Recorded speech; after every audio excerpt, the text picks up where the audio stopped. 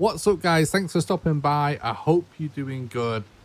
Today we're continuing on with our hardest possible settings Valheim playthrough. We started this almost a couple of weeks ago now, and this is a playthrough that we actually kind of just started on a whim. I just wanted to like try it out, and yeah, we just had so much fun that we decided to carry it on, basically. So what we're actually doing, I'll actually show you in game real quick, is if we go to world modifiers here, this idea comes from the fact that when you click hardcore, there's still some stuff that you can make harder than this. So what we're doing on this playthrough is we're playing with very hard combat, hardcore difficulty. So let's start by explaining very hard combat. Basically, enemies do double damage and have almost like double HP, pretty much. Death penalty on hardcore, that means that when our character dies, our entire inventory gets deleted and all of our skills get deleted back to 0 as well. So that's pretty crazy. Our resource rate is on 0.5, so no matter what we're looking for resource wise, you know, if we're mining some copper or something, the drop rate is 50%. This makes it super brutal. Much more raid rate. I'm not sure how much this actually increases by, but it's 1 notch more common raids than hardcore. No portals whatsoever, no map whatsoever, and fire hazards.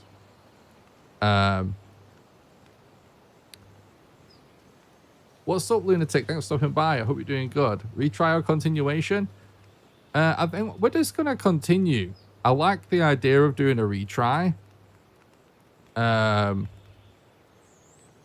honestly, it's like so early days. I would kind of... In my head, the perfect scenario would be we just continue this until we actually manage to beat it.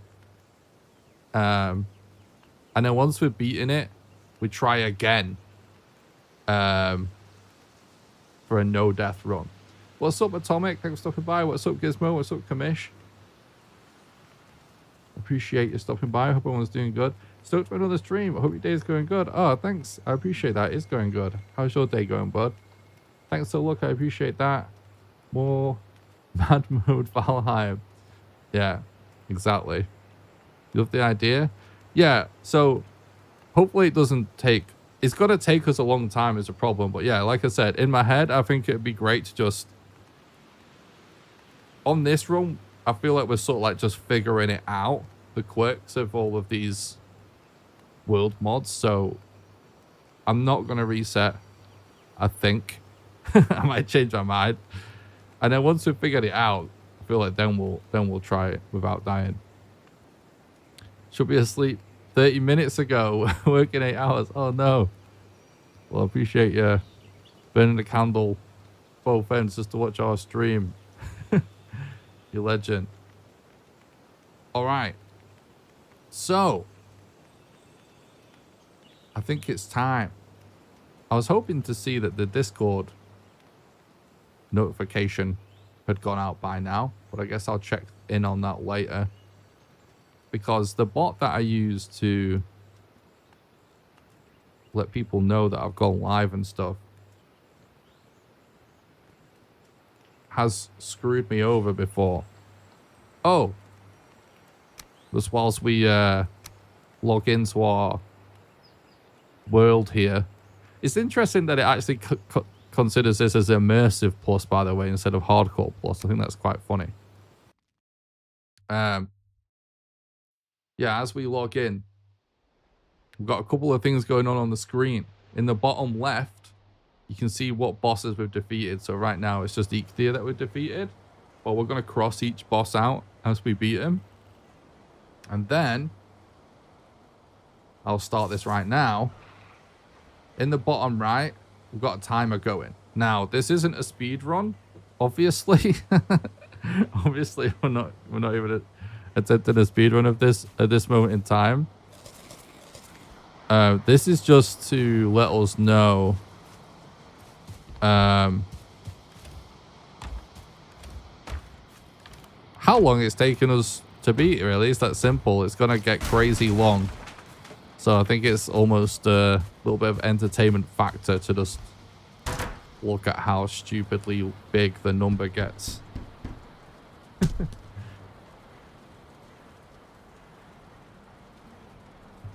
All right.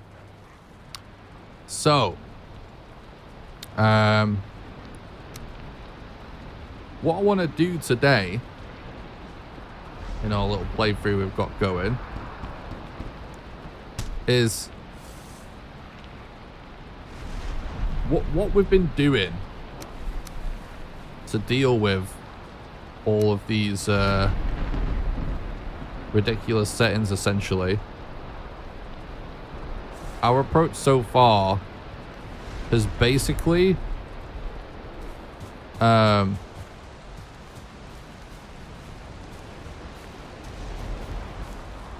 we do have a little ball farm going. Our approach so far has basically just been to dramatically over prepare and really take our time, which overall I think is good,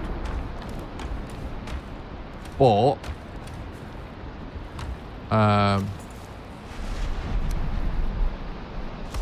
do feel like by being this careful,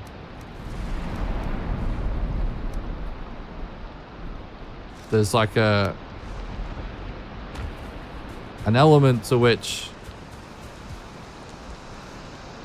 oh my god, 0.01 resources, that would be so horrible. I feel like there's an element to which we're sort of holding ourselves back by being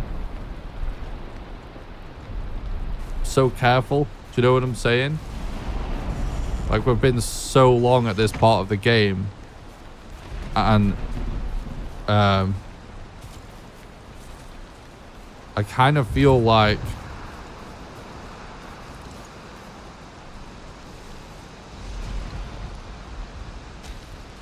obviously we've had some deaths in that,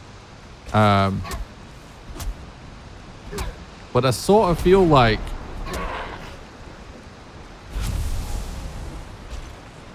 you know, we're gonna encounter danger everywhere, right, on this playthrough. Like, what I want to do today is try and have a bit of a different approach where we YOLO a little bit. Because being very careful is obviously good, but at the same time, I think part of what's holding us back is just with all of the crazy buffs and stuff that the enemies had, like the increased difficulty. This dealing with low level gear is like a nightmare, and also the resource rates being so low. Ooh, I see a boar over there. The resource rates being so low, I feel like it would be really good to get to a swamp, because iron is always the most plentiful ore in any Valheim playthrough, and being able to like skip ahead to iron gear would be massive for us. So I feel like I'm not doing a very good job about what's going on in my explaining what's going on in my head right now, but basically we're going to try and find a swamp today, or at the very least we're going to fully explore the coast of this island. New player, after I finally found Eikthyr and I killed it, I went back to the circle and got a Vegvasia for another Eikthyr altar, so I can now spawn the first boss in 2 locations. Is that normal? It is normal, actually, yeah. There's multiple locations that you can spawn the boss in, and you can also, even if you just have one location, you can actually continuously just spawn bosses in, even just at one spot. This challenge is nasty. Haunted Oath did something similar 8 months ago. It is pretty nasty.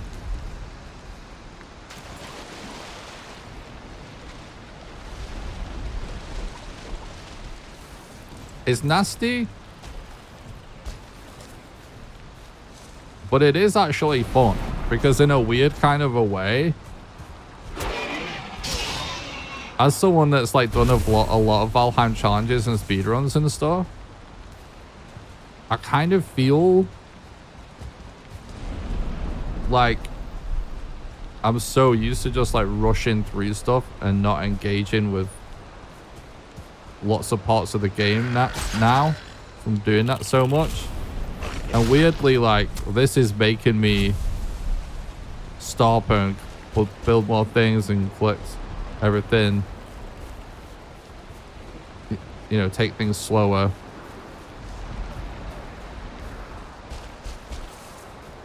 And that's kind of refreshing in a way.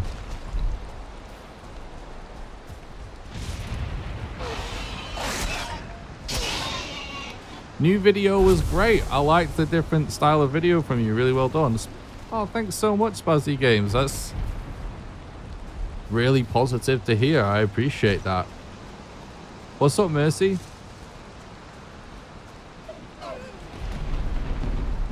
Let's stop in by the stream. I hope you're doing good, bud.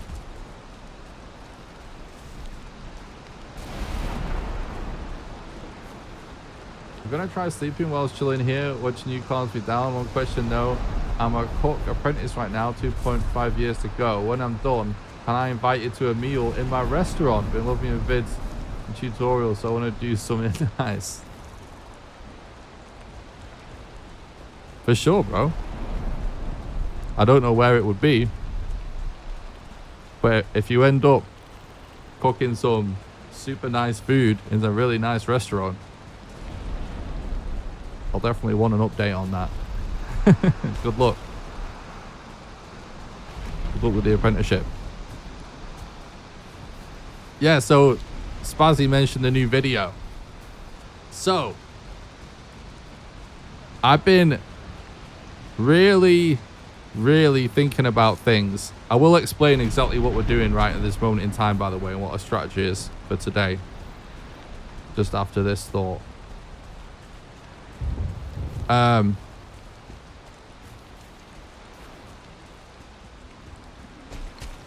I've been thinking for a long time about trying different kinds of content on YouTube. And I'm always just like, oh, I don't know, like, lots of my audience like won't be into it. I don't know. I still want to keep doing what I normally do.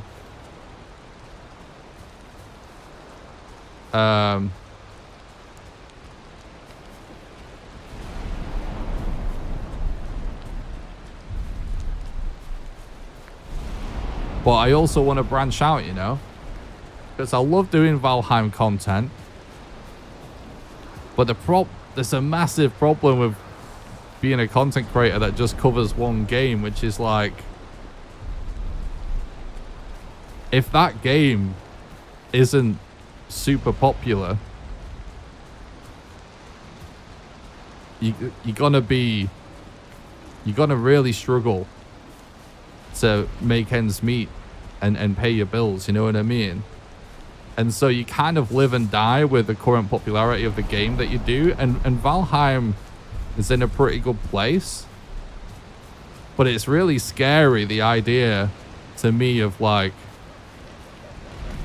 if Valheim just dies, I'm like homeless basically.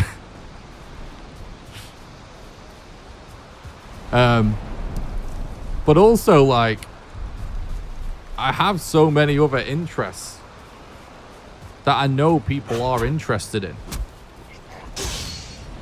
And when I first started doing YouTube, I made all different kinds of content, you know what I mean?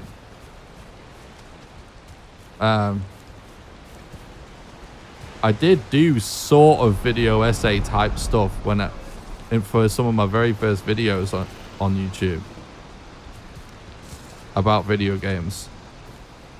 But anyway, it's not just that. It's like I play other games pretty often that I'm like, I could be sharing this, but I don't know if this is the right thing to share with you guys. Like, I've also been a game developer for like a decade, and I never really talk about it, and I am making a game. And it's like I did experiment years ago with like streaming, doing some game development and stuff.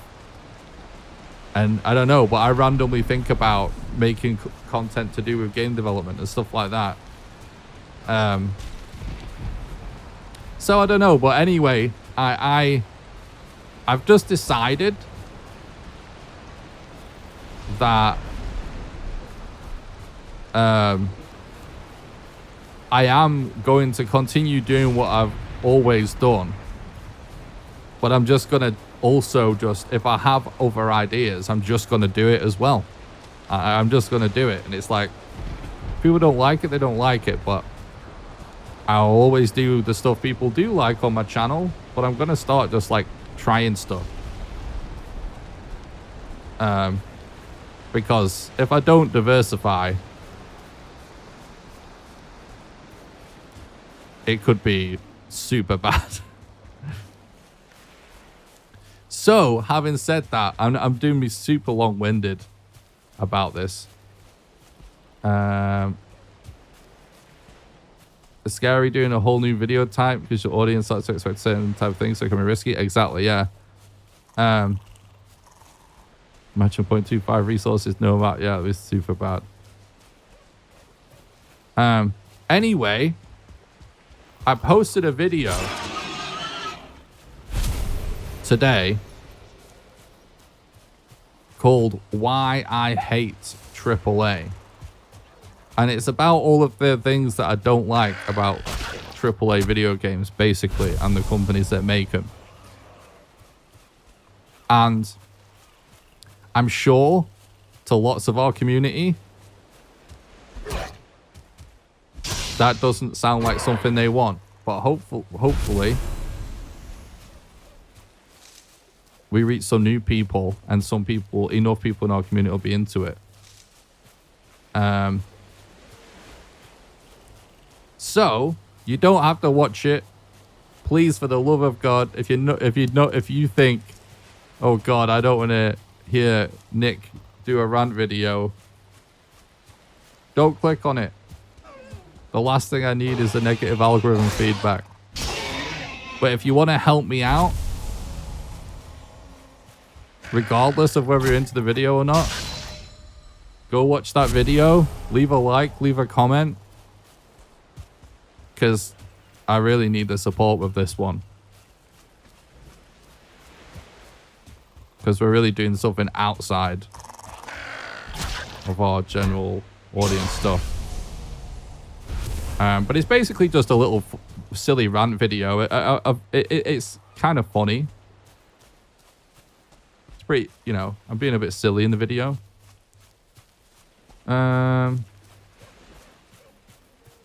Yeah, I think I'm going to start making some content with other survival games as well, by the way. To Amnaf that suggested that. I think I am going to do that. Like, I do love Minecraft, for example, and I haven't played the game in ages. I think you should be able to spread out. All streamers should. It's not healthy for you or your channel to be stuck on one game. Oh, thanks, Rob. Yeah, exactly.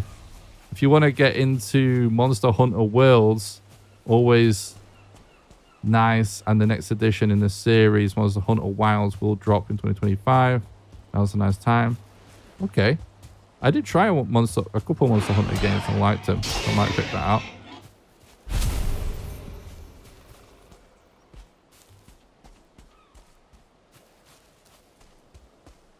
There's a need for everything. Yeah. The problem with... Yeah. I've messed around with other channels and stuff. The thing is, the problem with...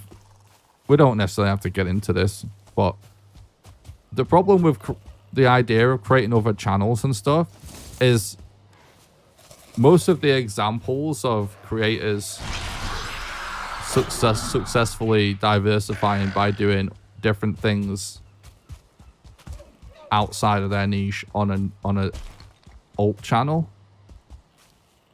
The problem with that is usually when someone is doing that, they're already really, really successful and actually have some financial stability from what they do. And their audience is like so big that even if a small percentage subscribe to the new channel, that small percentage is still a large enough percentage for that channel to do okay. And so they don't have to negatively affect their other content. But when, like, I'm just not there yet. Like, we're not big enough for that. Like, we're doing well, but if only a small percentage of my community subscribe to an alt channel, it won't even be enough probably to monetize that channel. So we're in a weird spot with that. But long term, if the channel continues to grow, we could definitely split these things up against different channels. Why not stream your game development? I'm going to start doing that, actually, Zalvazar. That's something I'm going to do. I might even start doing some game development tonight. Yeah, we have actually been using the hoe. Thanks a lot. Open to new games too? Yeah, I'm going to be definitely branching out with some different games and stuff.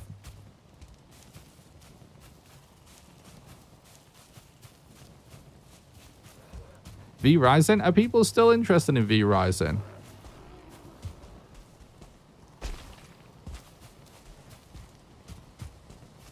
They did actually reach out for a potentially... Oh, Poggy! Lunatic. Living up to his name and being an absolute lunatic. With the 5 gifted subs, you absolute legend.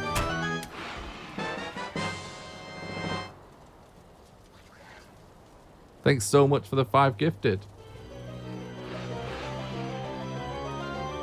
Have some stability. Oh, thank you so much, dude. Thanks for supporting the content and keeping the dream alive. That really helps. Welcome all of the new subs. Clockisman. There's someone I've not spoken to in a while. Enjoy the sub. Zeal. Quad. Salt Blair. New goals, is that? Foggy. Hello there, Nick. Hello, thank you so much for the super chat. You legend, Motti. Thanks for supporting the content, bud. You legend. All right. So yeah, if you want to help me out, there's a link. It's the pinned comment at the top of chat on Twitch and on YouTube if you want to head over there.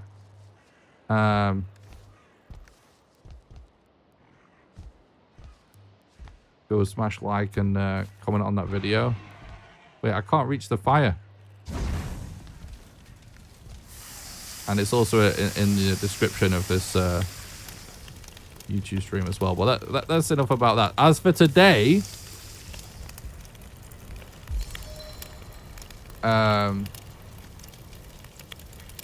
in Valheim, what I'm gonna do right now is we're gonna continue to grind a little bit in the meadows because due to the last couple of deaths, we've lost like a lot of gear. So I'm going to get my flint gear up a bit again. Like we did the last few times where we keep grinding to get our gear back. I'm going to do that one more time. And once we've got a little bit more gear and we're doing a little bit better, we're looking a little bit healthier, then we're going to go and start exploring this island and hopefully get lucky enough to find a swamp. We're just going to basically run around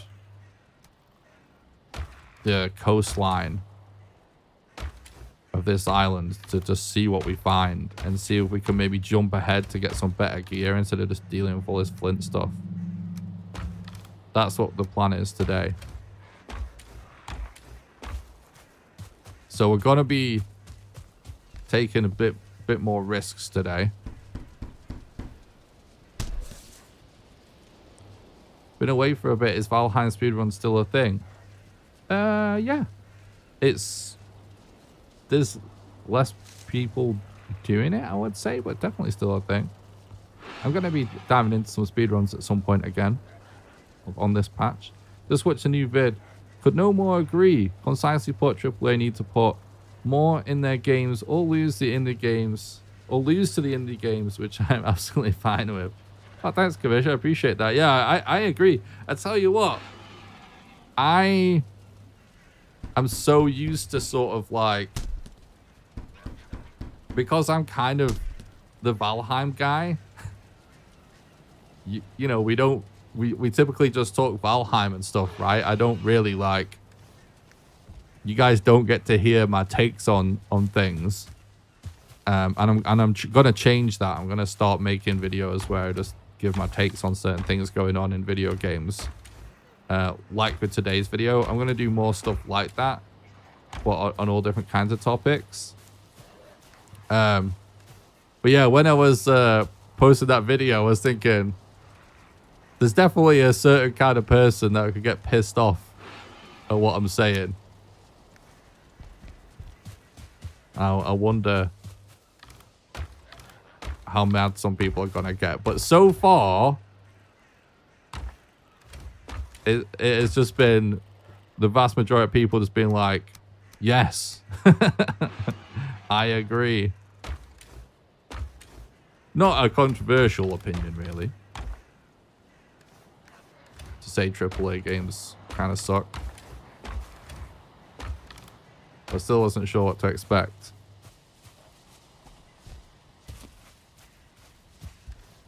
Thread now holds a record for sub 15. Do you plan on returning to speedrun anytime soon? I definitely will be returning to speedrun anytime soon. I don't know if I'm going to be running the same category as Thread, though, because let's go get some wood. I might run the same category as Thread, but This goes towards your new career in rap music, winking face. what the fuck, bro? Yeah. So, as Dana has just given away, what I'm trying to say is we've got a new rap album dropping in 2024. Thank you so much for the insane $125 dono, Dana, you absolute legend. That I'll definitely be able to get some fire beats going for the new album with that. Thanks, mate.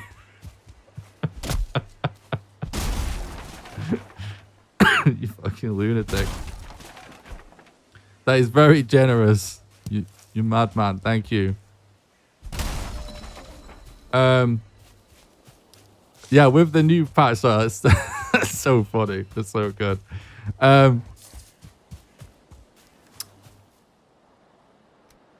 Yeah, so I want to try running glitched again.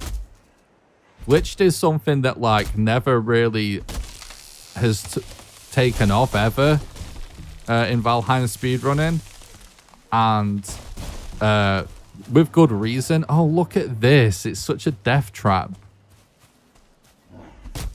Jesus, is this how we get death number 10? Yeah, so the reason why is because even though there's like several glitches and stuff, there wasn't really big enough time save for runners to really bother running it, because like people was kind of, I guess, thinking like, oh, if it's not that much shorter, I might as well just run the other categories anyway, right? But hypothetically, if you combine now being able to sort of skip getting seal breaker fragments and maybe also skip making the Draco or something with glitches, then it could be massive time save, which therefore would hypothetically make glitched runs the objectively fastest way to beat Valheim with a random seed, which is ultimately, you know, as someone that's been heavily invested in Valheim speedrunning since the very beginning, all my main concern is just one day, oh my god, let's not die, one day having a, you know, a category where we can beat the entire game very fast, regardless of the strats or category. So that's a really long-winded way of saying, I don't know why my responses to chat are like a million words long today. I'm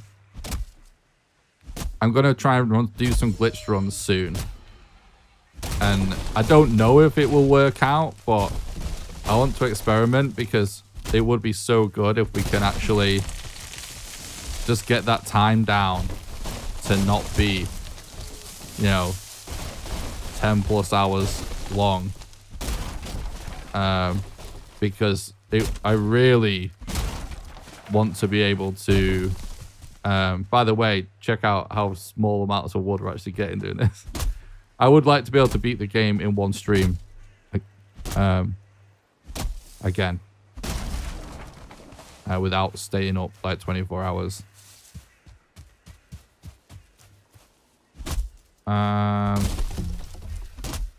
Nick loved your latest AAA video. Very funny. Oh, thanks, Mike. You legend. I appreciate that. Yeah, also, what's kind of nice about doing content that isn't, you know, just guides and stuff, like something like that. I do like to try and do funny stuff sometimes, and it was kind of fun to be able to get a little silly in that video.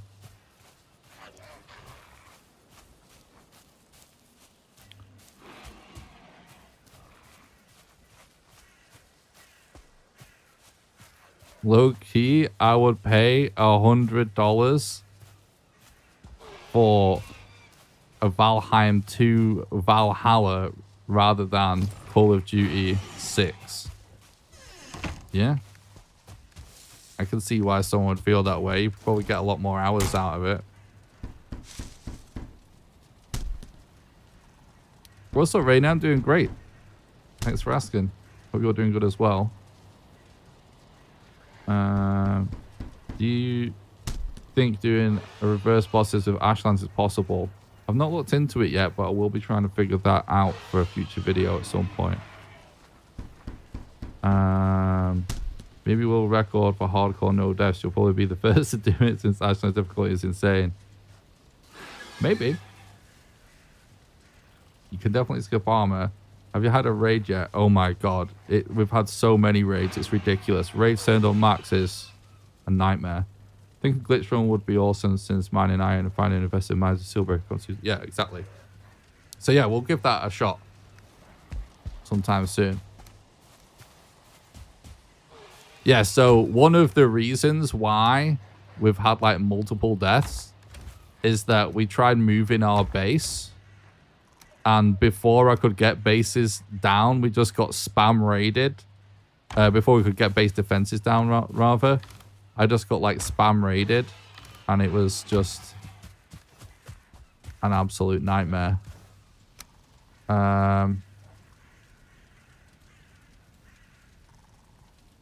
Let's do a little bit of hunting. now we've got a bow.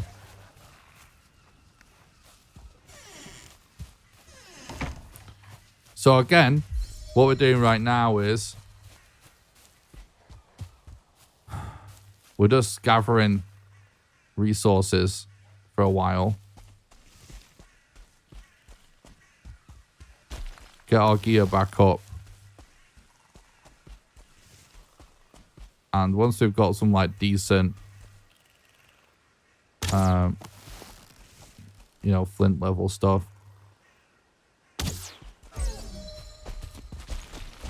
we're gonna go and explore the island and hopefully try and find a crypt, basically, like in the swamp. Hoping we can without going to a different island. We're not gonna know until we check.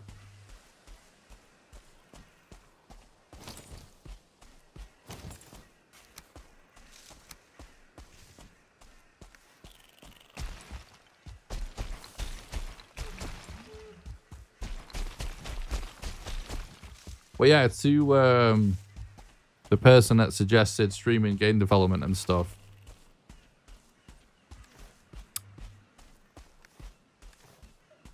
I might do some tonight. I have an idea, and it's pretty insane, but I have an idea of how we can launch me doing game development streams. And it's getting more ridiculous as the day goes on. So this is the idea, right? Pirate Software, the content creator that I'm sure lots of people in the chat know because he's exploded like crazy within the last 12 months. One of the fastest growing content creators around. He is hosting his own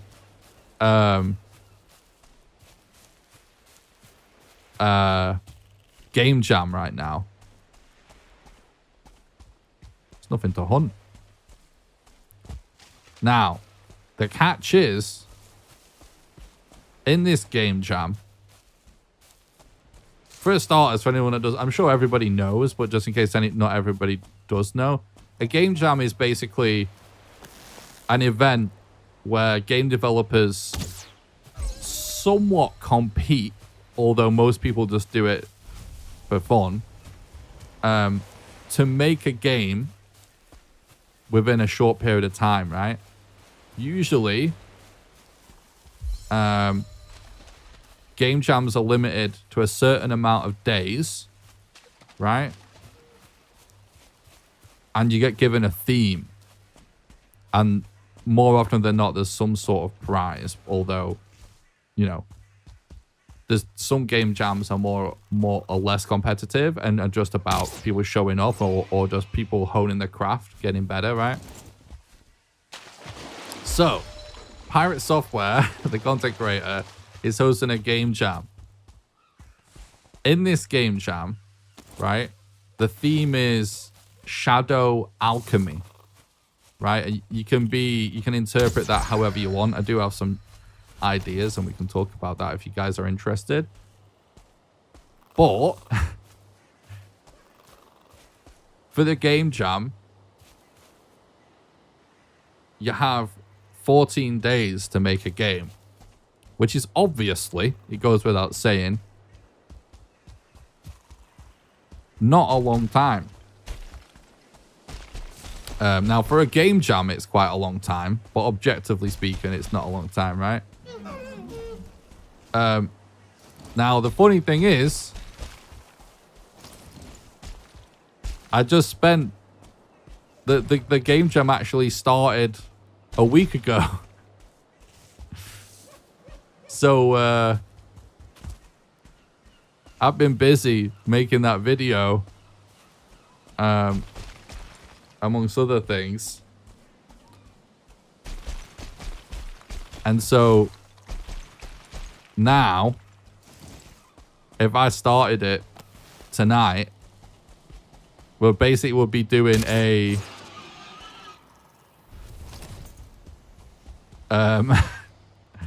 game jam challenge run where I'd be making my game in half of the allotted time of everybody else.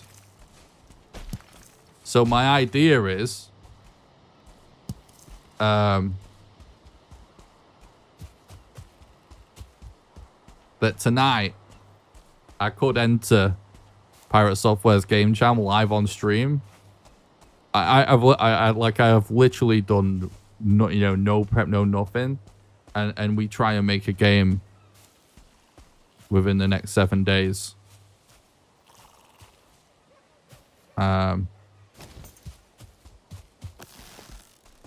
So we essentially will have a 50% nerf, 50% debuff on. So game jam challenge run. That's kind of the dumbass idea that I have for start kicking off game dev streams. And generally, when it comes to working on my own game, what I've been doing for the last few weeks is I'm on this. I've planned out a whole schedule for myself now where I don't like tight schedules.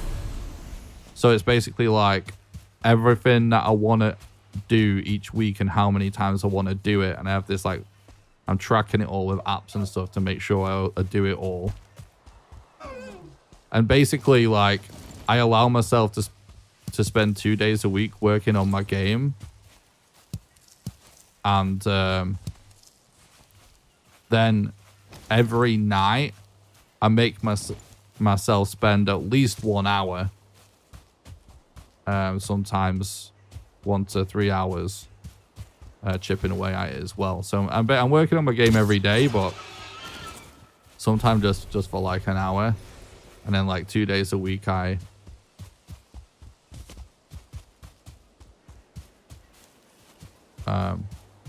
do a full day of it. So if I kick off my game development streams, I can start streaming that on a regular basis. Should try sneaking up behind the deal and stabbing him with a flint knife. Yeah, we do need to do more sneaking. I'm just kind of talking to chat a lot in a minute. But my stealth goes out the window and I'm talking for some reason. But yeah, I love the flint knife. That's a super good idea. But the problem is our resources are very scarce. I'm not sure if it's worth it to make a flint knife yet. We're going for a spear first. But if we have the resources, did we even get leather there?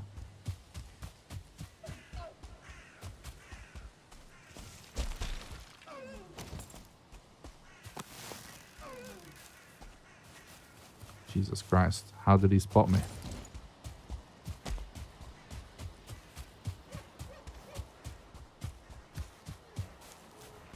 Right, time to do a sleep. We're not that far off now. We will be able to make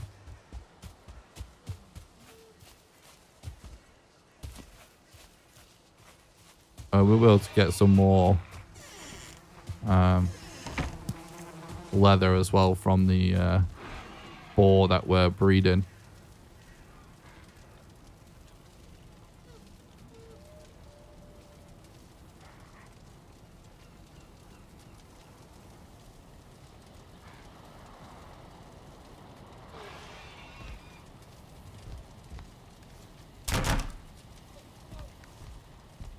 What's up, York? Thanks for coming on the stream. Hope you're doing good, dude.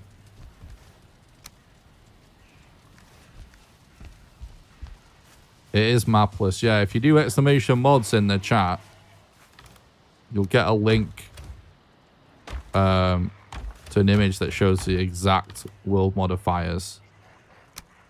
It's pretty intense.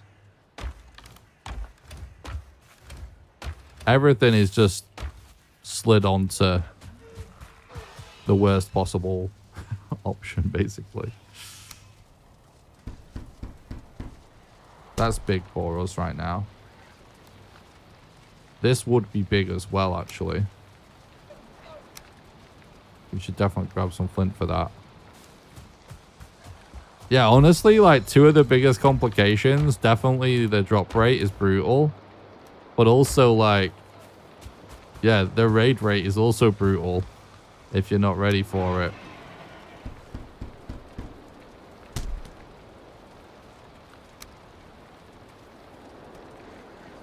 So this is getting pretty good now.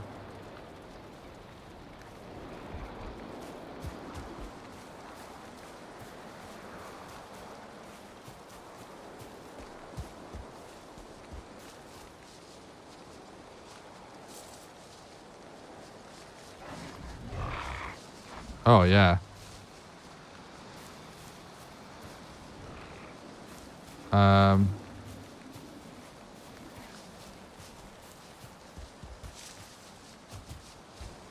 Can I kill these guys without making a butcher's knife?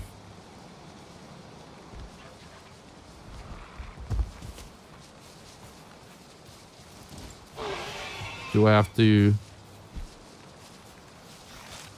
Oh, you can't turn this on or off. I thought when they initially did it, you could. Oh. There we go.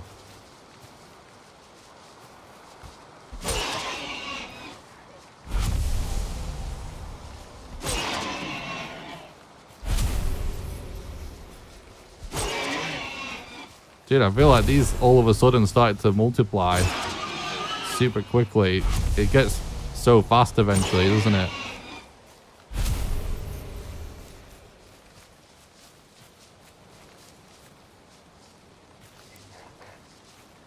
Is it worth doing one more?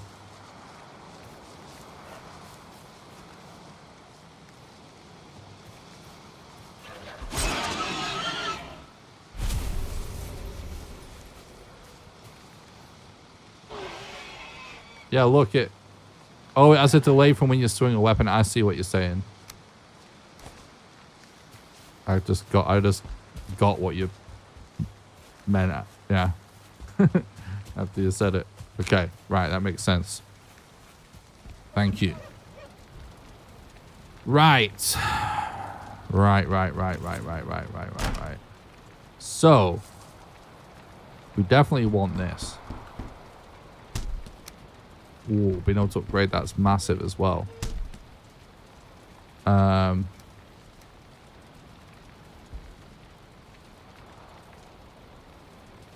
this is big.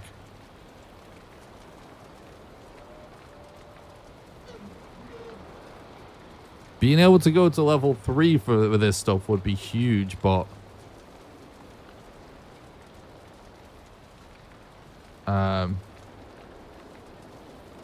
did I turn it off? Oh yeah, I did. But yeah, I'm not sure if it's, well, it would be worth it, but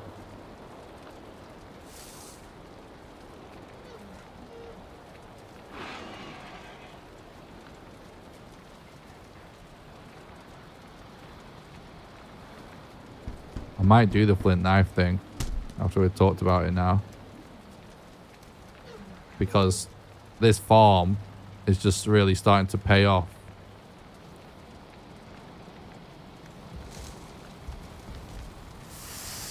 What's up, Shake? Thanks for stopping by. I hope you're doing good, bud.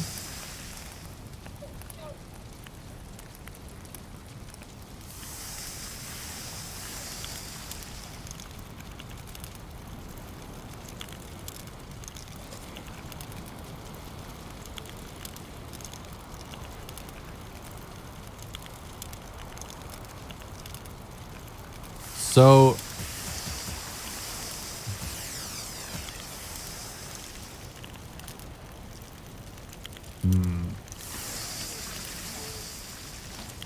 yeah, you see, if we can get like 20 leather, we can do level 3.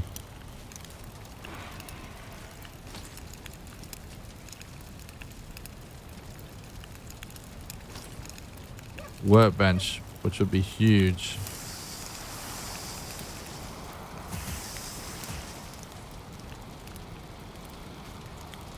It's somewhere about 200%. I forget the exact numbers, but you don't do less damage. I believe the way it works is they just have more health technically, which is somewhat of a technicality. But I believe that's actually how it is.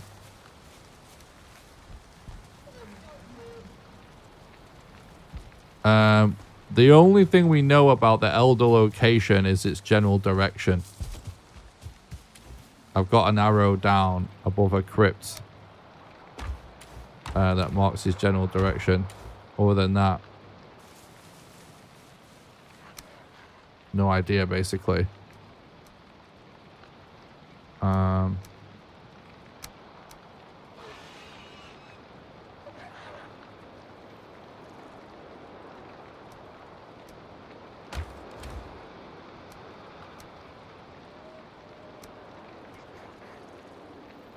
So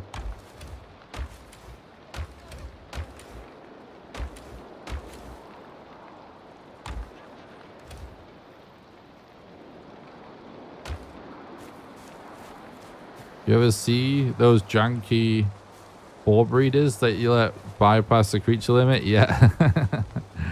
I love like seeing clips of people doing stuff like that.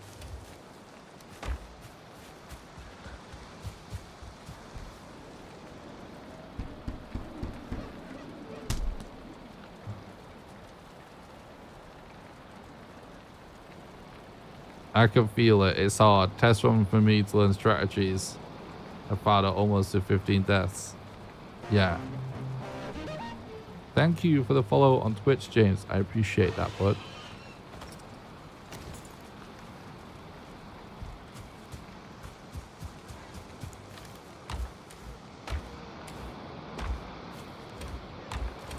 Yeah, so we're gonna do the usual stream that we've been doing for this playthrough so far, and then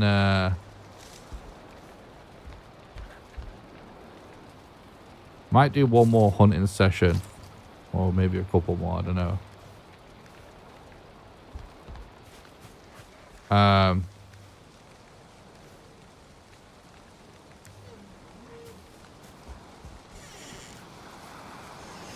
Anyway, yeah, we're gonna do this stream, and then I'll stop the stream, and then later tonight might do our first game development stream.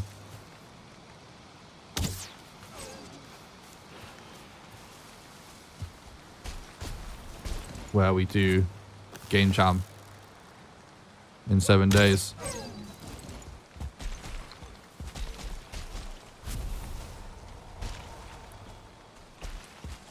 I think the really cool thing about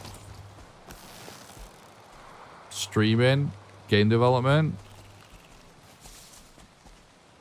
isn't necessarily about like getting tons of work done. It's more, I think it's just like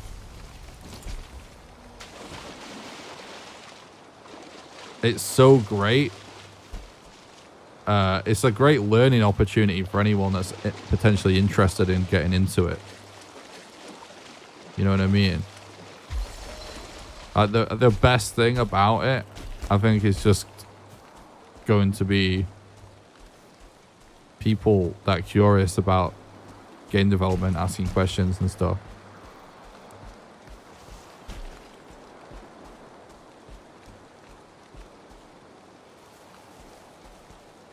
The fuck?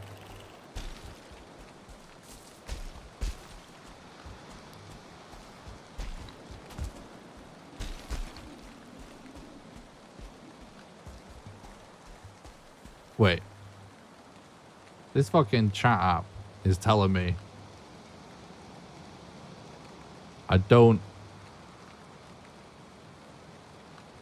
have a current stream on YouTube all of a sudden.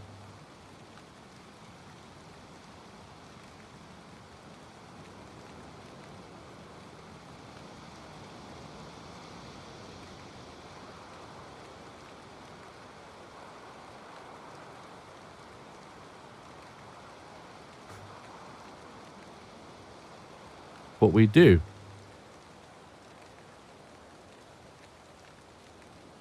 And then all the chat messages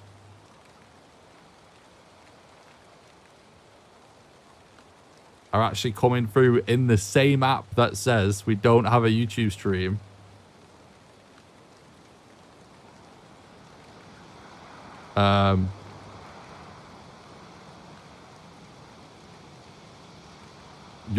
The actual chat messages from the stream are actually being displayed to me, so it makes 0 sense. So it's fine, but I just had to check that real quick.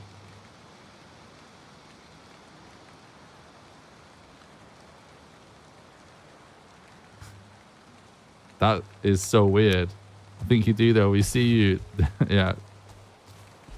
Must be figments of your collective imagination. True. Do you learn much from viewers when streaming game dev? I've actually, when I used to stream game dev, it was years ago, and my channel was so small back then that I had like almost no viewers. So I actually don't really know, to be honest.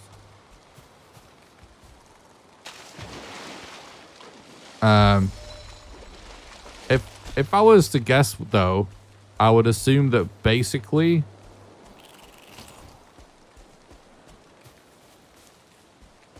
wait, this chat message. Oh, I think I figured out what's wrong. The chat must think you aren't streaming anymore because there are 30 people watching and only 25 likes. Get with it, people.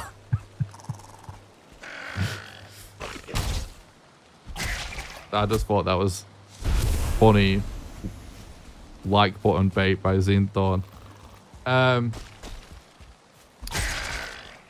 What I can imagine with streaming it is I'm sure people will like maybe put you on to certain tools or something that you just haven't heard about. Maybe I think things can get a little silly when I've watched a lot of developers stream content. It's obviously something I'm interested in. And like sometimes when you watch it gets a little bit silly when you're watching someone code, for example, because sometimes chat can get really carried away suggesting things or correcting things with code, which is like really weird because there's like a million ways to code anything and everything. So that I imagine not being useful. But when it comes, even when it comes to code, like there might be a certain function or something that you know that somebody just knows about that you don't know about. That so I would assume that you would pick up potentially little things from chat, really big concepts, which there's lots of in all development, right? It's got super hard to get across in a little chat message anyway. And I also think like sharing your work publicly probably makes you want to do a better job potentially. What do I dev in?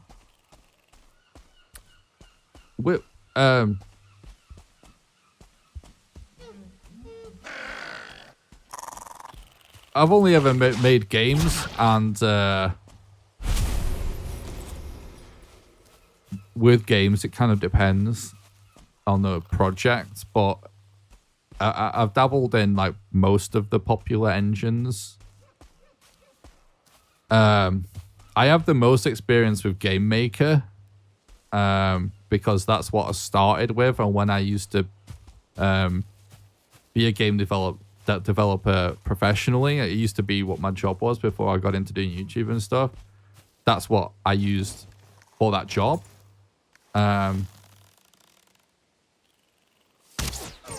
Recently though, I've really gotten into GB Studio, and I decided to make my game available for the Game Boy. So I'm now spontaneous. Well, it's not spontaneous. I'm now making a Game Boy game, which I'm hyped about. So I'm currently working with GB Studio.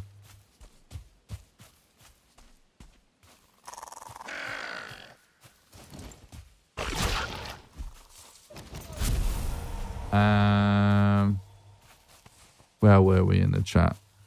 I hear your voice. I automatically can hear the opening melody in my head. What's up, Pazzy? Thank you for all the content. Oh, you're welcome, dude. Thanks for stopping by the stream. Thanks for checking out the content. Will you stream Game Dev on this channel? I'm trying to find it. No, it was years ago, man. I don't think this channel even existed back then. It was the same Twitch channel probably, but that even is from so long ago now that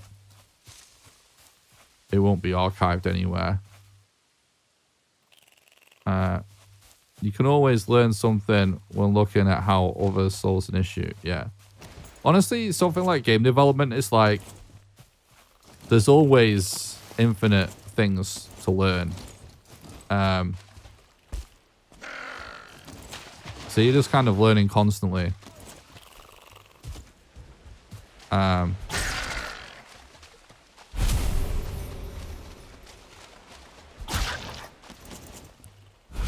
How old am I? How old am I? I'm 34. You can always... Oh, sorry. I already read that one.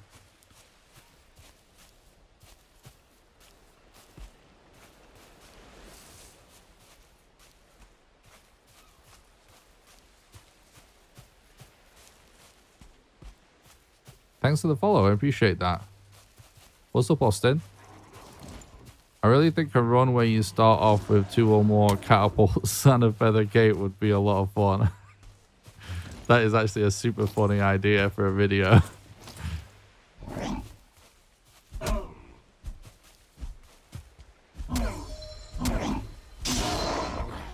Keeping it young? Thanks, bud.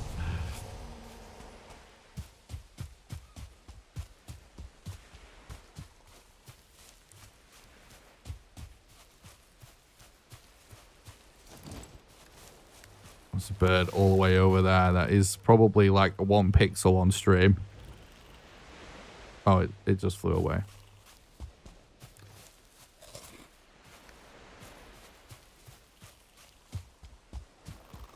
I try not to venture too far into the woods and stuff so I don't get totally lost.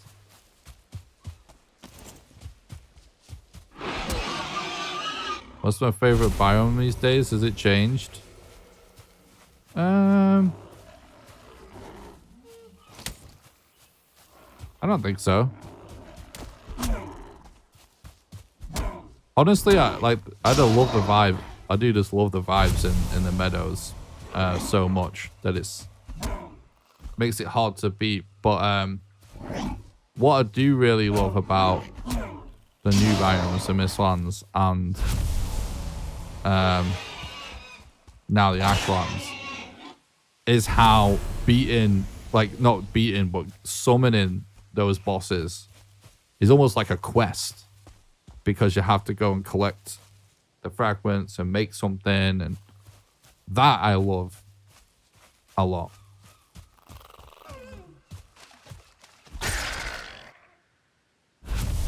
I didn't see this deer.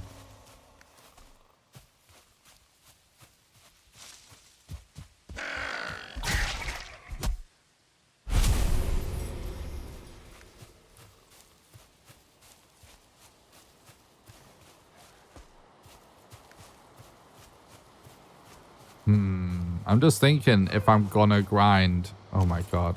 I didn't see this deer either. Maybe I should just be sneaking everywhere. Are you excited more for Ocean or Deep North? Good question. I think I'm more excited for Deep North because it seems like a really drastic change of scenery.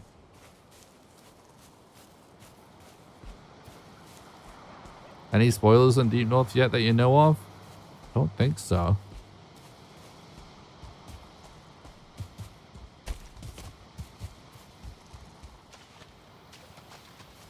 Yoink.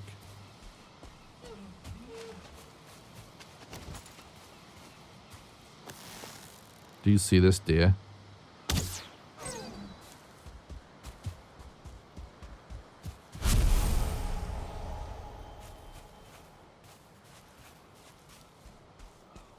Speedrun's really so nuts with those biomes at opposite ends of the map. I know, right? Iron Gate do not like making it easy for speedrunners. Nor should they, really.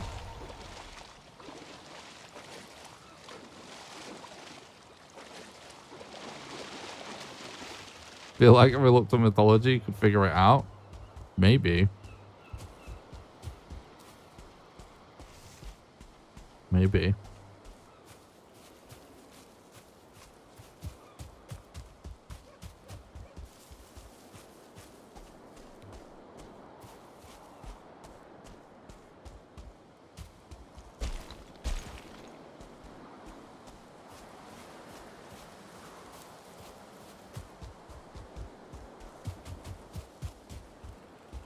Base is this way, right?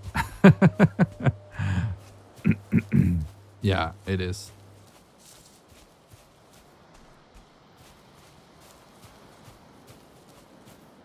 I still can't believe we had an era of 5-bar single session speedruns.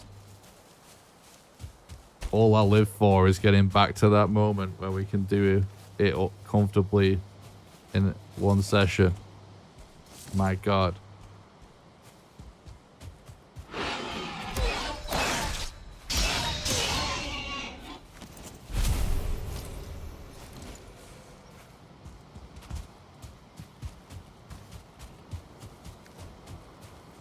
Maybe we get a little bit more armor. Maybe like a full leather set. And then we head out, because waiting until we... Wait, I hear this. Oh my God, bro. He sounded further away.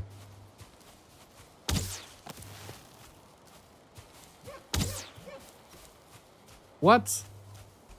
That looked like a hit, but it's so dark, I can barely tell. I don't think we're gonna be patient enough to get 20 leather to get level 3 gear before we go. Imagine boss was a Yeti. I wouldn't put it past Iron Gate to do something like that. Hope you're doing well. I am, thank you.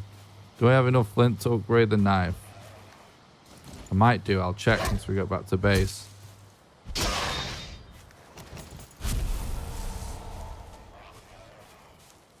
Maybe gold armor. I do think it would be cool if gold ore becomes a thing.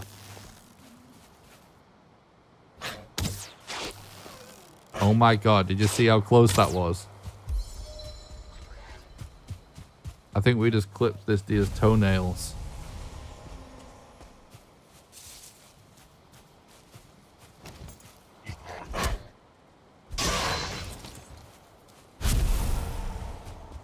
I don't want to jinx it.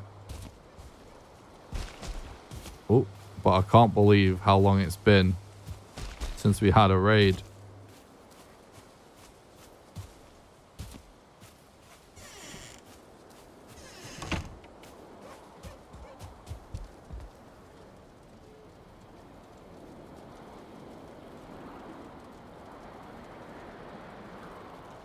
You guys have impressed me today, by the way. So I would just like to compliment chat on something, because I've been streaming for 1 hour and no one has freaked the fuck out about my appearance. I shaved my head, I trimmed the beard, I've got new glasses on, and no one has said shit. Which is a fucking amazing thing. because it normally drives me crazy that if any minuscule change of physical appearance, there's people in the chat freaking the fuck out. Like, it's so crazy. So I'd like to compliment chat for not doing that today and not being weird. Because normally it's like, oh my god, what's going on? Your hair is 2 millimeters shorter than before or whatever. Like, relax, bro. People get haircuts. So thank you for not being like that today.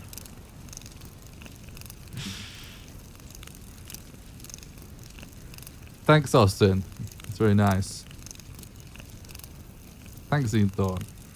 Thanks, Ciara. Is it keeping it young?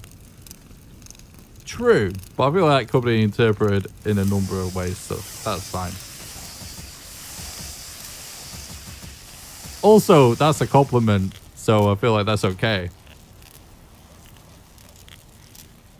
When someone goes, oh my god, what happened? It doesn't really sound like a compliment.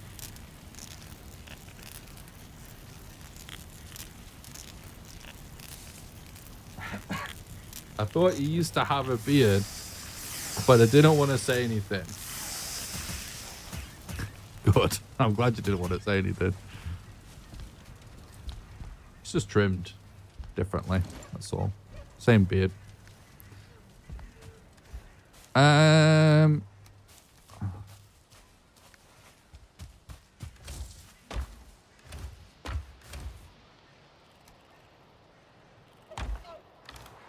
Okay. So.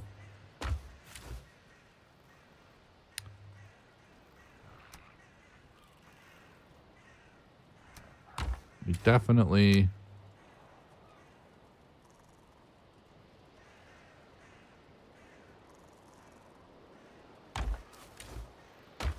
Maybe we should make some more fire arrows, actually, anyway.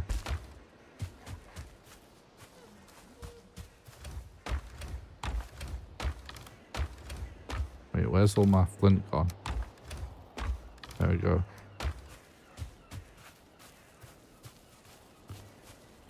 It's really awkward asking someone if they had a haircut and they say no. True.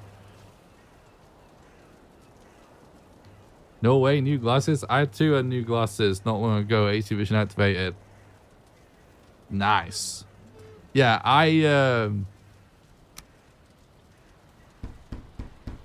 so a while ago, a few weeks ago, well, how long ago was it now? My brain is just months ago, I guess it is now.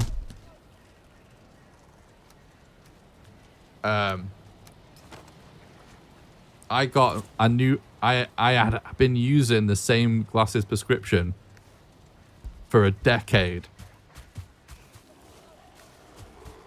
Oh, we're being raided. Mostly because of not wanting to go to the opticians to go through all the rigmarole because of my anxiety, but also partially just from being broke for years. Well, I say that like I'm not broke now. I'm just less broke. But yeah, I finally did it anyway. It was so drastic. It was crazy. But initially, the glasses I ended up with,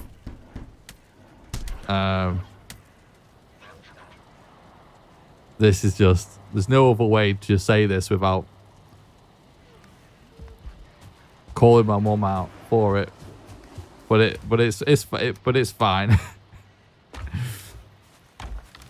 So when I got my new prescription,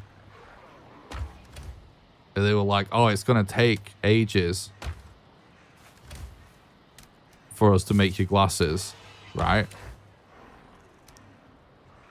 And the thing is, I've really been desperate for glasses for a while because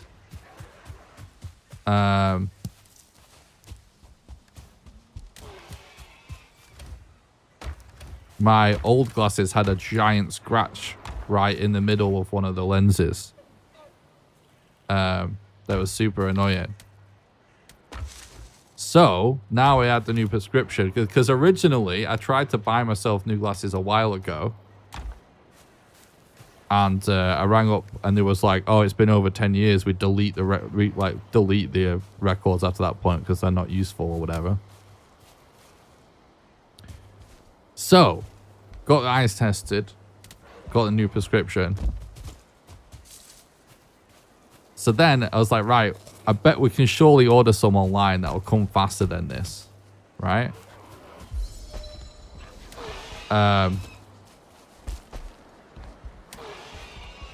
And so I did some research and I found some place online that would get me like glasses to me like a week faster. And the weird thing is, oh my God, you know, the measurement for how far your eyes are apart when you get new glasses, for whatever reason, that isn't part of the prescription. So they never told me what that was. It wasn't written down anywhere. So when I ordered new glasses, I uploaded my prescription. And it asks you to put that number in. And if you don't have it, it tells you just like an average, right? And they were like, this is fine for most people. So I went with that. Then when I placed the order, they freaked out. And when they saw my prescription, they was like, oh my God, you're basically blind. The more, basically, they were like, the more severe, the stronger the prescription, the more important it is for that number to be correct. Because it means your lenses are thicker. And the thicker they are, if you don't get that measurement right, you get like a fish eye effect. Like a fishbowl effect at the side. If it's not precise if your prescription is strong. Yeah, the pupil distance. So they had some app for doing it, and that basically didn't work. So I just asked my mum, because the thing is, I couldn't really do it. You know what I mean? I'm basically measuring it without glasses. I can't really see well enough. So I just asked my mum to do it. It's like, oh, Mum, will you measure this for me so I can get this sent off? And he did it, and then the glasses came like a week later. And it turned out immediately I have this crazy fucking fishbowl effect in my glasses. And it's super fucking trippy and weird. It was like FOV on life was turned up too high. It was fucking so crazy. So then I had ordered a different pair of glasses that just took longer to get here, and they were delivered, and the guy that delivers them fits them, right? So I had to wait another week, and it's like, right, hopefully the new glasses are fine. There's more to this story as well, right? So they show up, and the guy fits them, and I asked, oh, by any chance, can you measure for me, because it's not written down anywhere, just so I have it, because I didn't want to tell them we bought from somewhere else, right? Because they're like be pissed off about it. So he did it, and my mum was literally like like a whole centimeter off. It's fucking crazy. And yeah, because she's also kind of blind. So it's like two blind people measuring each other's eyes. It didn't go well, unsurprisingly.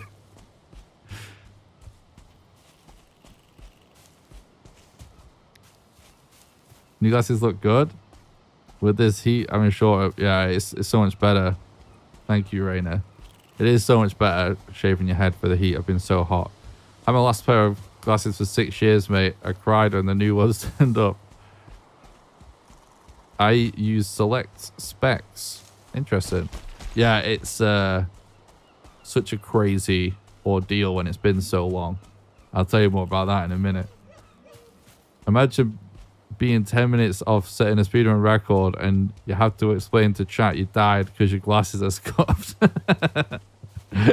That's pretty funny. Dude, being blind sucks. It's such a pain to get glasses and contacts. I know, right? My eyes are so bad that not having my glasses pushed up my nose gives me stretching around the edges. Oh, crazy. I see what you mean. What's up, Andrew? So yeah, that's not the yeah, a whole centimeter. So that's not the end of it. So when I also got that first pair of glasses, it wasn't just that like the fishbowl effect was caused by that measurement being wrong, but there was other major issues that I was freaking the fuck out about, right? Because I sat down at my desk to start doing some work, and one side of my monitor is way bigger than the other. It was crazy. I thought I was like losing it. It was like I was in a house of mirrors or something. What one side was way bigger than the other, and it was intense. And I realized everything that was square was like that. It was all way bigger on one side than the other. And I was like, what the fuck is going on? I don't get, like, this can't be right. And I looked into it, and it turns out that if you have astigmatism, which is what I have, which is where your eye is sort of oval shaped, and as the years go on, it gets more oval shaped instead of being totally round.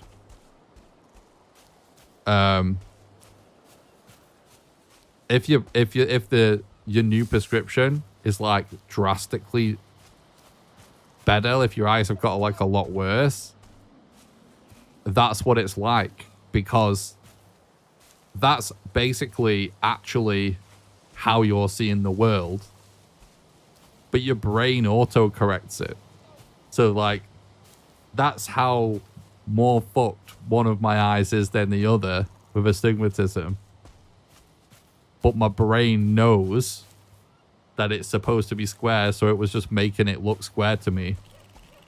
But then because the glasses corrected it, it's wrong again. And you just have to wait for your brain to adapt. And for some people, it adapts really quickly. And for others, it can take as long as like 6 weeks or something crazy like that in a worst case scenario. And it took a while. It took at least a week, if not longer for me. And it was really disorientating and weird. But I was dealing with that and the fishbowl effect until the other glasses came. And then when the other glasses came, my eyes had adjusted by then, thankfully.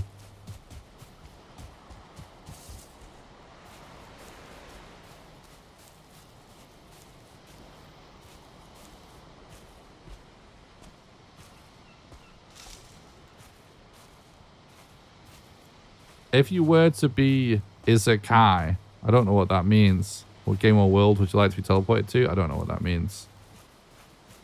But what game or world I would like to be teleported to, I would probably choose Oblivion. And just live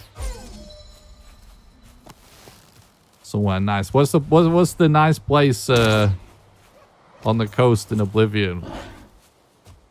With the lighthouse and stuff, and like under the water. There's like a awesome helmet or something, or sword. Makes you invisible. Or I would just live in the meadows in Valheim.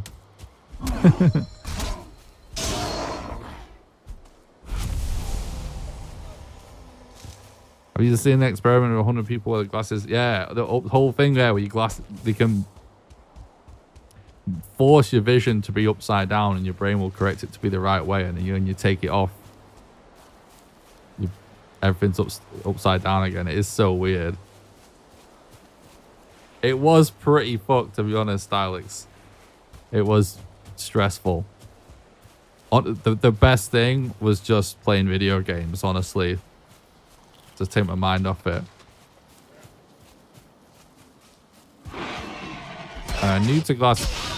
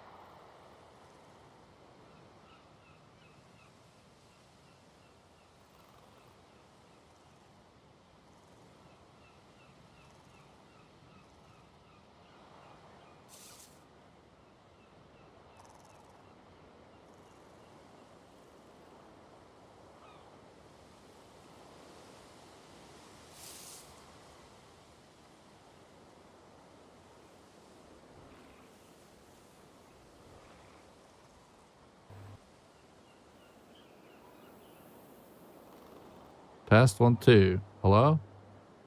Huh, that's super weird. The audio software that I use just randomly was like, oh, this plugin isn't working or whatever. And that has literally never happened. Sorry about that, chat.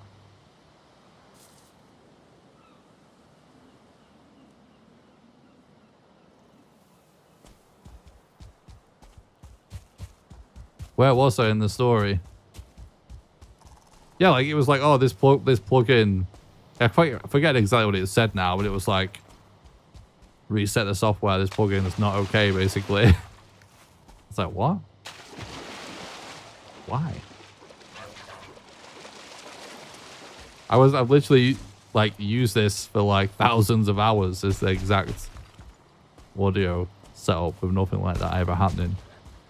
Never seen that before. Talking about being new to glasses.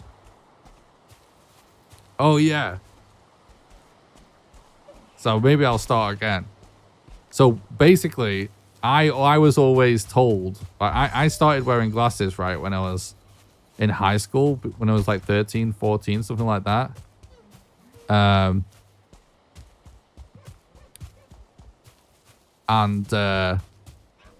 Basically... Just refresh it, Salvazar. Should be fine. Yeah. I was just starting to get headaches in class. So I went to the opticians to get my eye tested and stuff. Right? And for like 10 years, I basically wore glasses only if I was reading or using the computer or sometimes watching TV. And the opticians was always say the same thing, like, oh yeah, you definitely need glasses, but you don't need to wear them all the time. Just if you're reading and stuff, like don't worry about it. Your eyes aren't like that bad. And in some cases they'd even be like, oh, glasses are optional for you. You're sort of on the edge. Like, oh, okay. And then like 10 years later, like literally a few years prior, I'd been to the opticians and the same story, like nothing different, right? One day, I went to get my eyes tested and I couldn't find my old prescription. Because they usually start off with your old one, just so they know what's going on, right? And he was like, "Oh, don't worry, like we'll just test your eyes again." So we like start from scratch. And so yeah, we're doing the eyes test, and then afterwards the guy was like, "Oh, so obviously you've got astigmatism." And I was like, what the fuck are you even talking about right now? I don't even know what that is. And the guy was like, seriously? How long have you been wearing glasses? And I was like, oh, I've been wearing glasses for like a decade. And he was like, you're telling me you've been getting your eyes regularly tested for a decade and no optician has ever noticed that you've got astigmatism? And I was like, I don't even know what astigmatism means. And he was like, what the fuck? And I was like, is it something that could just pop up or something? He was like, no. You must have always like had this to some extent and they've just like not noticed. And I said, well, they always just tell me I don't really need to wear glasses all the time. You know, it's just if I want to. Or maybe this when I'm reading. And the guy was literally like, no, bro, you need glasses. He was like, oh my God, please wear your glasses.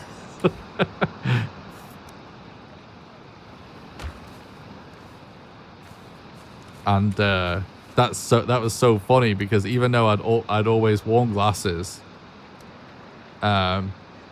this is actually when I was a game developer as well. So I was like looking at a computer all the time anyway. So I had all my glasses on all the time.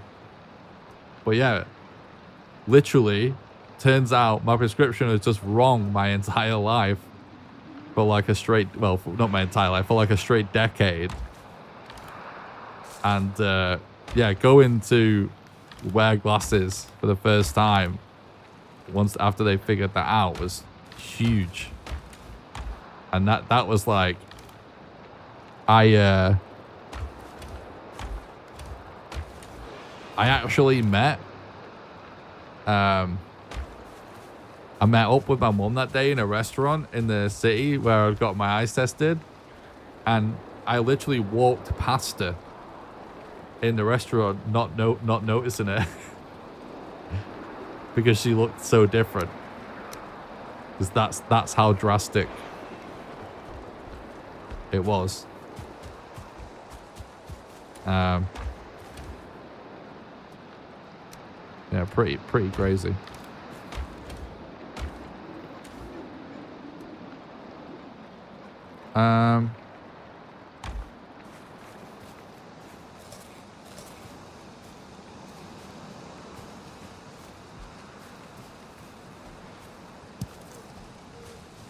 Comes to technology, that's we up there to improve life. Yeah, for sure. It is just such a big deal, improving anyone's vision. There's no doubt about that.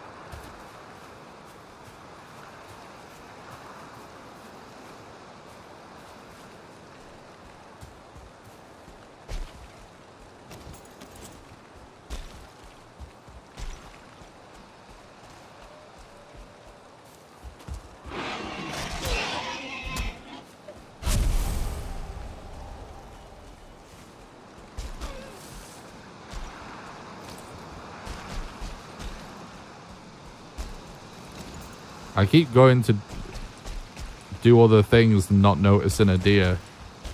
until I already aggro it.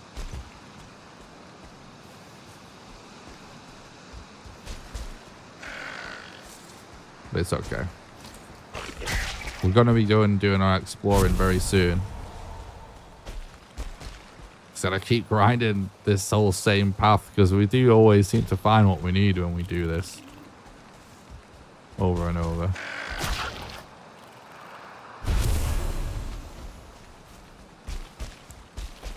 And then hopefully we can find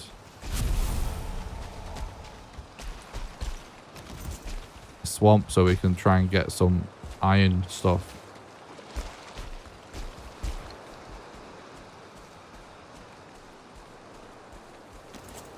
I mean, when we initially go out exploring, it's more of a scouting mission, really.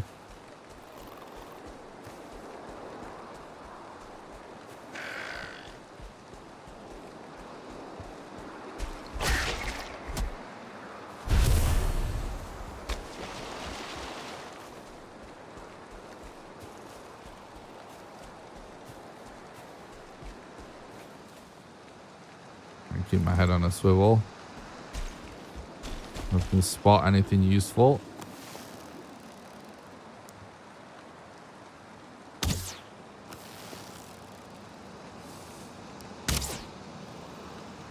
Oh my god. I think we just pierced this bird's ear.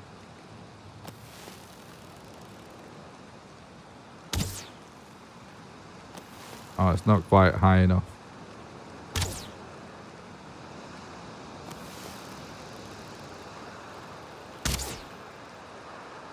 Oh my god, it looks like we're hitting it, but... Just started speedrunning just for fun, more casual than anything. And getting deer right at the start is the most stressful thing, I swear. Yeah, it can really be potentially super annoying part of the run. It's so funny that the speedrun does just like start with some really harsh like 50-50 RNG bullshit. Trophy please, exactly.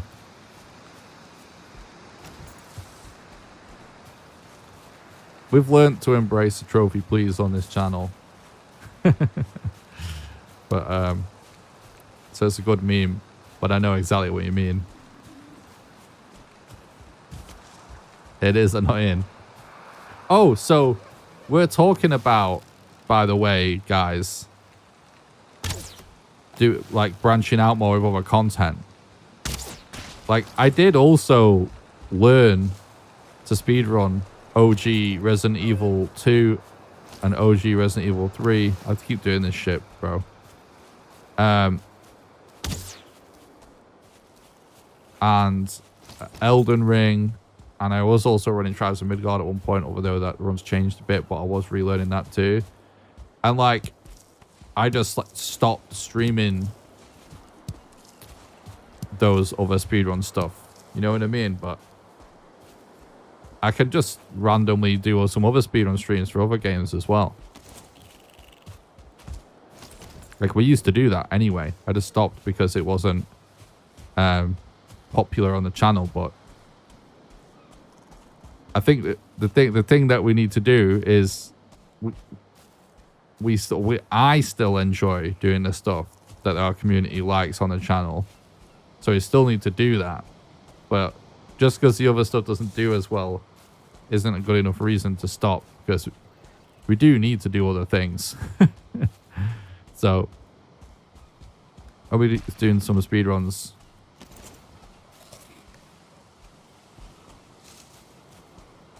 Or some other games. Speedrun Cyberpunk? Is the Cyberpunk speedrun a good one? I don't think I've ever watched a Cyberpunk speedrun.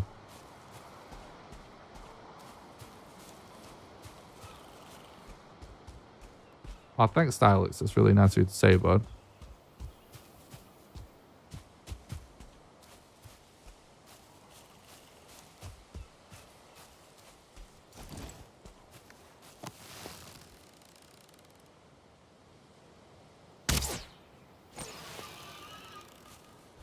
The forest. I haven't played the forest much, to be honest. But sure, if people, you know what, like maybe that's something we could do. Is like when it comes to speedrun content, if there's like certain speedruns people want to see, maybe we can put it to a vote and we just like start streaming me learning the speedrun for something else. Oh god.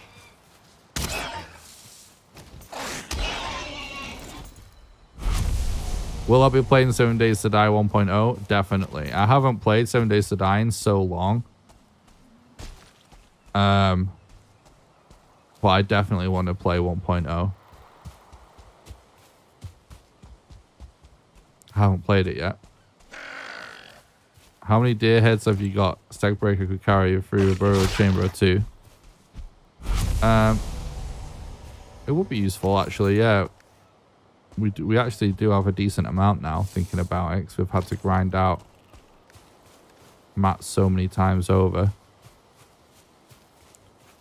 There's always Noita. I've never played that, and it does seem really cool.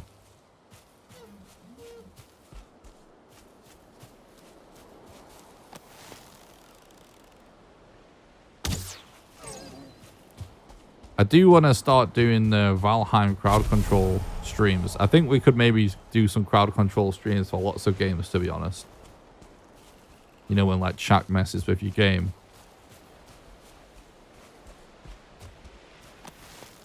What? You guys see that?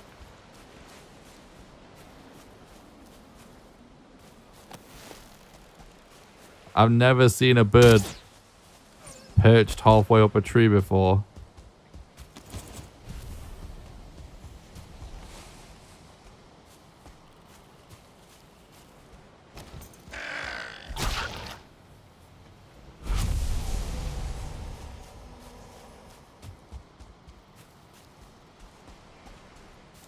Super weird, right?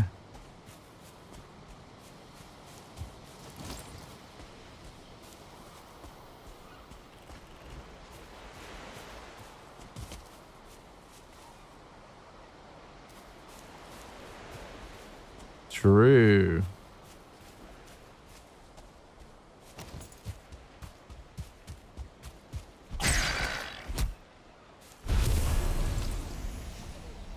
Not sure it'd be great for a speedrun, but if you have not seen any Outer Wilds, the first playthrough is kind of great. Is that the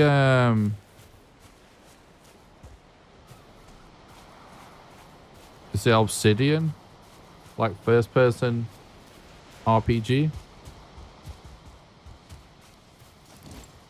Ooh, look at all this. Of course, another random rogue deer that I didn't see.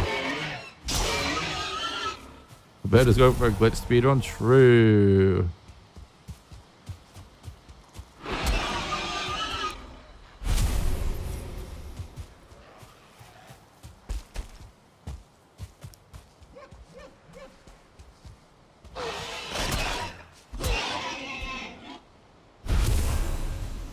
Oh my god, I just realized I had a drink on the side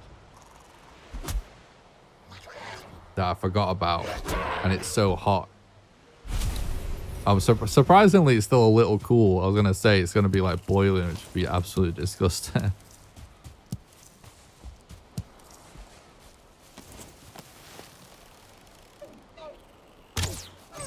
Like super hot soda. Gross. Right, we can definitely make our last piece of armor. So I think we should maybe head back and see what we can upgrade. Or maybe we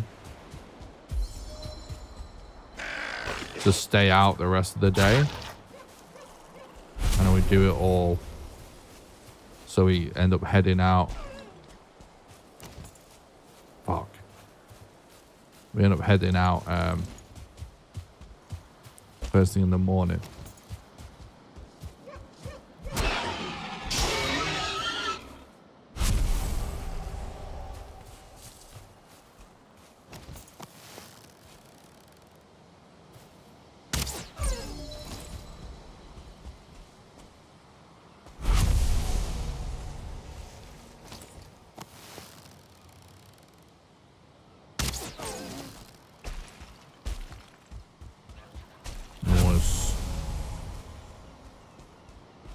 getting tons of stuff now.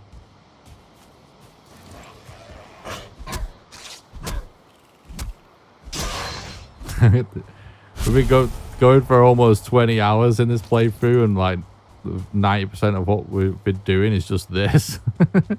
And somehow I'm still not sick of it. It's just like it's a vibe.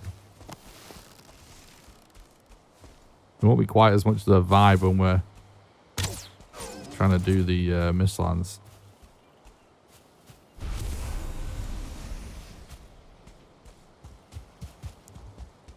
Different kind of vibe, maybe.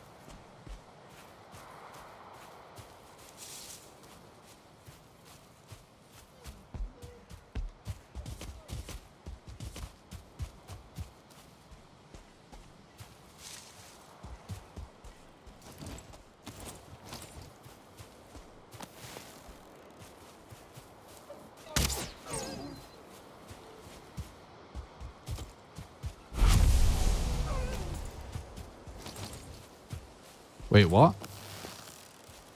That's not very good strat for running away. See, if I chased him, I would have got him. Damn it. Maybe it was a good strat for running away. I thought we lost him, but then he was just stood there.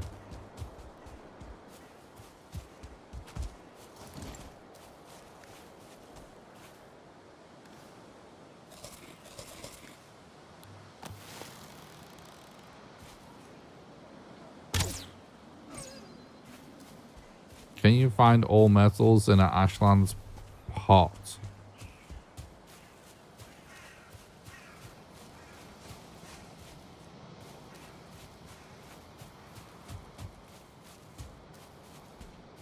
I'm not sure what you mean. You can get lots of flame metal in the Ashlands from chests inside fortresses.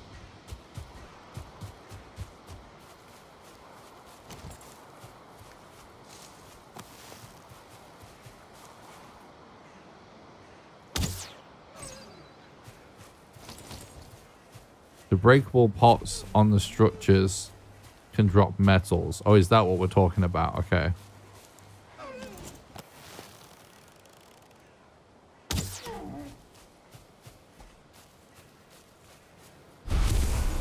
So what do we mean by all metals?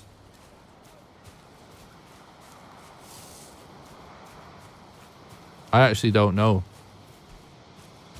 Are we literally asking, can any metal in the game be inside one of those pots? Because if that's the case, I actually have no idea.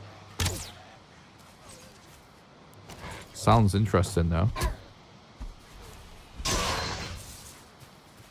I would like to know that myself. Bronze, iron, silver. Silver's a big deal. Potentially. Hopefully the wiki's right about that. Because it's wrong about so much stuff. I found bronze, iron, and silver. Okay, so yeah, that sounds right then.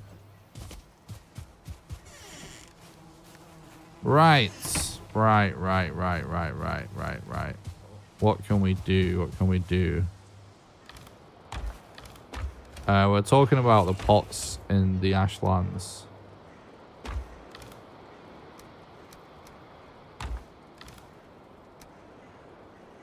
Oh, we're actually only one off.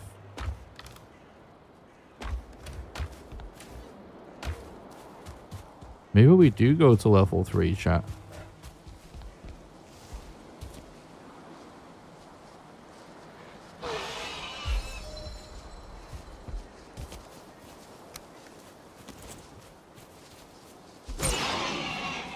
Oh my god, I thought I killed the baby.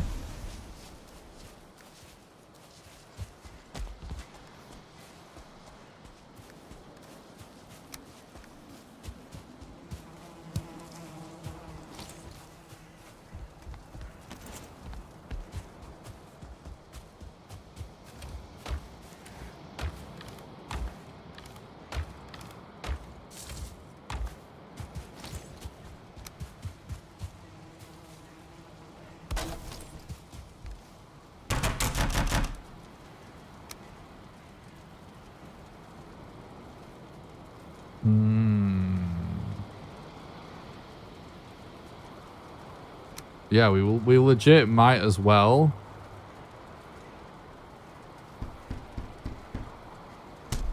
Just grind it a little bit longer because we're almost there, honestly.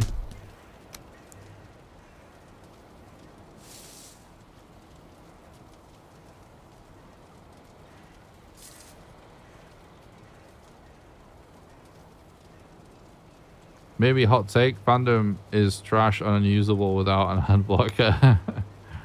I don't remember the last time I saw it, but oh, I know, yeah. I think, yeah, you're right. I have seen it without an ad blocker on my phone, I think. It's terrible. So the new portal in the Ashlands lets you travel with ore. Yeah.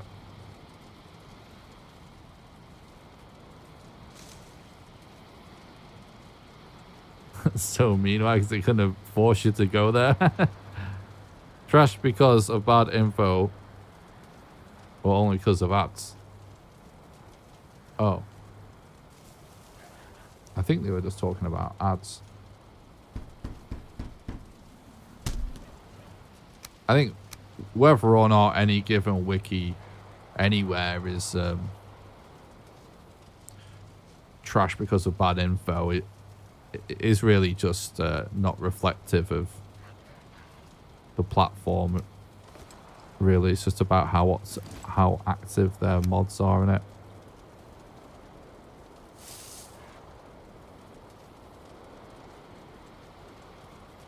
$20 core wood we need for that, which we don't have, but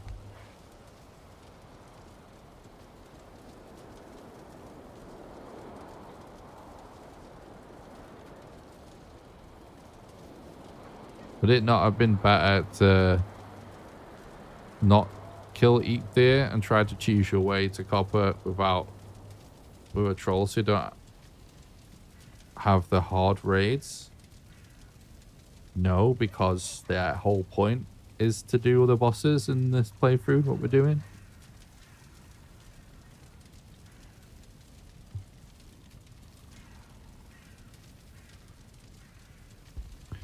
Plus the drop rates are so bad that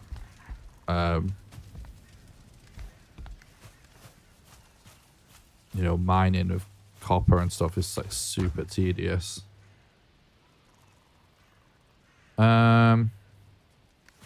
Right. We could go get some core wood. Could definitely do that.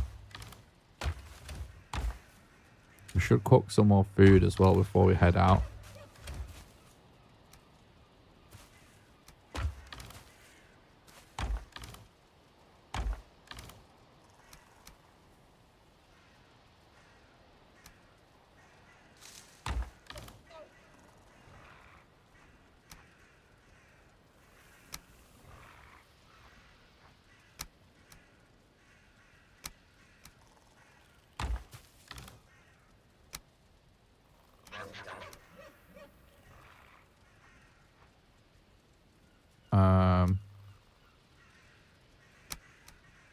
Well, we don't need to do more cooking. Just hold on to it. Meat as is.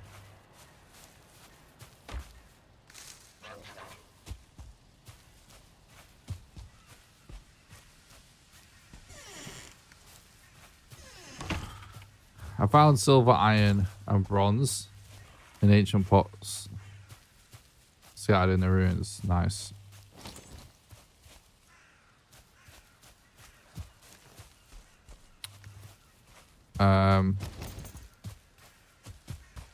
Yeah, let's go get this core wood.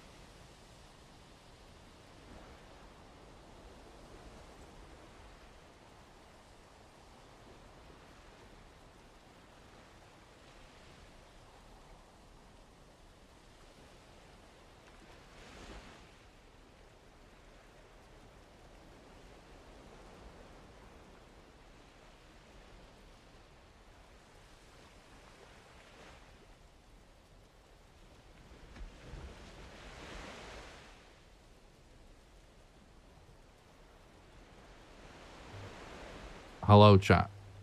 Yeah, so my audio software did the exact same shit again. And it's literally never ever done it before.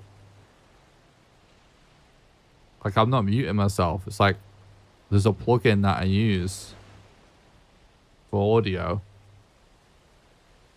And it keeps saying it's losing, the audio software is losing connection to it. I've literally never seen this in my entire life. I have a fucking master's degree in computer music and music technology. I've been using this software for years, and I've never seen it happen. Let me just, to double check it's okay, because every time it happens, I just reload the project. Let me just totally close it down for a second, so I won't be able to talk for just one moment whilst I reset this, because something's not right here. Let me just reset the software.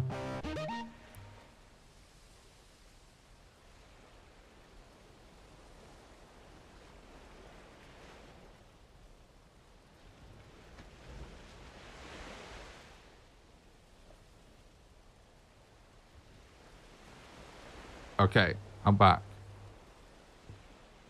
Hopefully that fixes it, chat. I don't want to get too distracted with technical things, so I don't want to do an investigation live on stream. But super fucking weird.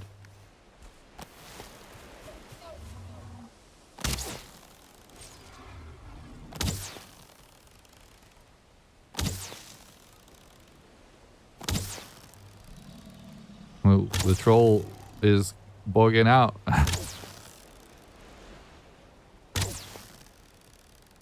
I can live with this.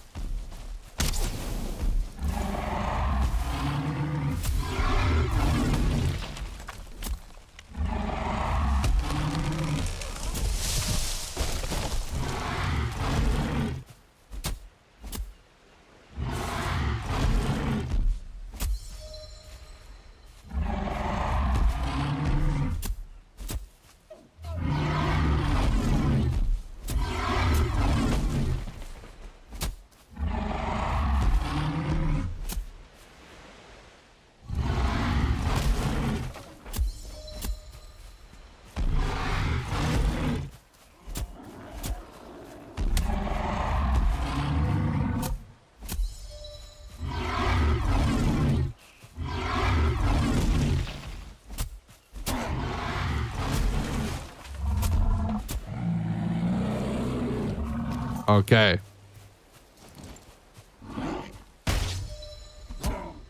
Hello? Didn't get the parry there, apparently.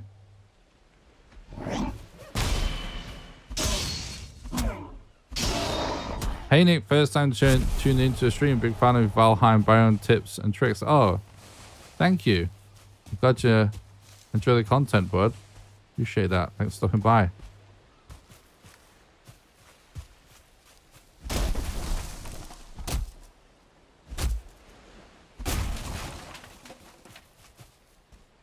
Is it always a forward dodge? In Valheim, you're invincible when you dodge. So it doesn't really matter what direction you dodge in. Therefore, a lot of the time, I choose to dodge in the direction of the enemy if I'm trying to do consistent damage on that enemy, just because I want to dodge into the perfect spot to do damage.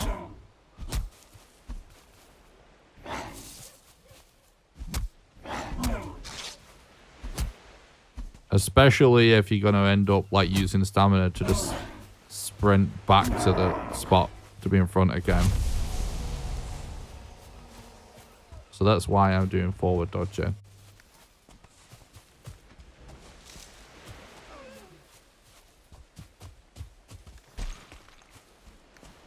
I can't remember how much we have already, but I think we don't have enough yet.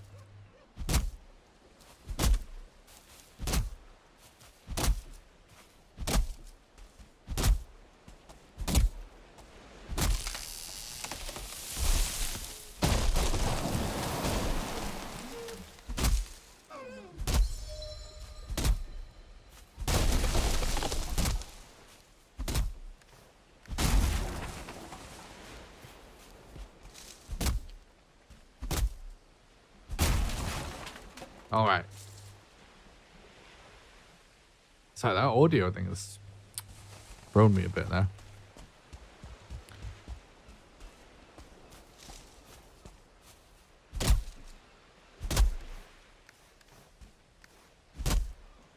It's pretty funny how few core wood we have. If you notice how terrible our drop rates are. Jesus.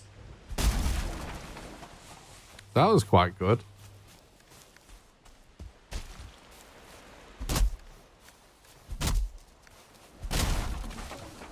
Alright, we definitely have enough now. Let's get a little bit more for good measure. And, yeah, this is big, chat. This is big.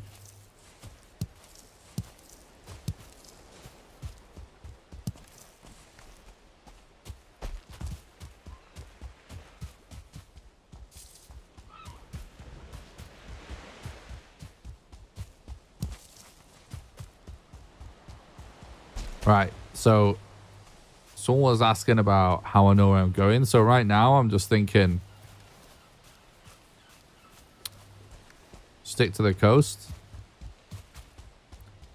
And I'm just going to keep running along the coast until I see the ridge line that we followed to get here, which was on the edge of the biome. So I'm going to go to the edge of the biome.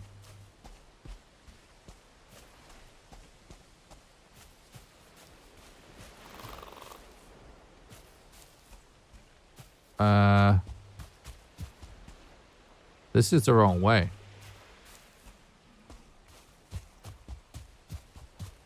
This is our path.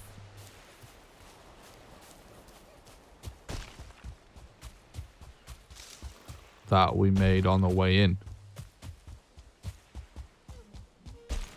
Which means that the mountain is like here. Which means our second base is so close to our first base. It's hilarious. It's just closer to the Black Forest. Here we go. I was wondering how painful 0.5 resources would be for iron gathering. Well, hopefully we're going to find that out today, because I would like to try and find some iron. Actually, I want to do this tower because I want to loot this barrel.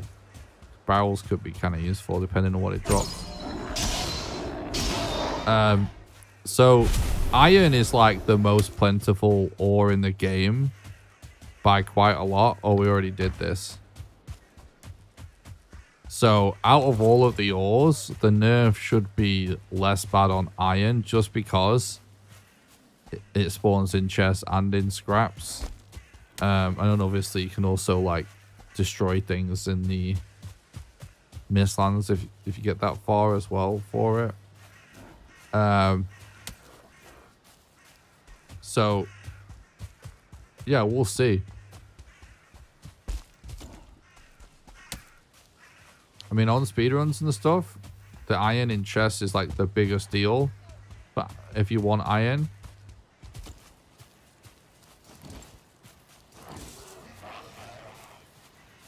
just because of you can literally just get like 20 plus in one chest. And so I'm wondering if chests are going to be better than scrap piles on this. We'll see.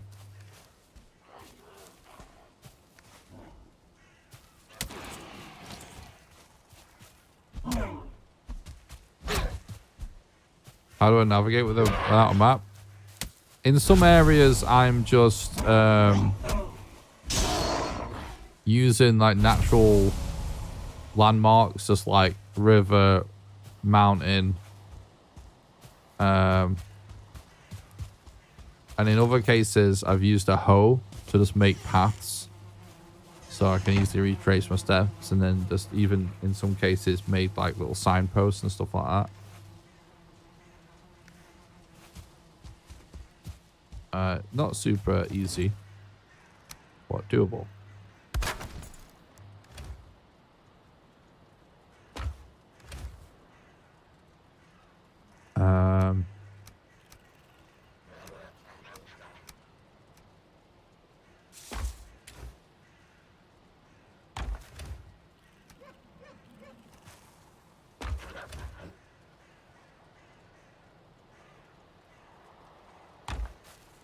Wait, we have more leathers.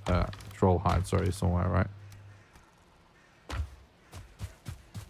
What's up, Bevo? Thanks for stopping by. Hope you're doing good. Hope all is well. Love the AAA video. Oh, thank you so much. I appreciate that. Glad you enjoyed it.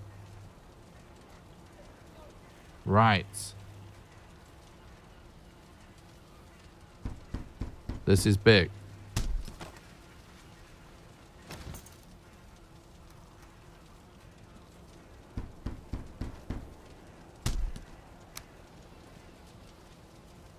Ooh, that's a little expensive for us to upgrade right now, but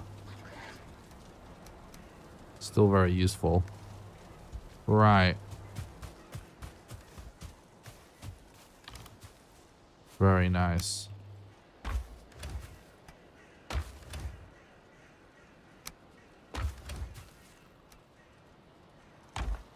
Remember, guys, if you're watching on YouTube, please don't forget to smash the like button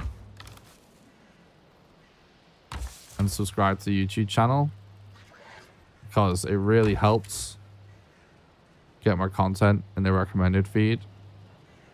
Even if you're watching on Twitch, like the absolute best way you can help me out for free, just casually watching the stream, is just to head to the YouTube stream, smash like, and sub if you haven't already.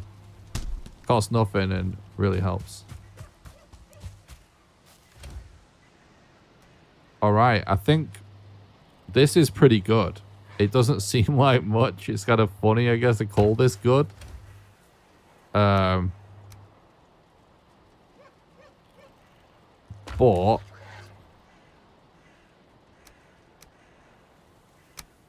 if we take a little extra food, we can survive quite a long time with what we've got here. I'm going to take some wood as well. I think it's time to explore.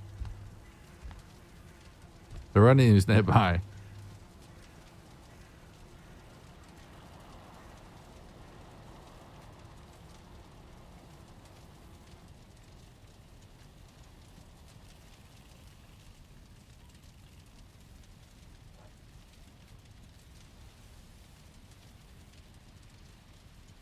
Okay.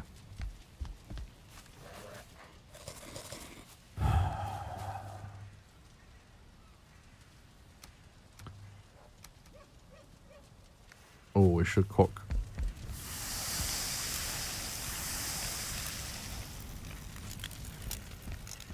And I'll just grab some stone real quick or something. Right, so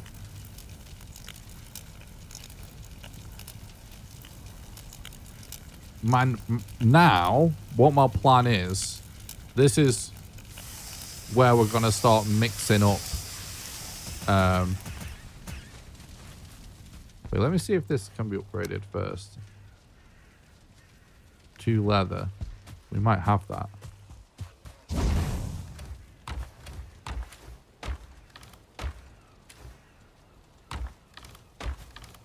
Maybe not.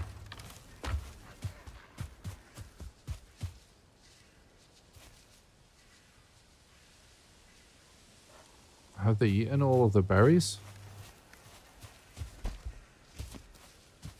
Oh, I think I picked the berries up.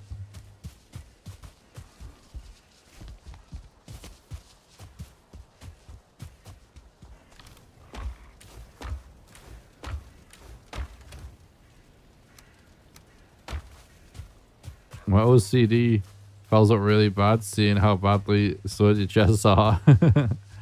I mean, in this playthrough, it feels like really hard to get invested in a big storage system, but I feel you, bud.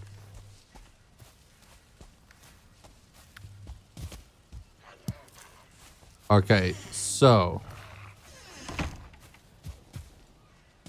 what I'm going to do is I'm now going to just explore the entire coastline of this island so we can see what biomes we have access to see if there's anywhere where it makes sense to skip ahead, because I want to test the theory today that maybe we're actually holding ourselves back by just trying to over prepare in each biome and just take it gradually. Maybe we can actually, maybe we'll do better if we can just skip ahead, even though obviously the game is harder. But if we can find in particular a really good swamp, getting access to iron will be massive. We can also kind of just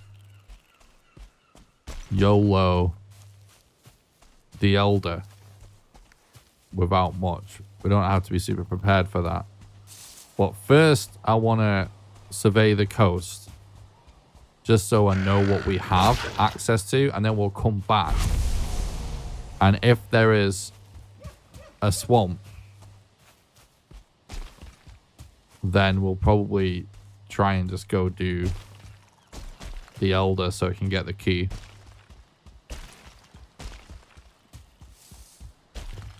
So how I'm going to do this is I'm going to run all the way along this river to the coast. At the coast, at the end of this river, I'm going to build a signpost so we know that it's the right river. And then I'm going to attempt to go all the way around the coast of the island. And we'll know when we're back in the right spot because we'll reach the signpost, hypothetically. I tried to look for a swamp near a mountain, but it's hard on most maps. Yeah, it's definitely a thing, but I know what you mean. It's not super simple to find, is it?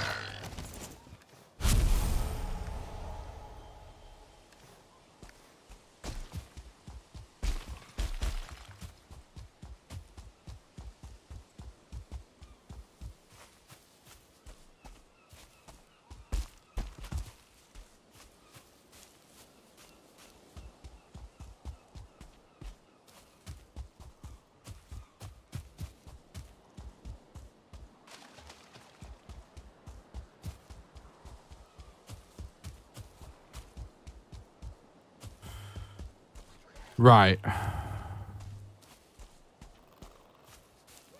That little island thing sticking out there looks perfect to put a signpost or something on. So we'll go there.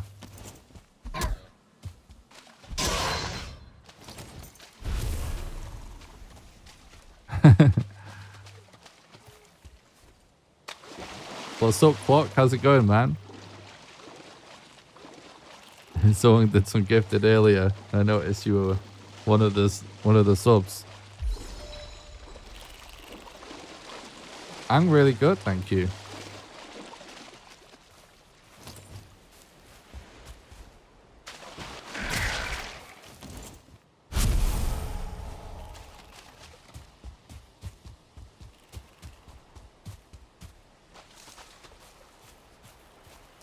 Right, so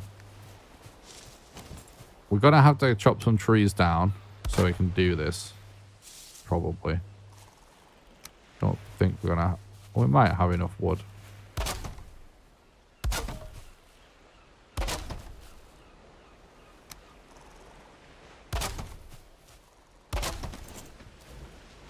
That's enough. That's fine.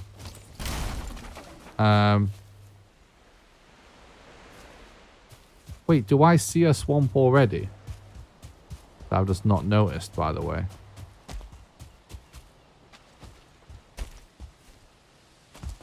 That looks like it might not be a swamp. We've got access to some fine wood there, which we've known about that for a while. I want to go the other way around though. Let's go this way. That's a different island. So we need to remember that. We might have to make a boat, a raft, to check that out. So that's the first piece of information. It definitely looks like it might be.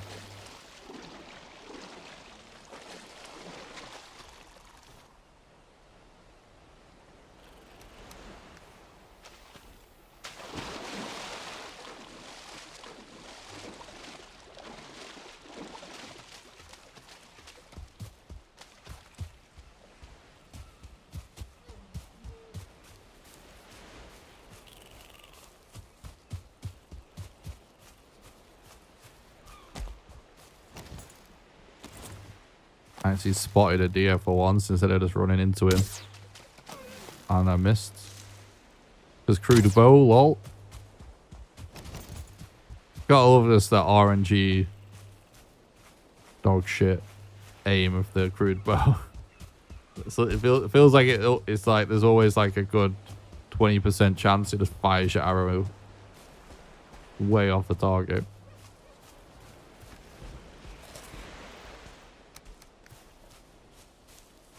Easy final for the final boat upgrade. Yeah.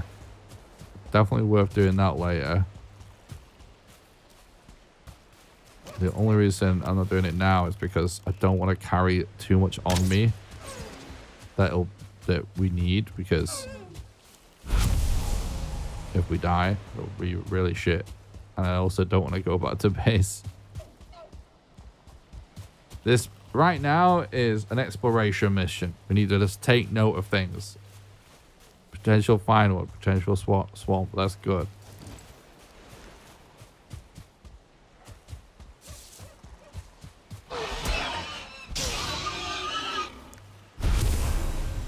We should probably check that for a queen.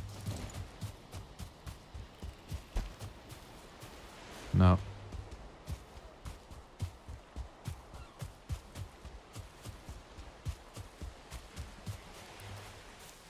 Right, we can't get too distracted on this exploration mission, because it'll take forever if we do.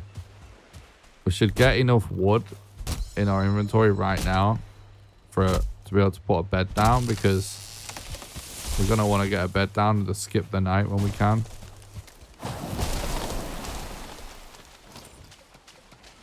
That's a little bit annoying.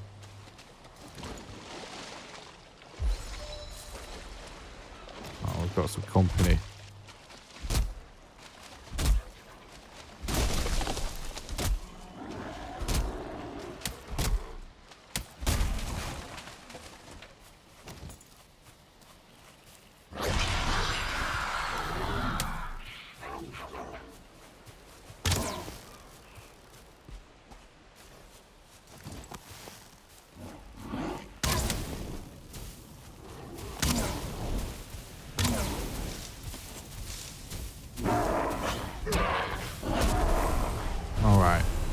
This biohazard business is just awesome.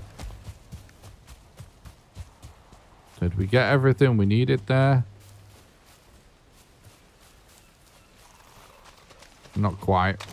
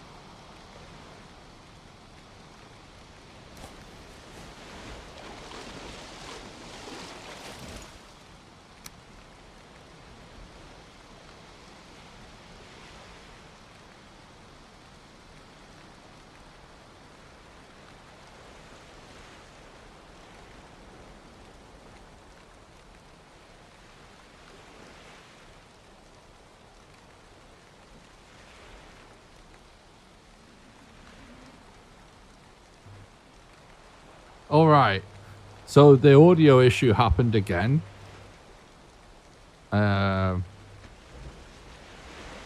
So what I'm going to do is I'm going to reset the computer that the audio software is running on, because it's on a separate computer, just to see if that fixes it. Because this has literally never happened. It's super weird. So apologies. But I've just turned it back on for now. So I'll catch up on chat real quick, and then I'll reset the software, and then we'll crack on. So someone was asking why you're risking it. Troll armor is a massive deal to us right now. Every like armor point kind of counts, and troll armor is just gonna be easier to get, and so we want to kill that troll. He's also guarding a cave, which could be one of the biggest sources of leather and bones that we could just get for free. That would really help us level up our stuff to level 3. So it's actually worth it, because I was never close to being pancaked there at all. I'm totally confident fighting trolls and stuff. It's literally like less efficient to just keep doing arrows, because if you do arrows, unless you're just gonna stand right in front of him, you just end up consuming more stamina. He's actually weak to pierce, so the flint spear is actually a good choice.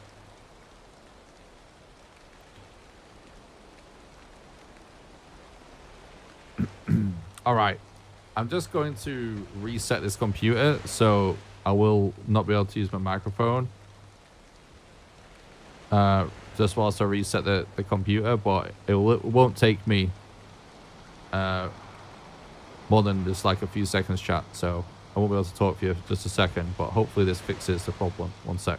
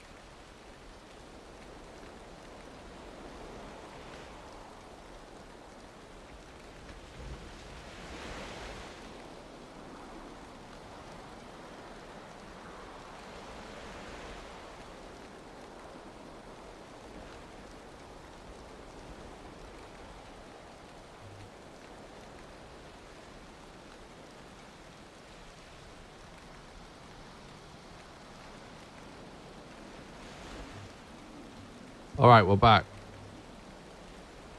Hopefully that fixes it.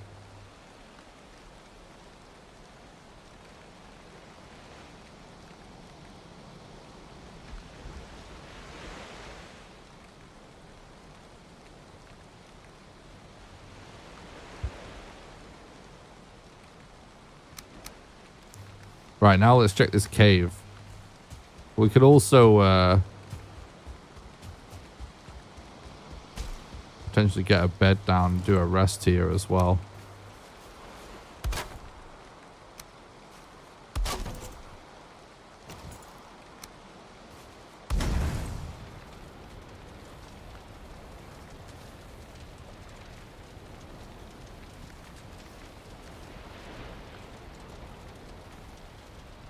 Nice.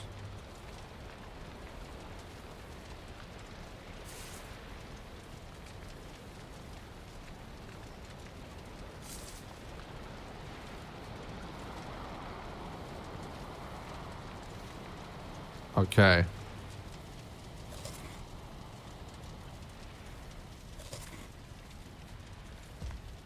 Let's see what we get in here. Right, another troll.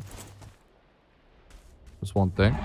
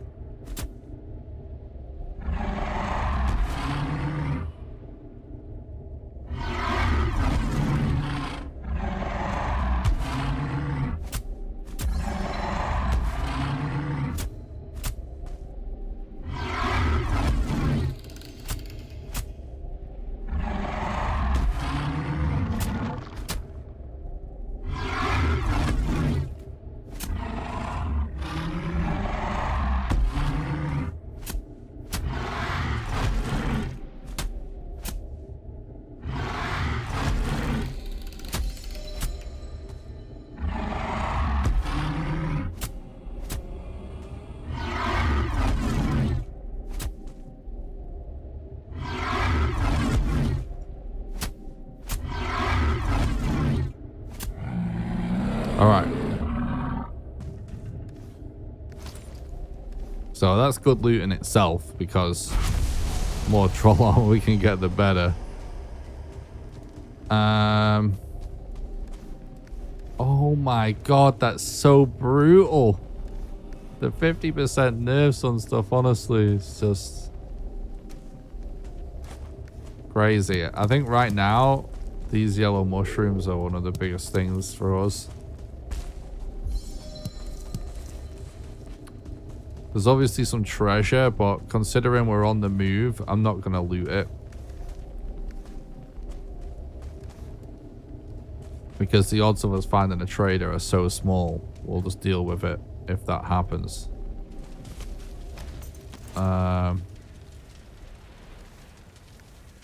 Okay. So far, so good.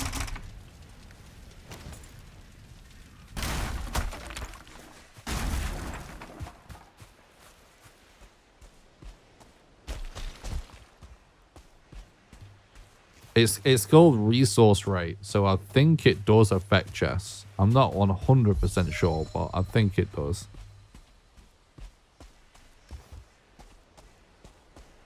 I need to check that, actually.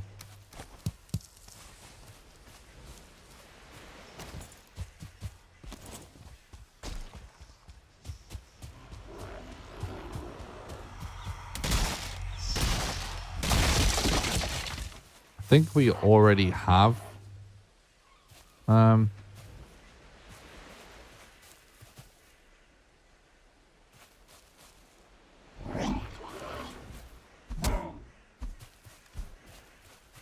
of the ancient seeds we need, but we might not, so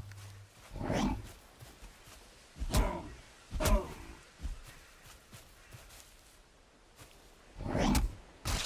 that was not well timed. Jesus, that wasn't either, was it?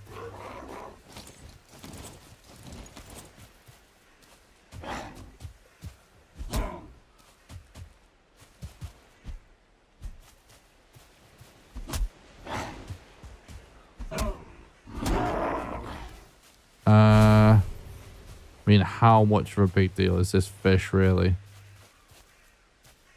It's not.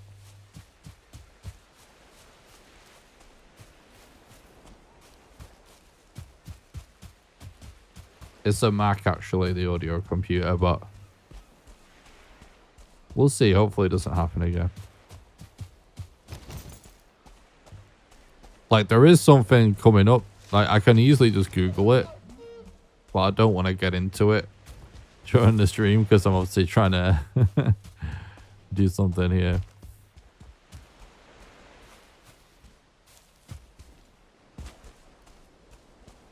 Maybe if it happens again, I could Google it. It's honestly not super disruptive, is it?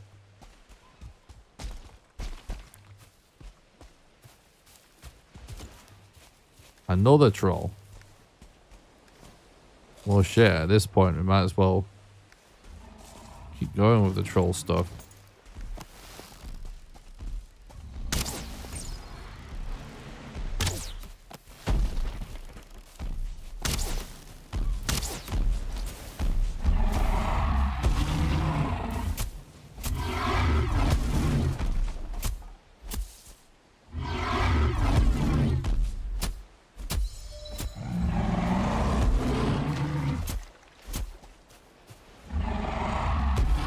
Get out of that water, bro. It's gonna be very annoying.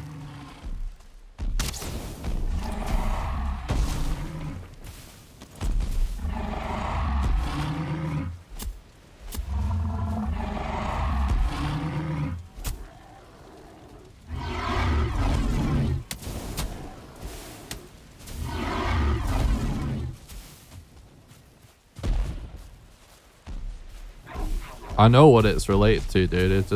I just don't know why it's doing it because it's never done it before. It's a plugin that's shit in the bed, but it's a plugin I use this year every single day, so it's never done it before.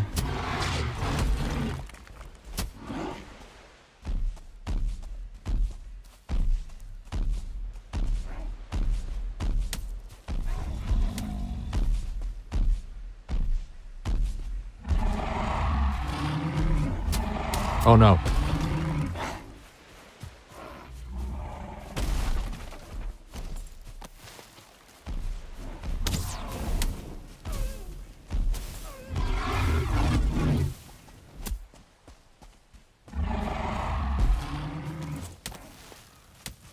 Don't want that 1-star grade or fuck my back was doing this really.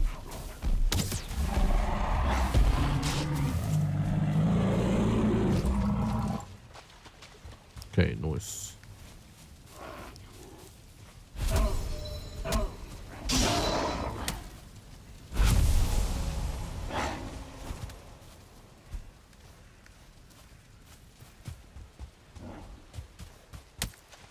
Give.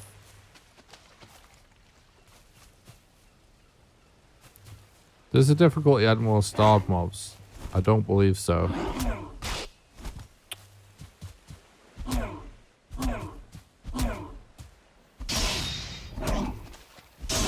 But all of the regular mobs do like almost double damage anyway. So, well, not all regular, just like all mobs across the board have like way more health and do way more damage. So, some regular mobs are like starred mobs anyway.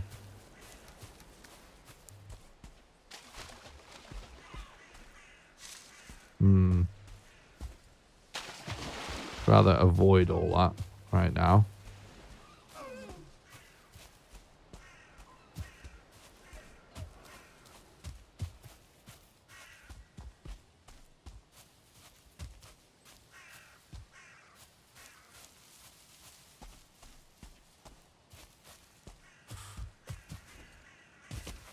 I remember what actually happens on harder difficulties was leaked ages ago.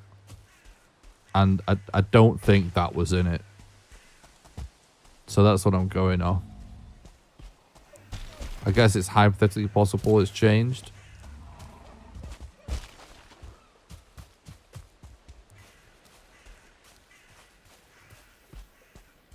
Starred are more likely? Really?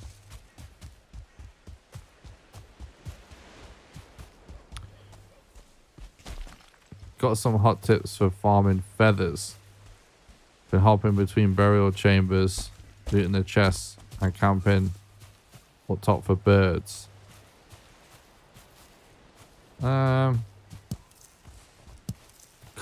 Scouting the coastlines for birds.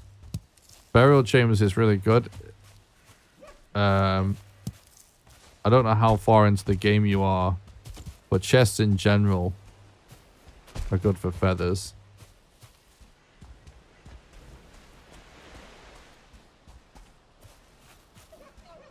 It says so in the modifier settings anyway, does it?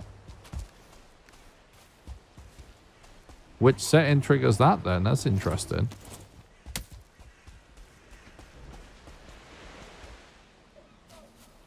Chickens, yeah, you can farm chickens. Depends how far through the game you are, I guess. There you go, look.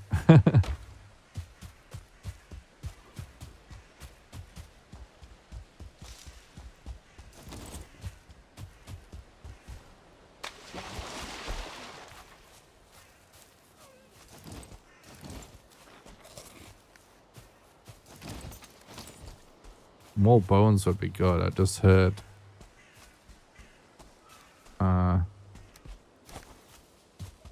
Skeleton. Only very hard. Interesting. Oh my god, this is a potential disaster. Yeah, here we go. Let's wait for this.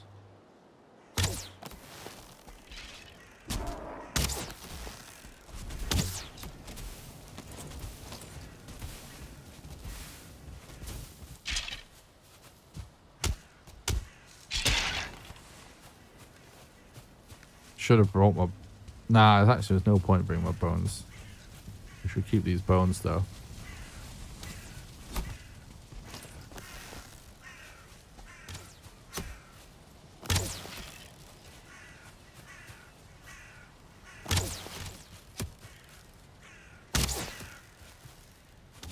Oh look, he's gonna burn down. The floor's gonna burn down and he's gonna fall.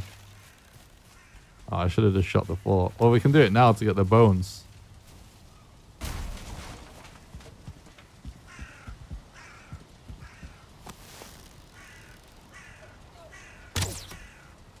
Per 0.217 patch notes. Hard and very hard difficulty. Increased star mob chance. Oh, nice. So they did change it. That's good.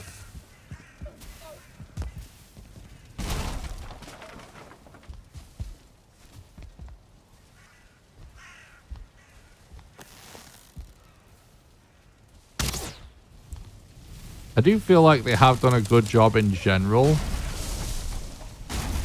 of no, that's what I was looking for. Of making it so like difficulty isn't just, you know, like all these difficulty settings, it's not just like it's just permadeath or it's just everything does more damage. Like I feel like it's nice that they've made it fairly complex with all of the world modifier stuff, because it is definitely more interesting than just like cranking up damage or making something permadeath. I do think it would be a cool toggle though. Like obviously everyone can just decide their run is permadeath, but it would be a cool toggle to have in world modifiers to just like delete your save on dev or something. But overall, I think it's like really cool that they didn't just opt to just only do a permadeath thing and only do a thing to just crank up damage, because definitely more interesting this way, isn't it?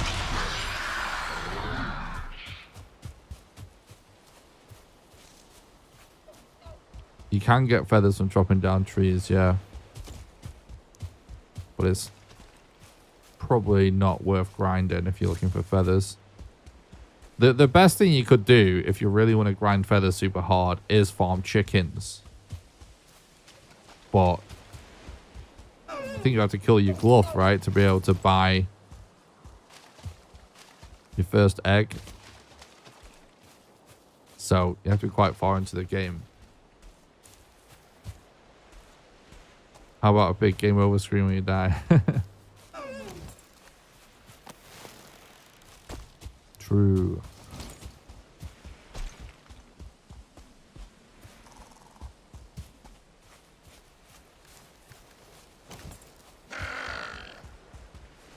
We'll switch arrows whilst we're in the meadows so we can hunt without wasting fire arrows.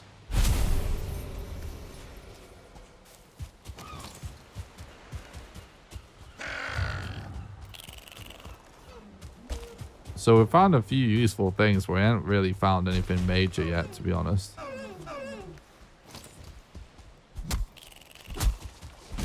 Okay. It's pretty funny. That guy, that deer has so much health that even a 2 stealth and axe doesn't, you know.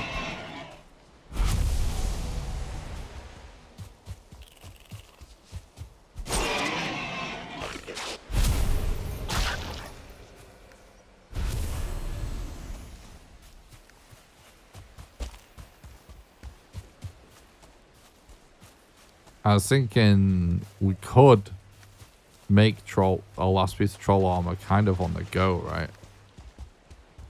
Probably is worth doing. Like, next time we're in the meadows, we just fucking...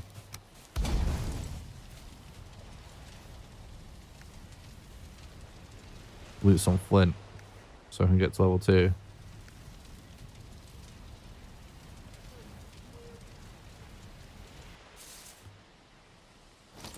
Super annoying.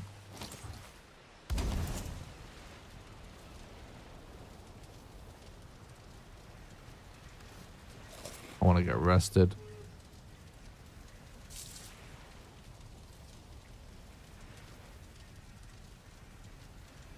Just in case we have to fight another troll.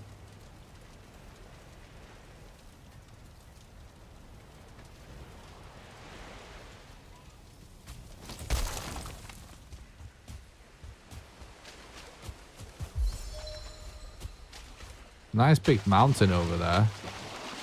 I can almost guarantee Modder is on that mountain.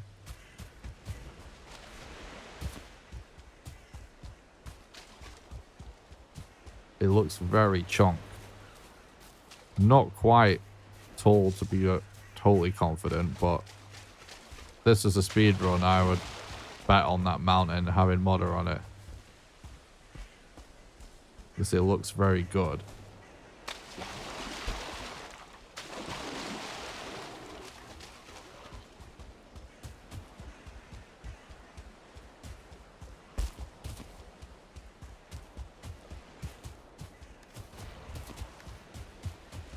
Another shipwreck.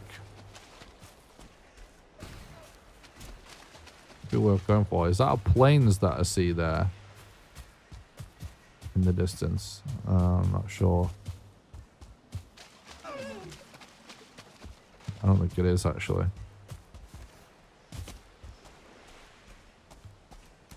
I'm not really sure what's worth dropping for this, but I guess this.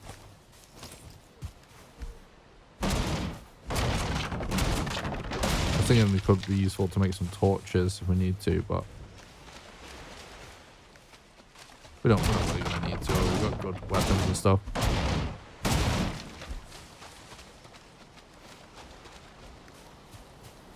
Well, fine wood is actually good.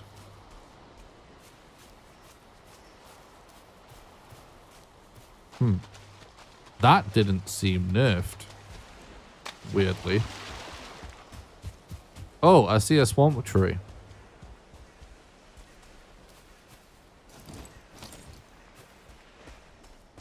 Okay.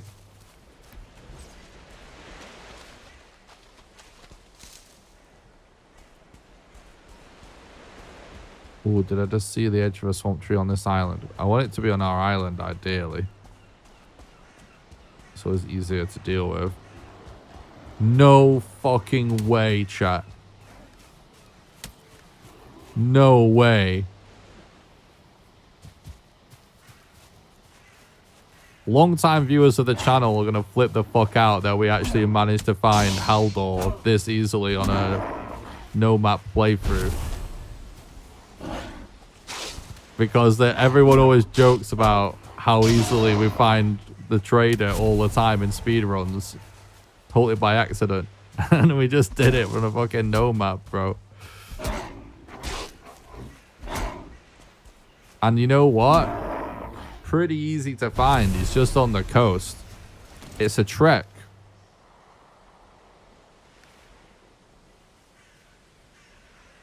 But totally a worthwhile endeavor.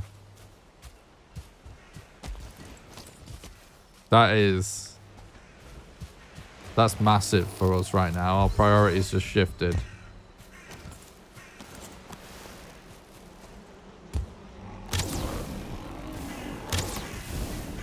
Let's just burn this floor down. We can trap this brute. I want to sleep in this building. We get a bee here as well. This is really good for us in general.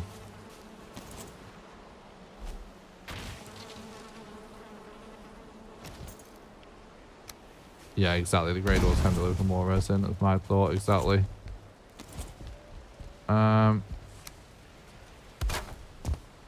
do a cheeky sleep. Oh, we're not actually under a roof there? Oh, I guess nowhere it really is. It's a little dark, so I can't really see what's going on.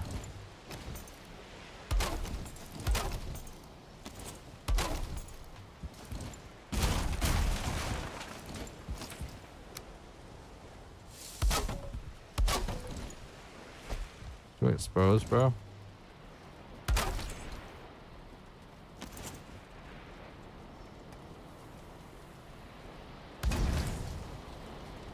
Right.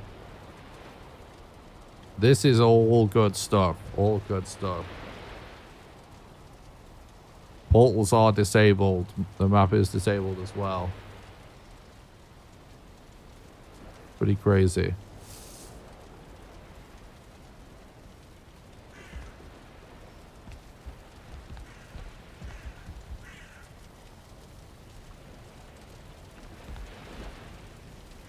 Wait, some of my chat messages aren't coming through from Twitch. I just realized.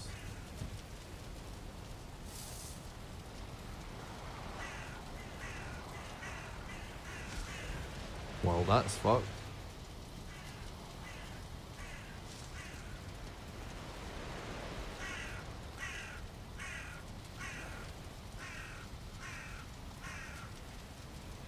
I'm going to stop relying on this chat app to read chat. And I'm moving chat over here so I don't miss anything.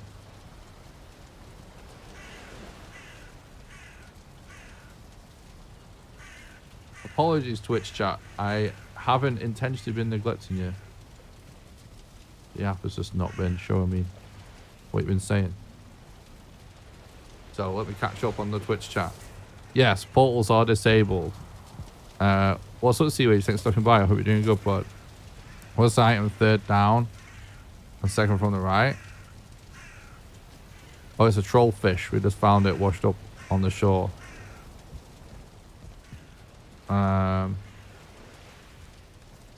Okay, so I think we have one of those.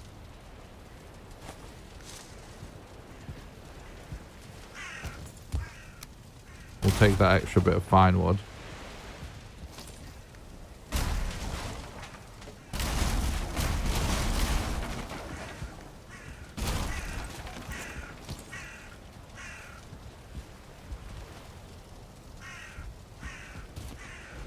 We should probably keep going. Just because we found really good stuff doesn't mean it's time to turn back.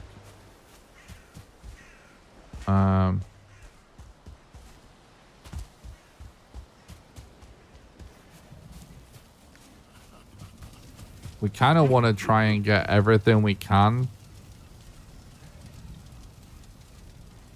from Haldor. fishing could actually be really, really good in this, thinking about it. Potentially. Maybe not. But the Megan Yard, obviously, no brainer.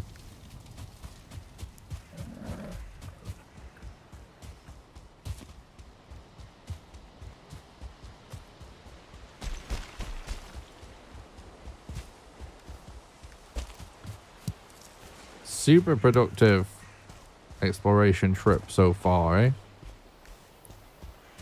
This is now making me think that the Elder's almost certainly on this island looking at all of this Black Forest have found.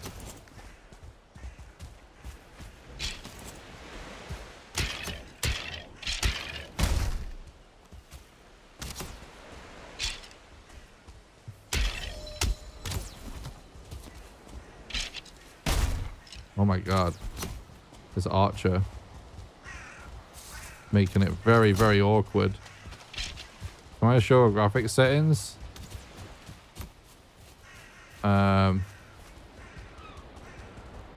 Sure. Why not?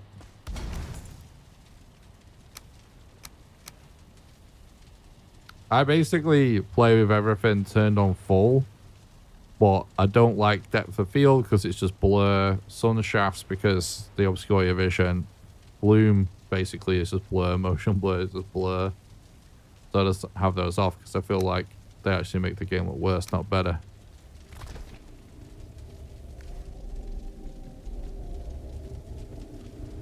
What I'm doing right now is I'm waiting to regen. I'm not trying to get rested bonus. I want the resting status. Everyone obviously loves rested in this game. Everyone knows it's like essential to go for rested, right? One of the most underappreciated things is actually the resting status. Because if you look, resting plus 200% health regen. So when you're low, if you don't have any heals with you, you can heal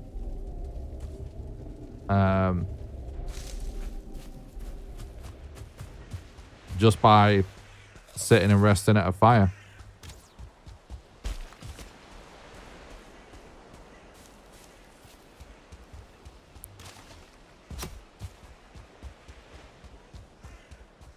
Whereas if you compare that to rested, it's plus 50%. So resting is actually way better than just rested if you just want to heal.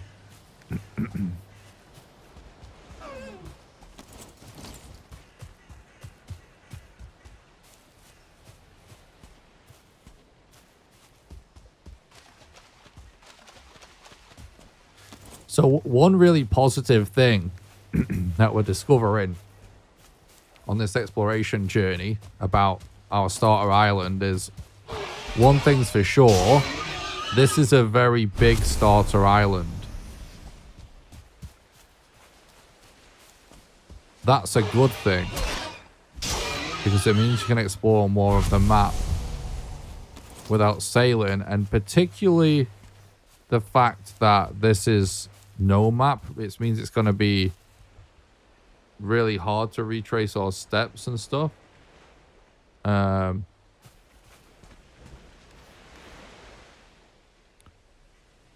So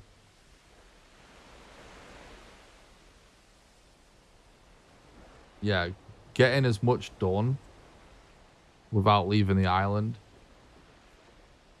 is the best thing for us, basically.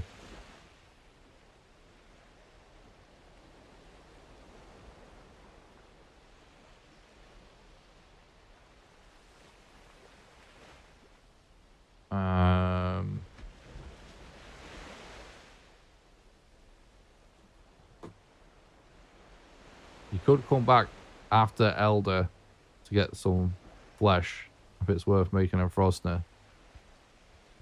Yeah, maybe. Because of the whole no map thing, I don't know if it's going to be worth doing that. But maybe.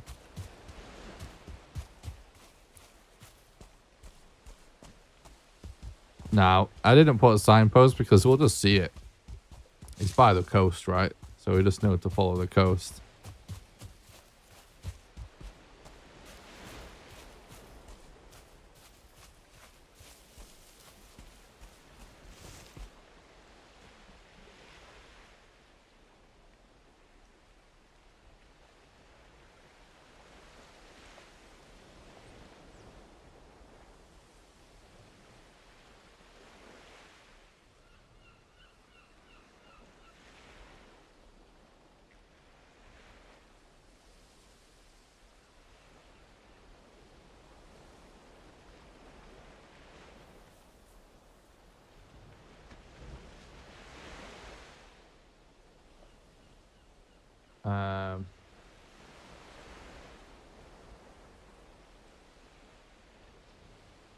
Hang on, I'm trying to like rearrange my windows so I can see everything better because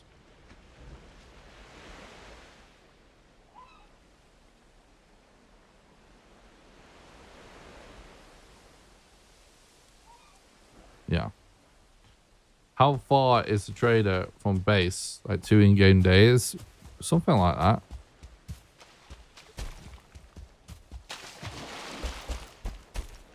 Ooh.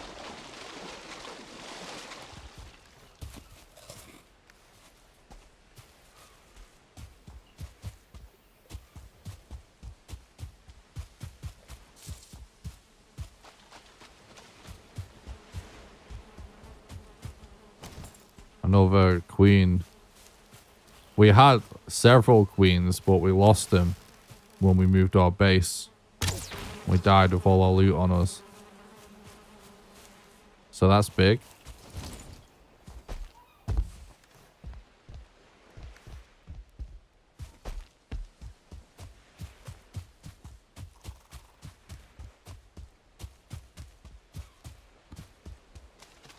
Again, we can't get too distracted. We should try and keep moving. Let's remember our primary objective is just exploration at the minute. Just to see what we have accessible to us on our starter island. Just to know if we have any good possibilities of skipping ahead. You hate the wet debuff? Yeah, wet debuff is very annoying.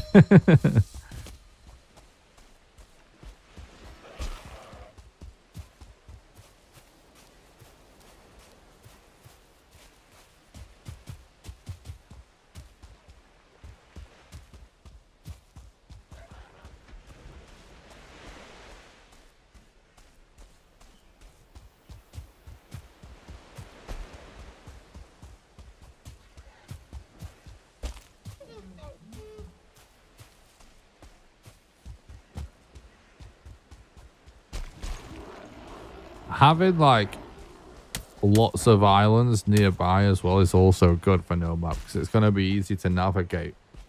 It's really just like if we're going to end up on the open ocean for long periods of time, it's going to be almost impossible to retrace our steps, which we don't necessarily have to retrace our steps. As long as we like take our stuff with us in our boat, we can just keep making a new base and finding what we need.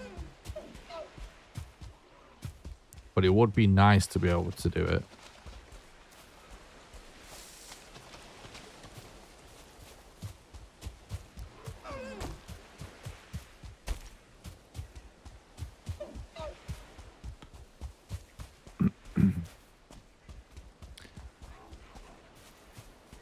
Well, I don't want to jinx it, but this audio problem hasn't happened again, which makes sense because it's never happened before.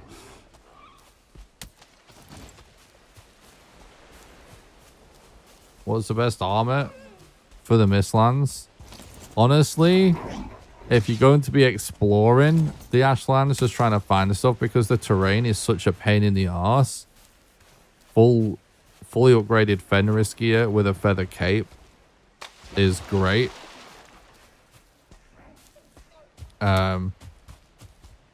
Just because, you know, having good movement speed and being able to jump high and all the rest of it just makes it a little bit less painful to traverse. Portals are disabled. In fact, if you do exclamation mods in the chat, you'll get a link to an image that shows our exact world modifiers. Every single option is on the worst possible setting it could be on, basically, whether it's resources or portals or difficulty or whatever. So I'm looking for a swamp on our island. We found one swamp, but it wasn't on our island. So yeah, we're still looking for a swamp. The thing is, I'm not going to stop chat until we're back where we started anyway. We want to do a full loop just to know exactly what's on our coastline. So it's going to help plot out what we do later in the run as well, because, you know, we might even have like a plains or something. I don't even care about getting that ancient seed. I just want there to be less enemies spawning in.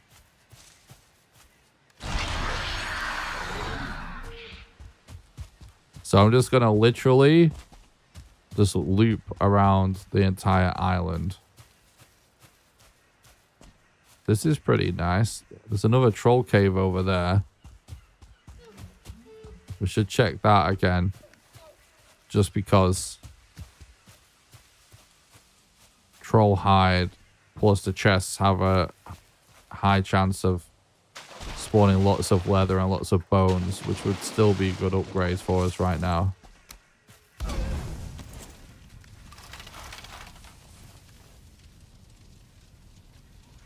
See, now finding that makes it even more potentially worth doing some crafting on the go.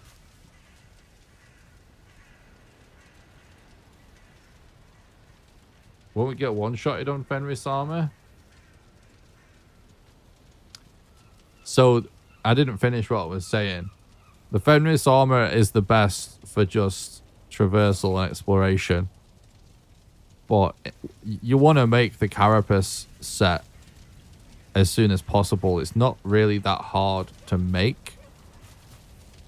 So, I would just focus on looting, on doing Mistlands dungeons. You can make a demolisher relatively quick. That's really good for cheesing the dungeons in the Mistlands. If you do that, it'll be easy to kind of cheese everything you need from Seekers to be able to make the carapace armor as soon as possible. Because obviously, other than that, all you can do is just have, you know, max padded armor. But you really want to get to that carapace stuff ASAP. Right, let's quickly just see what we get.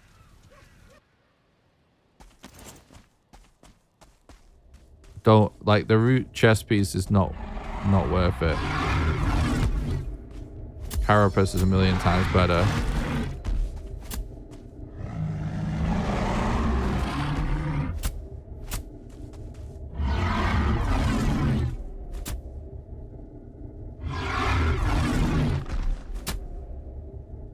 I want him to do a slam attack before I start going double hits in, really.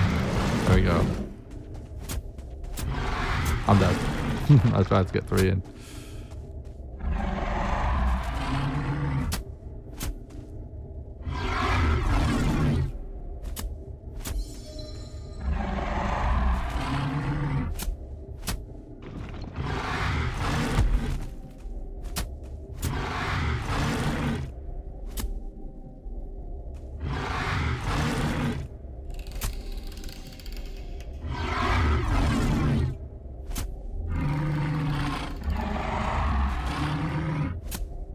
Should do a slam attack soon. There we go.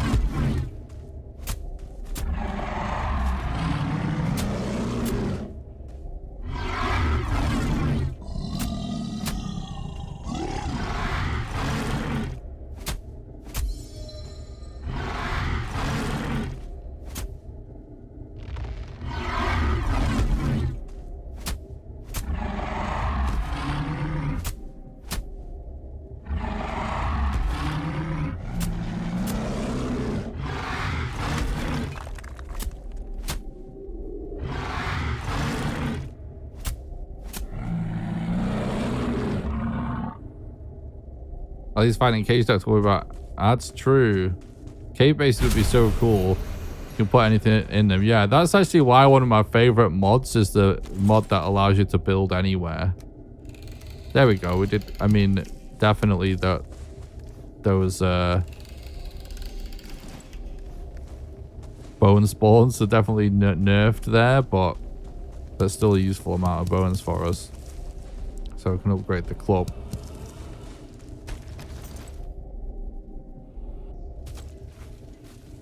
Yeah, so the whole thing about root armor and the Mistlands, right? The thing is, so there's a few reasons, obviously, why you would see someone using root armor, but it's all essentially just for the pierce resistance, right? If you're seeing someone make it 'cause it's in a speedrun or something, it's just because it's fast. It's not because it's the best. It never saves time to go for root armor in a speedrun.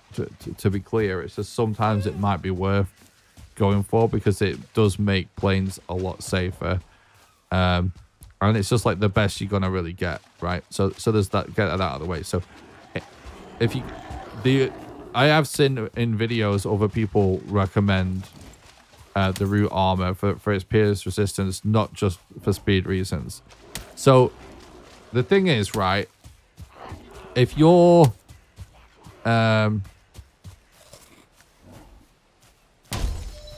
using root armor, it's just because of the pierce resistance.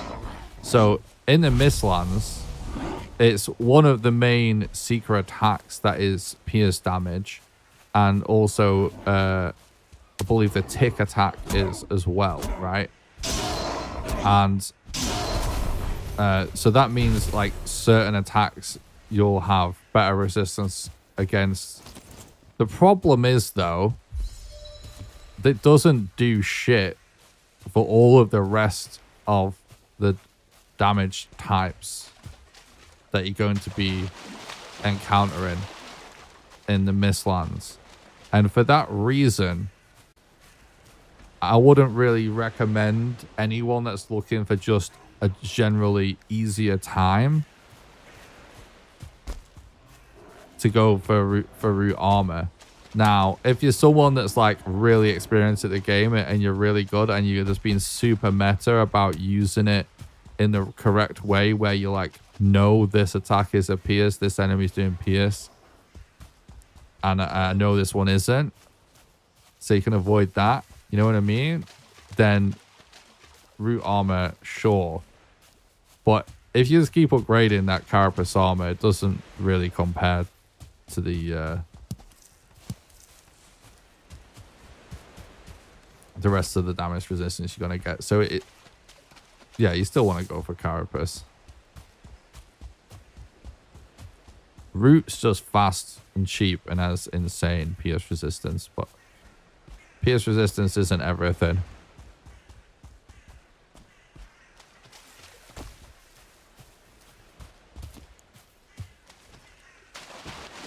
Out of the new Iceland's armor sets, which do you prefer for non-magic users?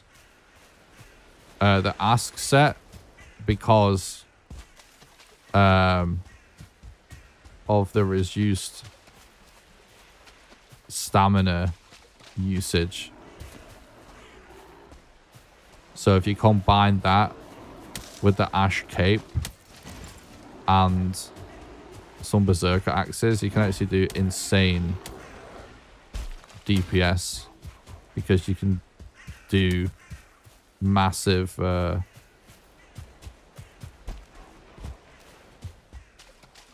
amounts of damage and also like run around.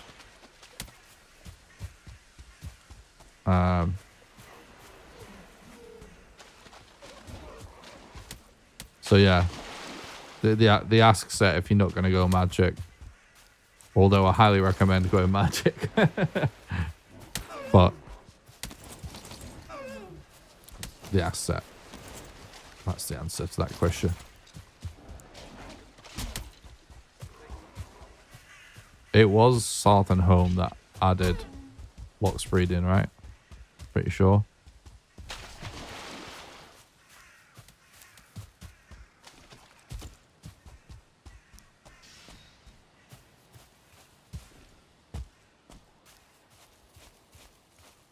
Yeah, the S set is so good.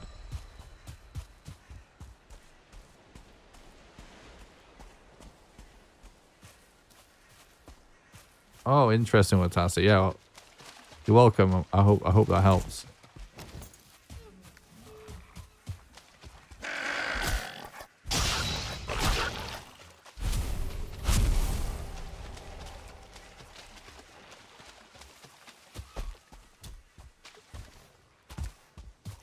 Give me that leather.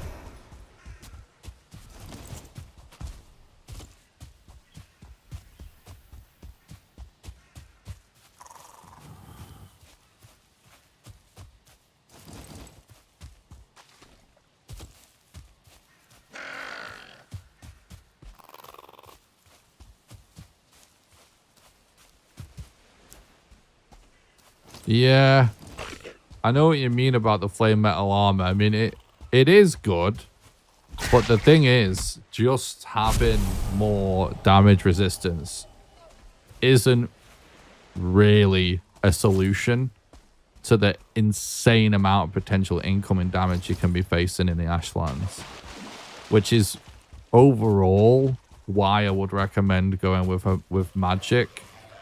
Like, one of the main reasons why not that many people use magic in Valheim is simply just that before the Ashlands came out, you know, you play the entire game until you get access to magic at the end, and then you're done with the game already. So it kind of is like no point investing in it, right?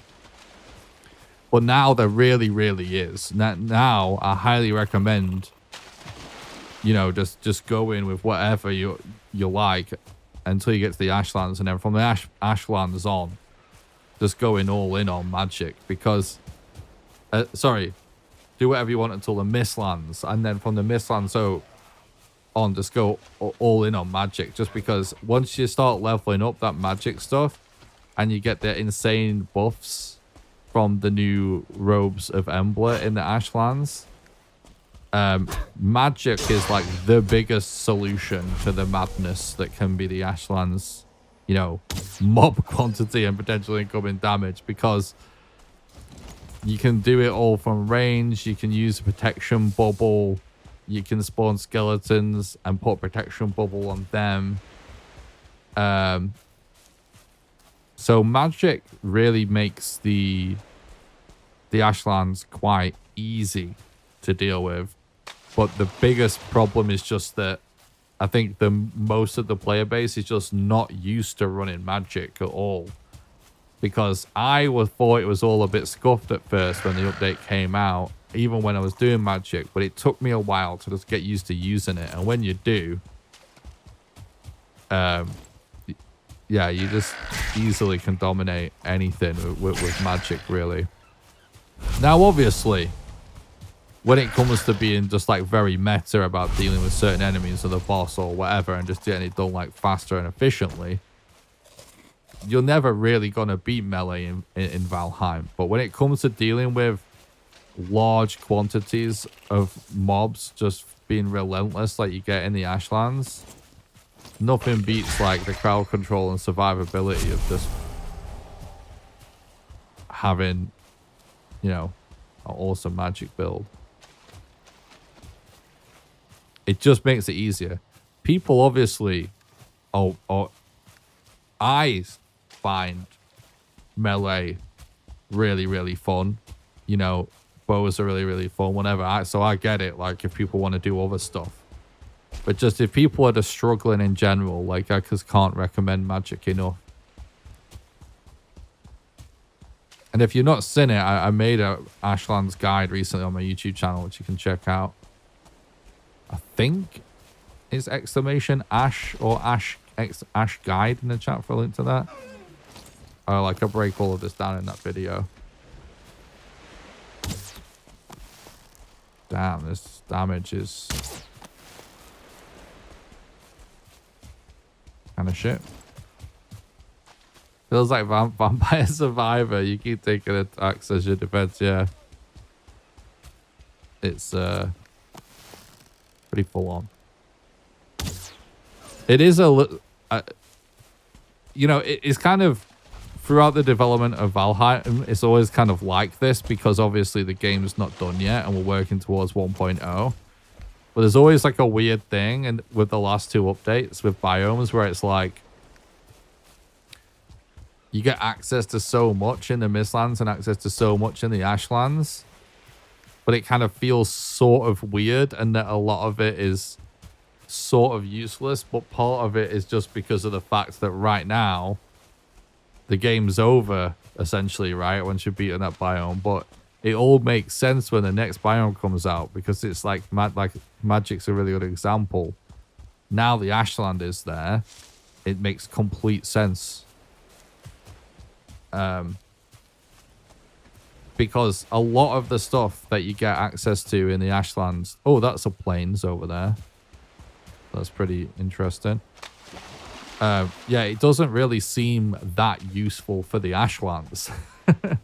That's like one of the weirdest things about it.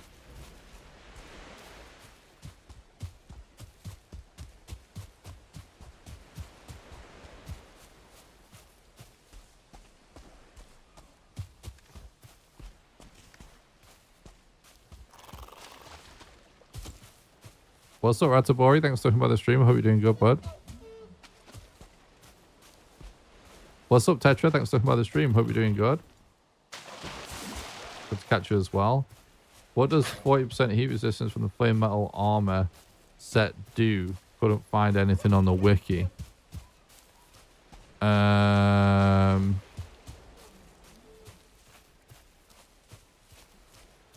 What does it do? I can't remember.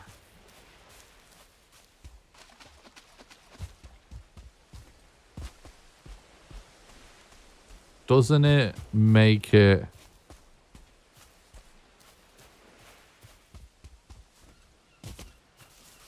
I can't remember what it does. Can anyone else remember?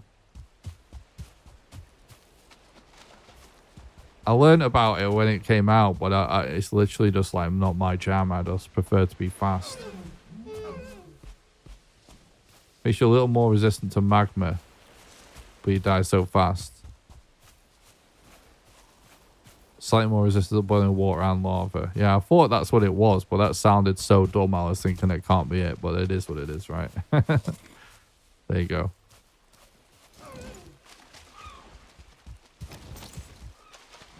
The funny thing is, it made that thing about boiling made a...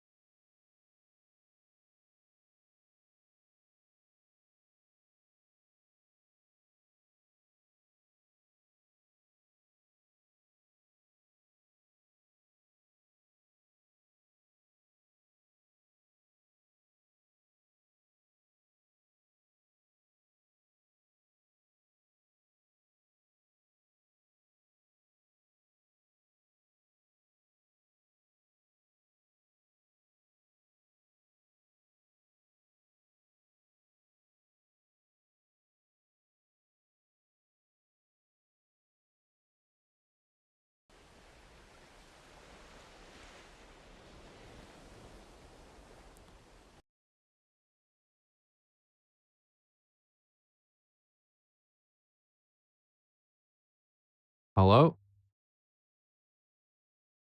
I think we're back.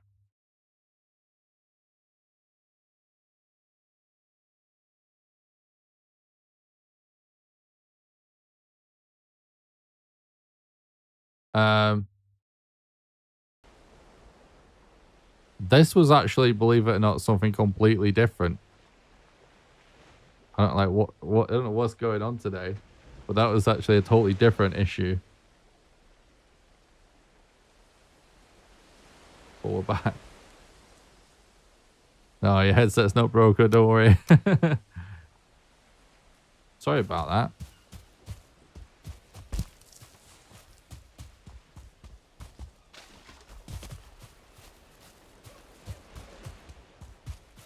We've got planes, though. That's potentially huge. But we want to stay the fuck away from there. Any potential mosquitoes is just potential tragedy. Don't worry, guys. You don't have to spend money on a new headset.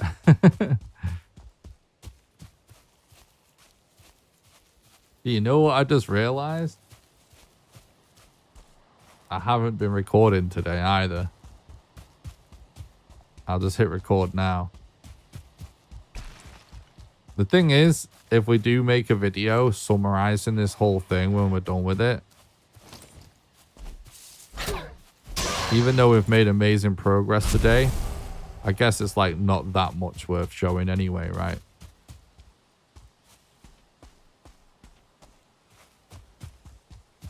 So it's not the biggest deal.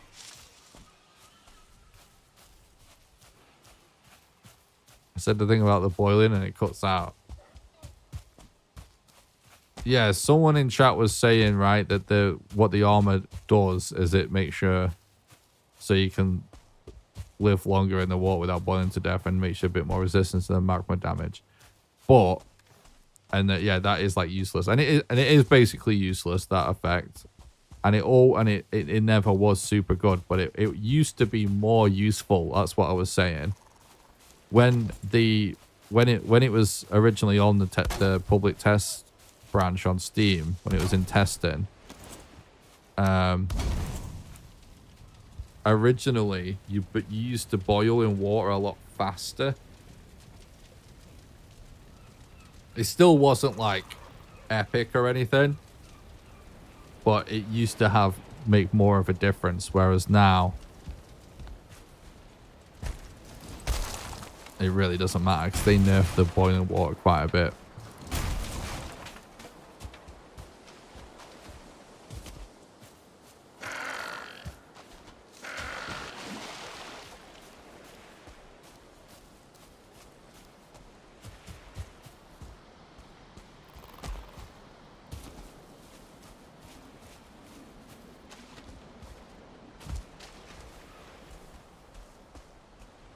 Yeah, like they done. It was actually super weird, all of that stuff. I guess I'm not spoke to you guys about it, but when it was in the test branch,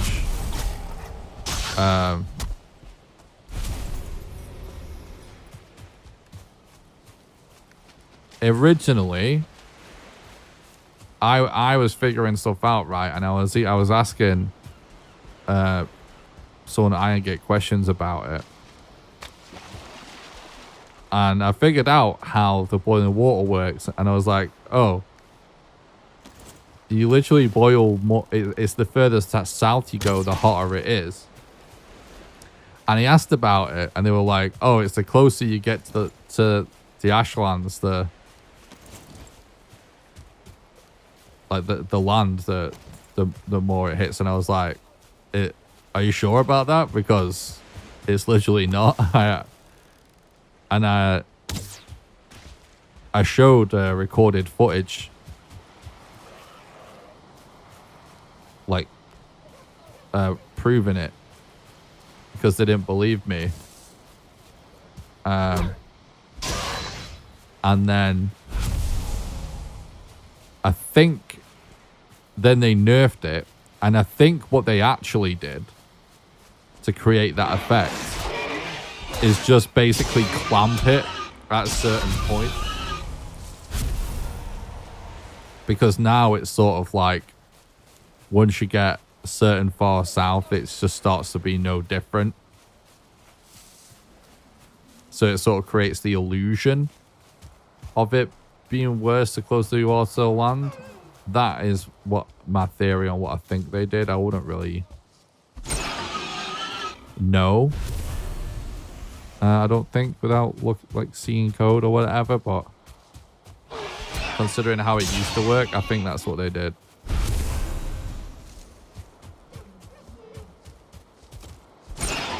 So it's just like a maximum You know, basically the further stuff you got, the shorter time it was before you started blood boiling to death. And they've just like clamped that at a certain point now.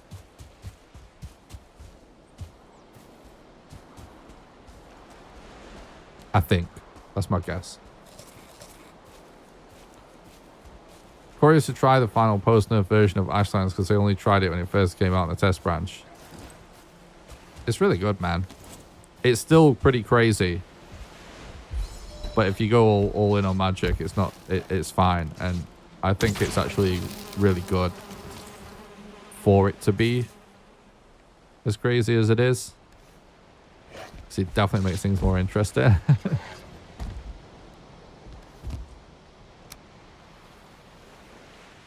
Should be collecting those arrows, really.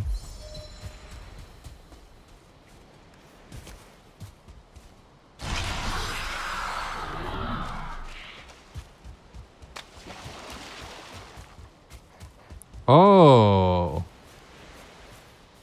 Leviathan. That's big.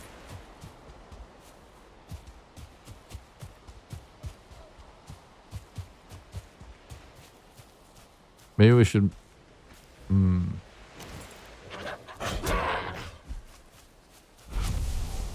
Ah, we'll see it. We'll see it.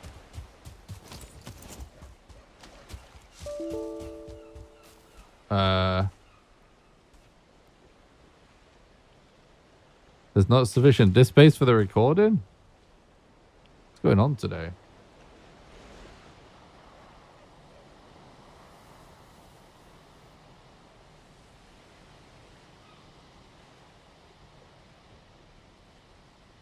Holy shit, there isn't sufficient disk space for the recording.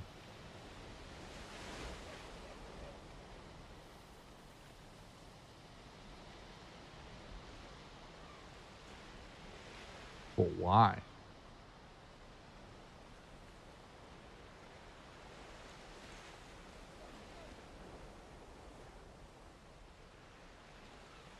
Oh, I know why.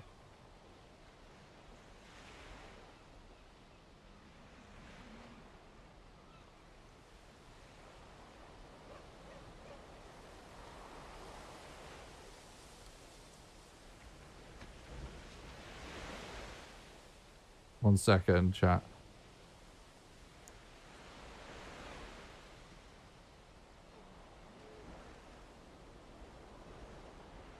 It's because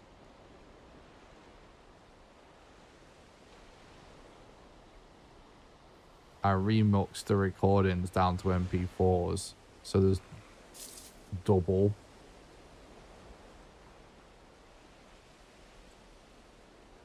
The footage. 1 second. Do this, do this. 1, 2, 3. There we go. Now, should be able to resume. Right, what we're saying, chat. I love the Abyssal Razor. It's so good. I'm definitely going to be going for that.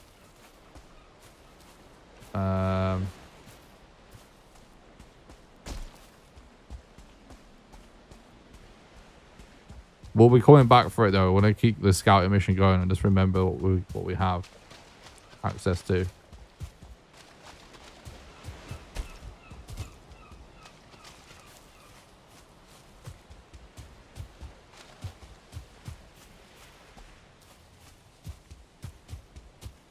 I did fill up an SSD.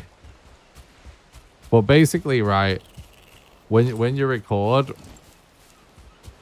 on stream and like you do like long recording sessions and stuff like that, you basically want to record to MKV format because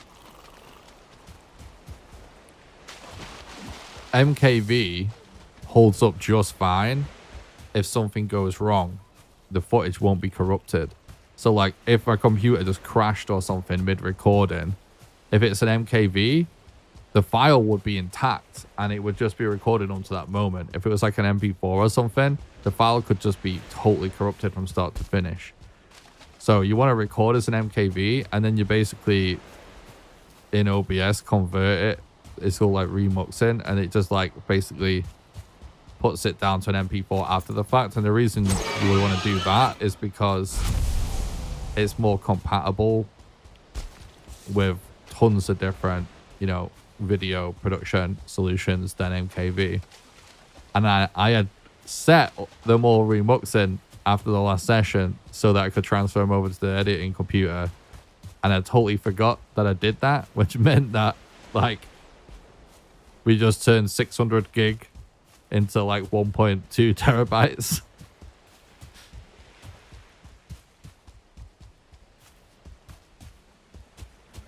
So that's why the SSD was crying at us.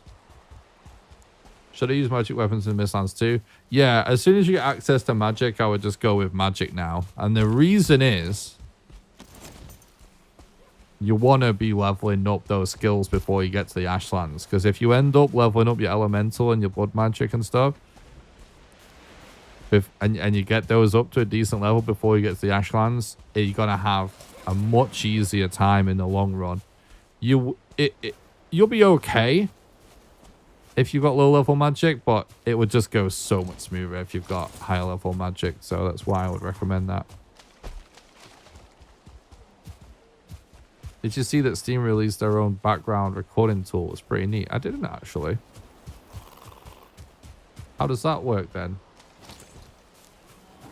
Is it sort of just like the NVIDIA one, but using the Steam overlay?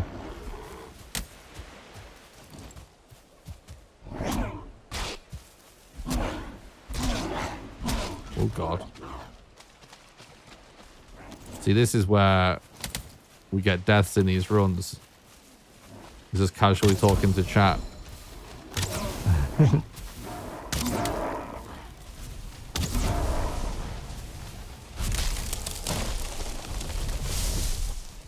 He's just saying direct from GPU stuff. Interesting. I might check that out. I love shadow play. I hate any kind of overlay in general. But when I'm making videos, the convenience of shadow play, I appreciate. You have to opt into the beta. It's an option you can turn on. Interesting. Abyssal Razor is definitely cheesy of the game, but also very cheap, which makes it one of the most like efficient things to go for in the game.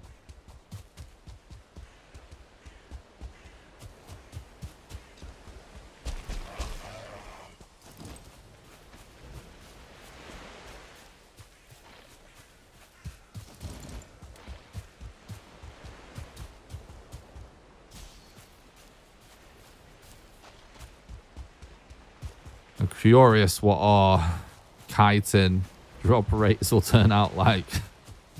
What do you think, chat?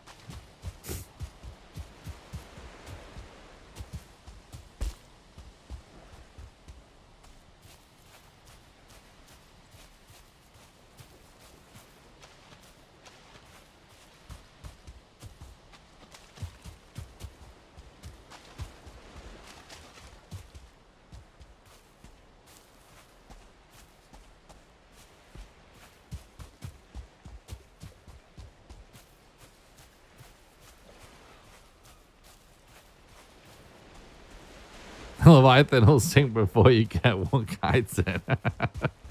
I was literally thinking, I know I've been avoiding using like too many speedrun strats and stuff just in the interest of embracing the challenge of these settings. But I was literally thinking, do I relog to stop it from sinking just in the interest of actually getting enough? I'm not sure. Probably not. I think we just take it. We just take it like a man. Like a Viking. Just get effed with the drop rates. How big is the island? It seems pretty big, right?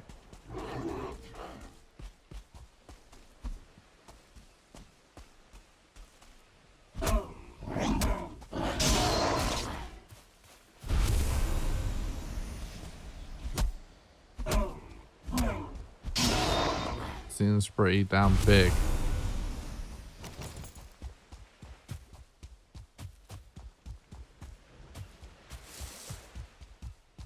I don't know if I'm just tripping out, but I feel like I might have just seen a distant swamp tree.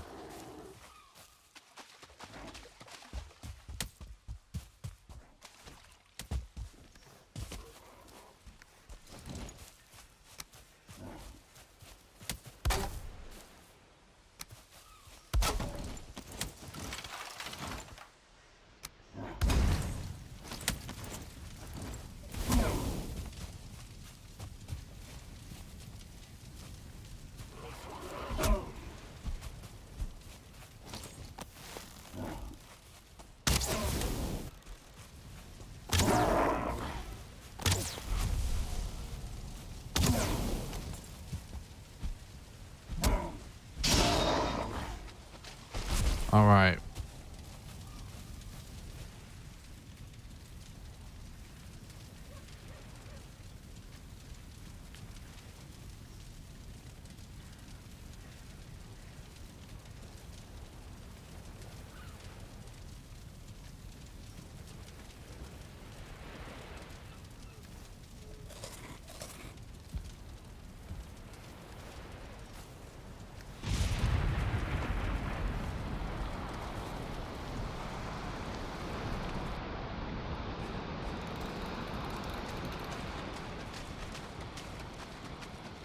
Are you kidding me, bro?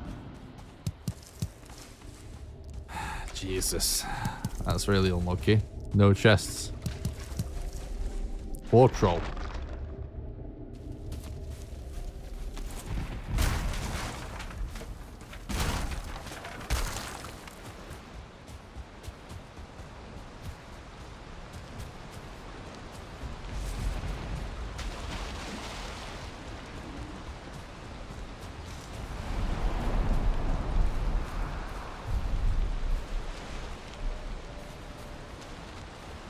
Reloading was nerfed. I think it used to reset the whole time, and now it just seems to set it back to the beginning of the syncing animation.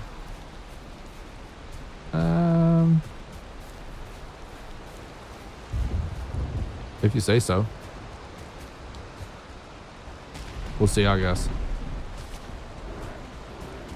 The thing is, it's always been like kind of RNG when the animation starts after the reload anyway, because it's like how the AI works.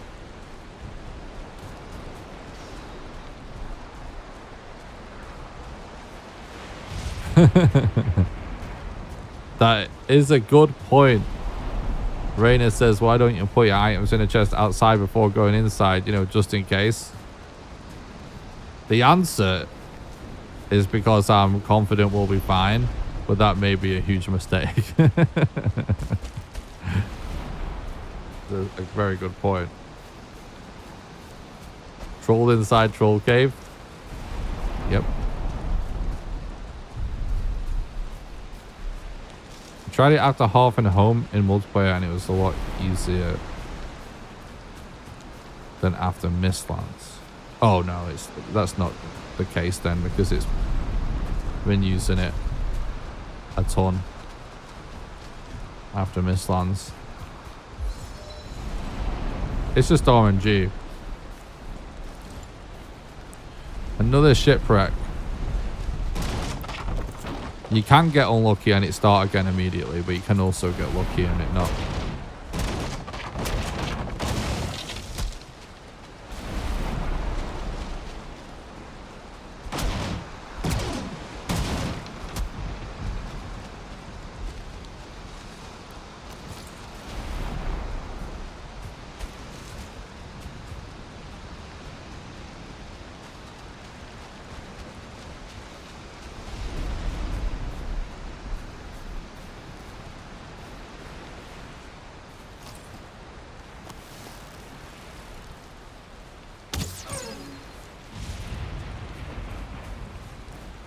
Okay.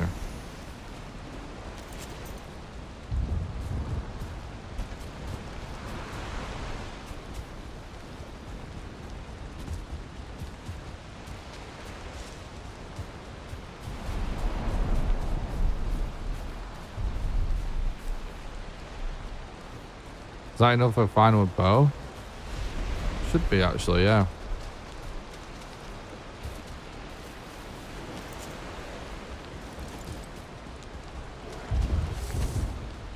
Shipwrecks are such epic loot. I wish we had more things like that in the game. I love just like random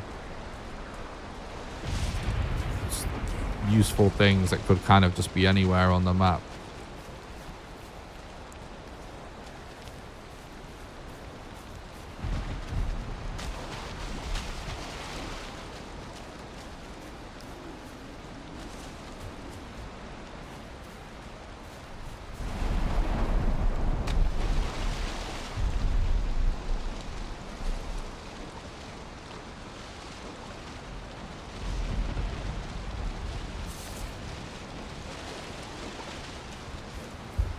Right.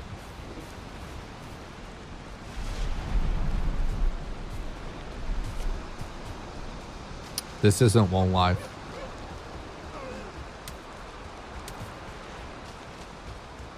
If you do exclamation mods, you get linked to what it is we're doing. We're just playing with all of the hardest possible world modifiers.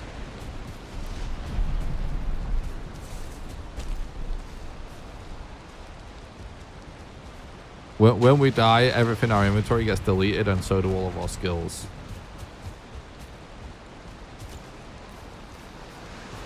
But also, max enemy difficulty, half resource rates, no portals, no map. Fire hazards are on, so you can burn your whole base down if you're not careful. Max raid rate.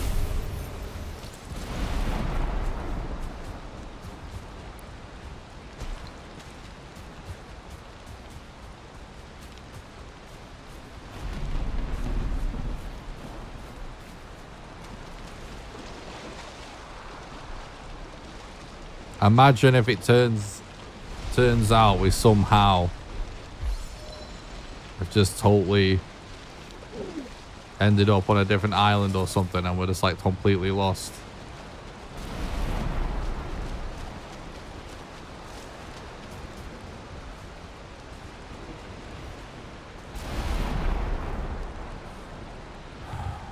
Well, the last piece of troll hide.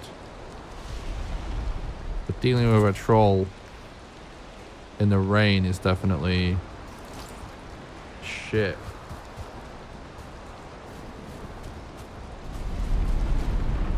Might try and go around him.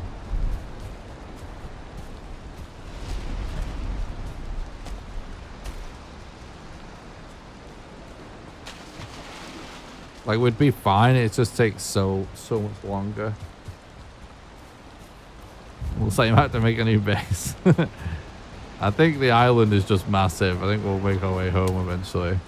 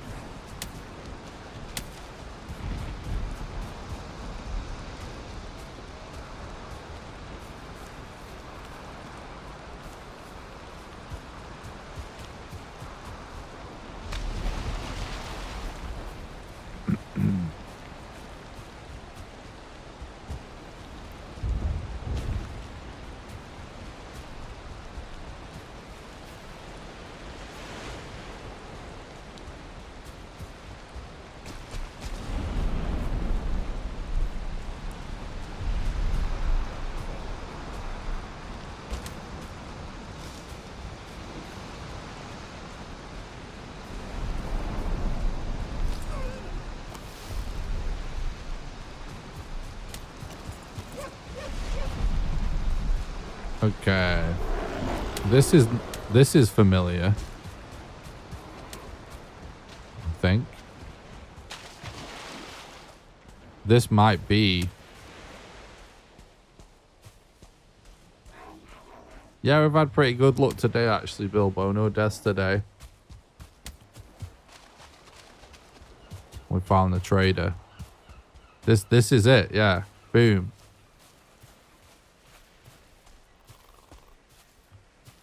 We're back. Although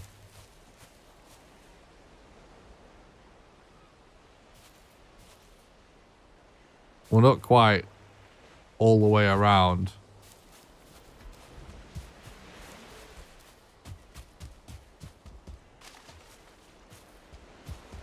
So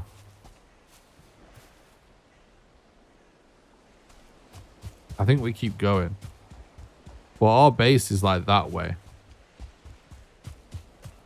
We had our first base over near spawn this way, but I think we've explored most of this direction before, but just in the spirit of being thorough and making sure we don't miss a swamp, because we haven't found a swamp on our island yet. It's on a different island, which is workable, but it'd be better if it was on this island.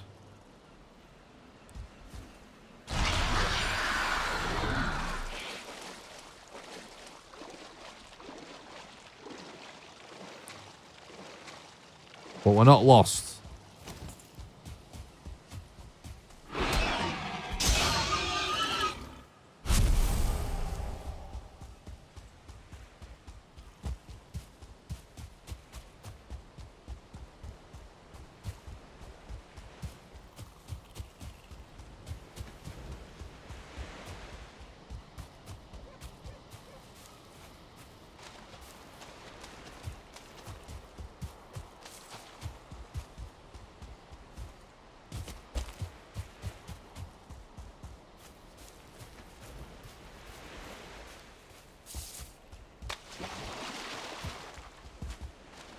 I was going to do another stream after this. But it's 11:30 at night as it is.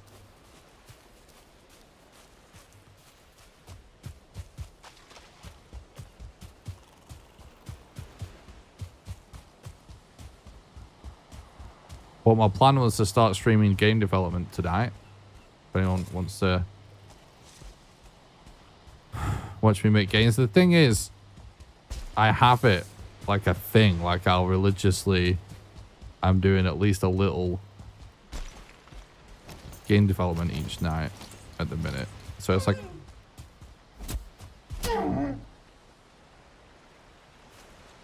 do it to stream it anyway. Just do it anyway.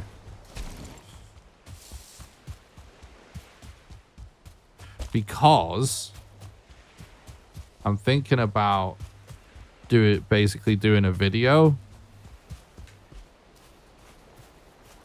where I enter the Pirate Software Game Jam with half the time remaining as like a challenge, which actually would technically be today, but it's probably already a little less than half the time.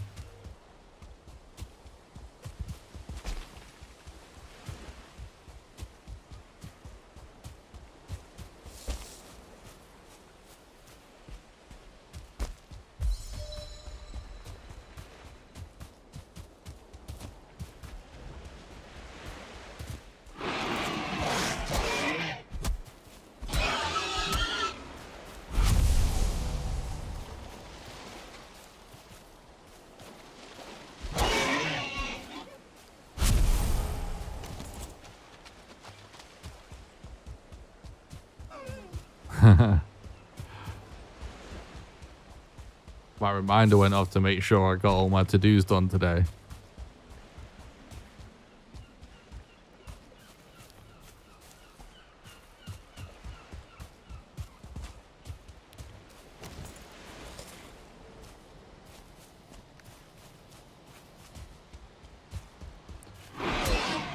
Really good session anyway.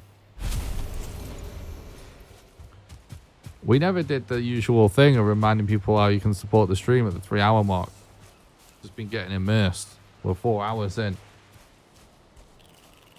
So remember, guys, the #1 best way you can support the content financially is actually on Patreon at patreon.com/NickRawcliffe. Patreon allows you to do a monthly donation, sort of like a Twitch sub, except you can do it for any amount of money even as little as $1. And how it works is, for example, if you were to subscribe at the $1 level right now, you'll donate $1 to me right now, and then you'll be donating $1 a month on the 1st of every month from then onwards until you cancel your subscription, and you can cancel it at any time. Anyone that becomes a patron also gets access to 2 private Valheim servers, a build server and a survival server. The build server will never be wiped to preserve all of your builds. And the survival server, we're going to start doing wipes very soon for major updates and stuff. Exclamation Patreon, click the link in the chat, link in the description. The second best way is actually just by doing donations. You can do exclamation donate or click the donation link in the description. Donations are the best way to do a one-off contribution because your money goes the furthest. And last but not least, you can support the content financially by becoming a YouTube member or a Twitch sub. And members get access to behind the scenes content, and Twitch subs get access to all the emotes and obviously ad-free viewing on Twitch. You can also do super chats on YouTube, or you can cheer with bits in the chat if you want to help with that on Twitch. And if you want to help out but you want to do it completely for free, the absolutely best way you can support me for free is just by heading over to the YouTube stream and smashing like on the YouTube stream and subscribing to the YouTube channel, because it makes it more likely for my content to show up in the algorithm in the recommended feed. It really helps. Also, I'm gonna continue the loop because I don't think I actually fully explored this direction when we started up.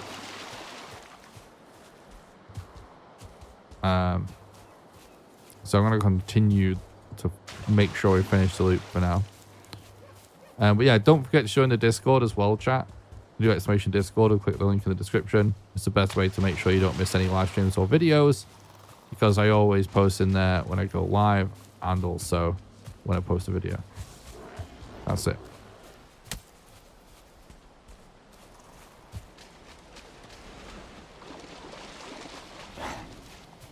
Oh yeah, also I made a new video. It's the pinned message at the top of chat. I've started to branch out into a totally different type of content. This video is sort of like an opinion piece. It's a bit of a rant. It's a bit of a short video essay kind of a thing about AAA games on the people, the companies that make them, and how I generally dislike what they're up to. Hopefully that sounds interesting to you guys, but even if it doesn't, to be honest, if you just want to be helpful, I'll spam the link in the chat. Just heading over to that video and smashing like and leaving a comment will really, really help, because it's so hard to branch out onto YouTube. I'm certain most of my subscribers are not interested in it, but it was really fun to make. It's a silly video. It's not overly serious. It's just it's a bit of a rant, but also a little bit of comedy, with some silly memes I found and also that I made in the video. So yeah, it's really gonna need extra help. So every like and comment will really make a difference.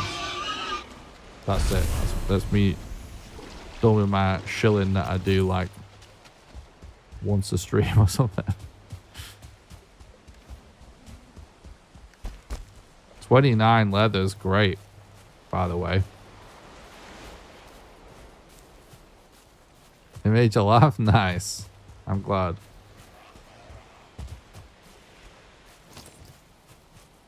Just got my buddy back from the Elden Ring DLC, finally working through the Ashlons. We'll take a look. Nice.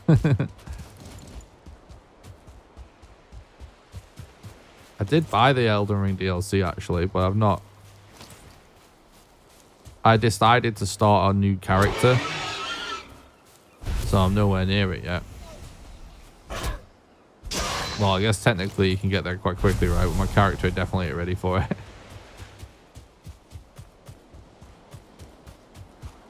Right, so this is actually near our original base.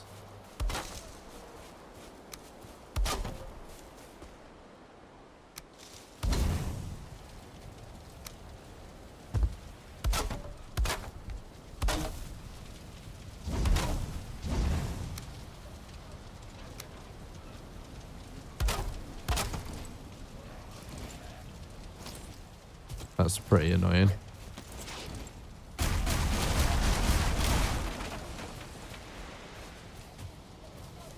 We could just run back to our other base, you know. Should we do that? Oh my god, he just walked into this fire that we made.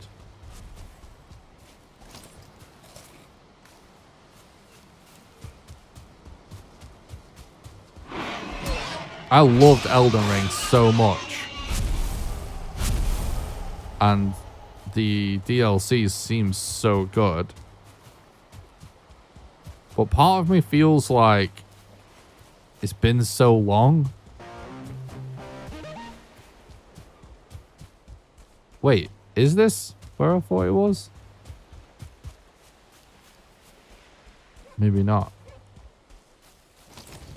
Ah, shit. I'm not there yet. Thanks for the sub on YouTube, Peter. I appreciate that. Are you going to find the Elder without a map? When you find the Regivier, it does sort of point your camera in the right direction. So you know the general direction. But yeah, like I love Elden Ring. But part of me feels like I bought the DLC and I started a new character, like I said, to get work towards it. But I don't know if I'm just like the moment has passed for Elden Ring for me or not. I don't know if I want to invest the time to do it or not. I'm sure if I gave myself a chance to get back into the game, I would just fall in love with it all over again. And I do have like several high-level characters I could just carry on with instead of starting a new character. But it feels weird jumping into the new zone that's going to be, you know, pretty full on. After just, you know, now I'm basically garbage at the game again after barely playing it for ages. But I'm not sure what I want to do. I don't know if there's any Elden Ring enjoyers that can relate to what I'm saying.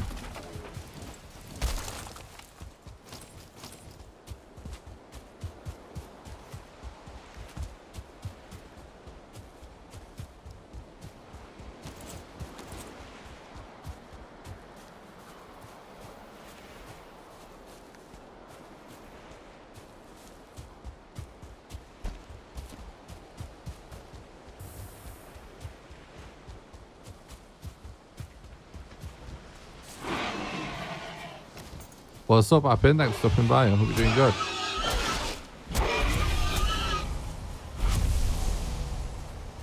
I love Elden Ring. Finally getting around to DLC. Hell yeah, dude.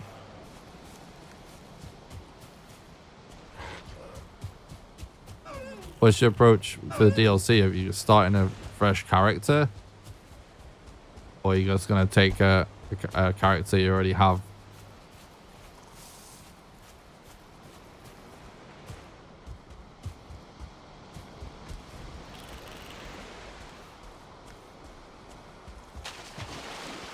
We're currently scouting out our starter island just to see if there's any good opportunities to skip ahead.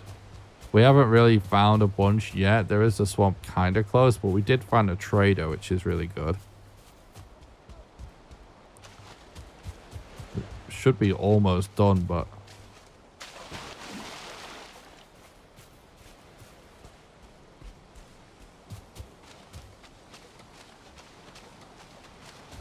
yeah, I definitely need to be in the mood to play it. That makes sense.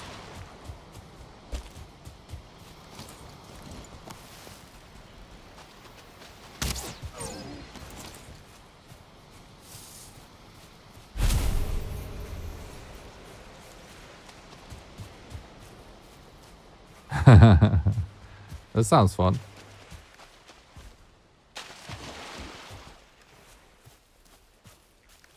I totally know what you mean about not having time to do the whole thing again. It's like I kind of feel like if I don't turn it into content, I don't have time for that either.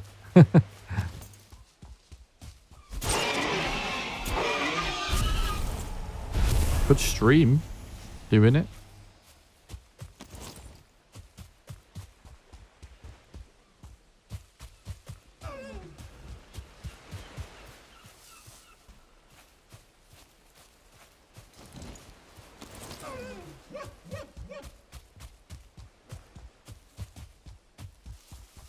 I don't know if I'm sure people have definitely done all different kinds of playthroughs with hardcore and no deaths and stuff like that. Oh, I'm guessing this is the other side of that river, so I think we're close to being done with this. No, portals aren't even available. They're not even craftable with the settings. It's crazy. Thanks for the look. I appreciate that. China.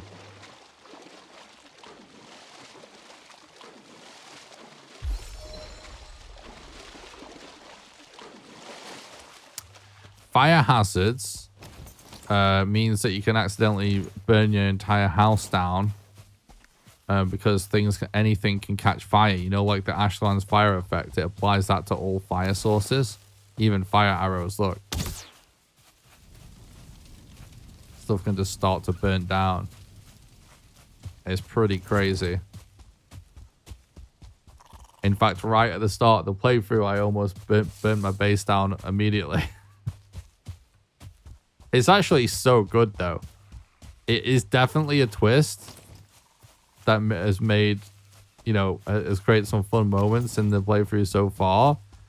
But also, I actually think it's worth everyone just playing with it on, just because you can literally put a full stack of wood onto a campfire and it immediately turn into a full stack of coal without the need of a kiln. So it actually is kind of OP.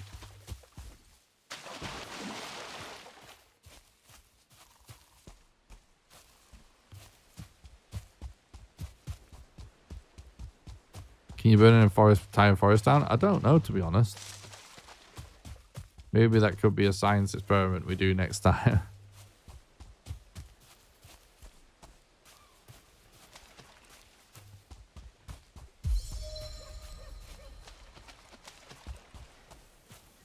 Stream it. I don't play Valheim anymore. I just like watching you play. I appreciate that.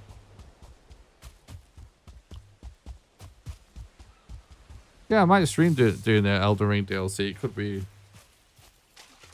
something good to do.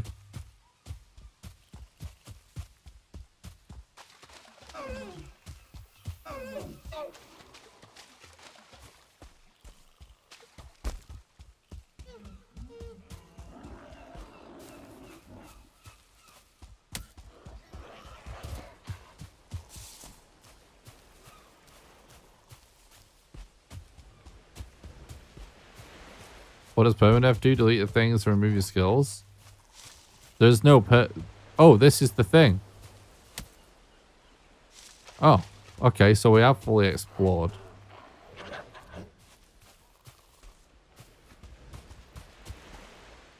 Wait, so have we fully explored that way? Yeah, that's where we went. Idiot. Okay, that's everything then. GG. There's no permadeath setting in Valheim. People just do it, you know, they just like abandon their save when they die if they want to do permadeath. If you're referring to the hardcore setting though, what hardcore does in terms of there's a setting for death penalty, a slider for death penalty, and that being on the set to hardcore deletes your character's inventory on death and your character's skills.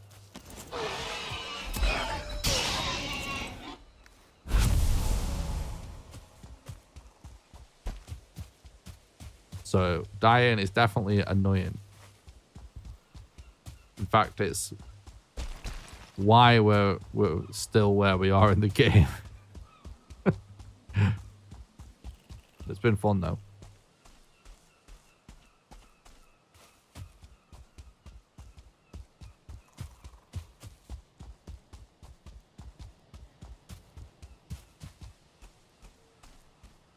Yeah, at some point I definitely need to copy all of this footage from this series over onto a different hard drive.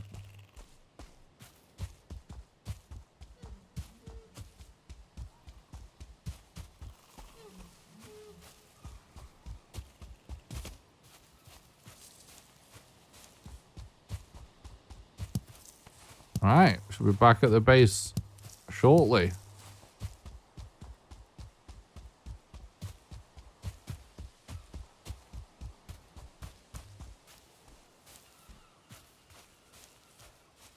You can turn skill drain off now. Yeah, that's correct.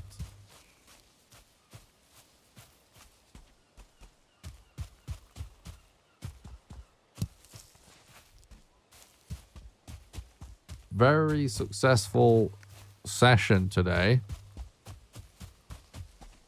We've got a ton more gear. And to be honest, even just finding that trader's big, because it means we can focus on getting the Megan Yard before we leave this island, which will really help for sure.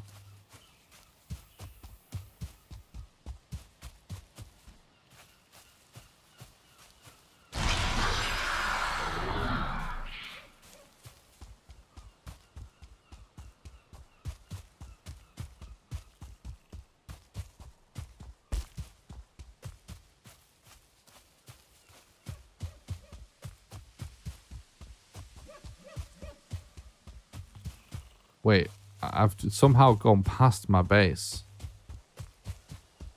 I'm so lost right now.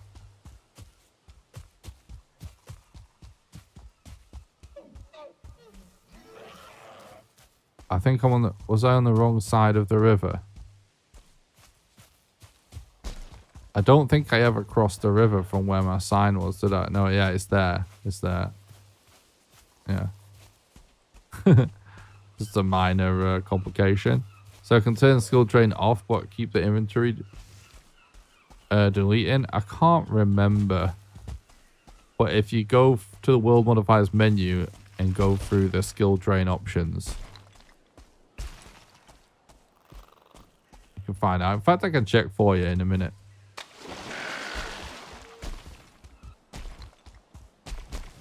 Just give me a sec. Let me get to my base and stuff. I can check.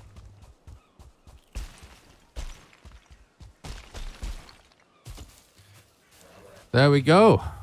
Quest accomplished.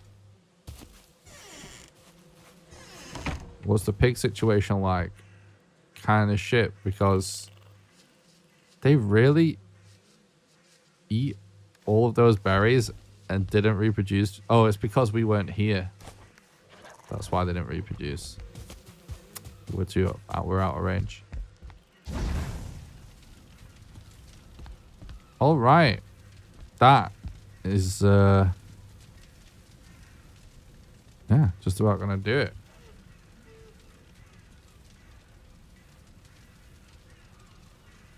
Let's check these death penalty settings to see about the skill drain thing. Someone was asking about in the chat. Burning bot.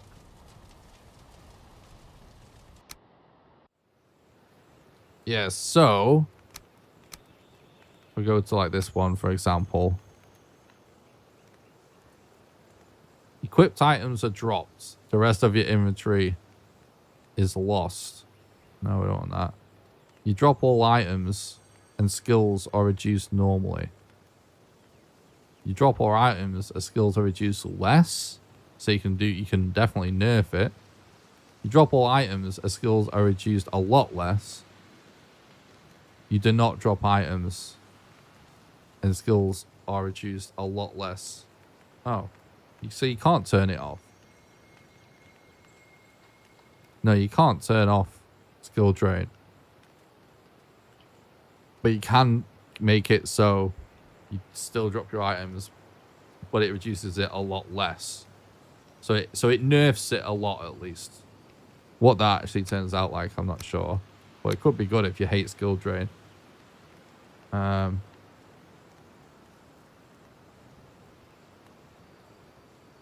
Was watching earlier. Nice to see you didn't die again. Thank you. It's definitely glad I didn't die again. All right. I'm going to leave this piece of content here for now.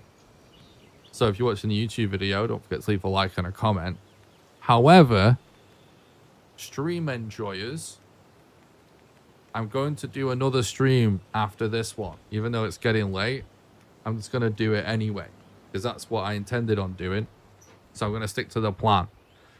So here's what's going to happen. Starting today,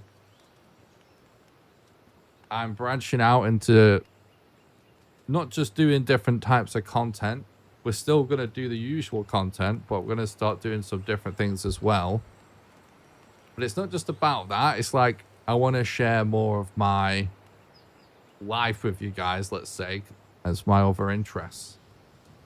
And one of the things that people might not know about me, they will know if you've been watching for a long time, but one of the things they might not know is that I am a game developer. I've been working on a game of my own for about a year, on and off, in my spare time. And, I've been doing it for almost a decade, and I used to do it professionally before stuff. That's actually just what I did for a job full time. So I'm going to start streaming some game development and stuff, because I think it's actually really fun to share with people, because people always are really curious. They have lots of questions and stuff. And I had an idea that I think is very funny to sort of launch the concept of me doing these game development streams. And that's what we're going to do after this stream, right? Let me just bring something up on screen for you guys real quick. So I had an idea. You know how my channel, one of the things we're known for is doing challenges in games, right?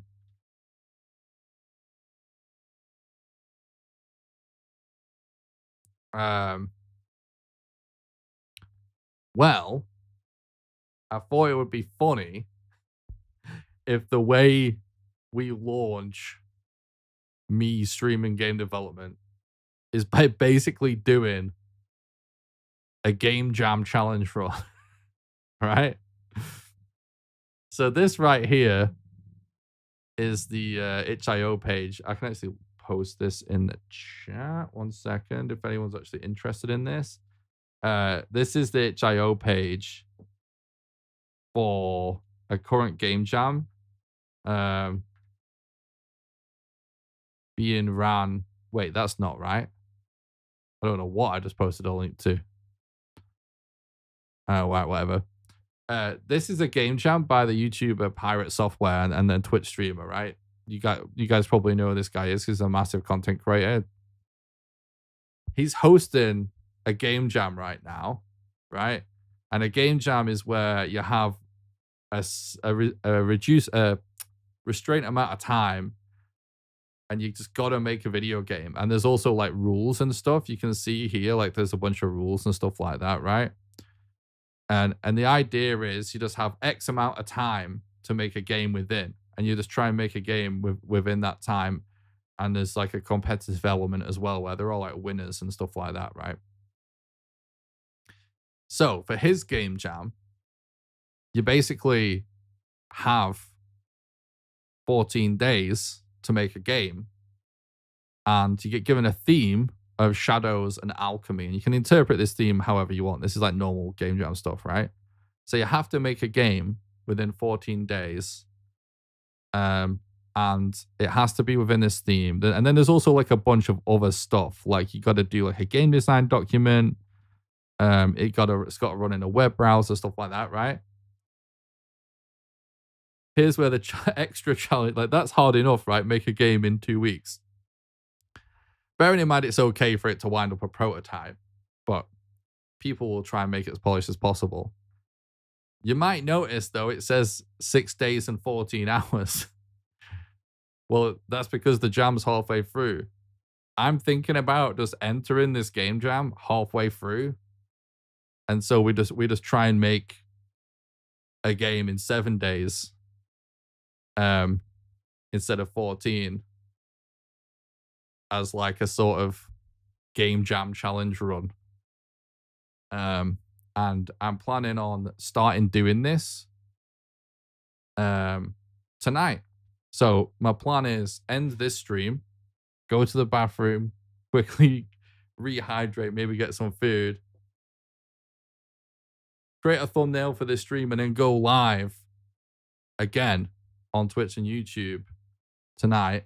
Except tonight's stream we'll be doing Pirate Software's game jam from scratch.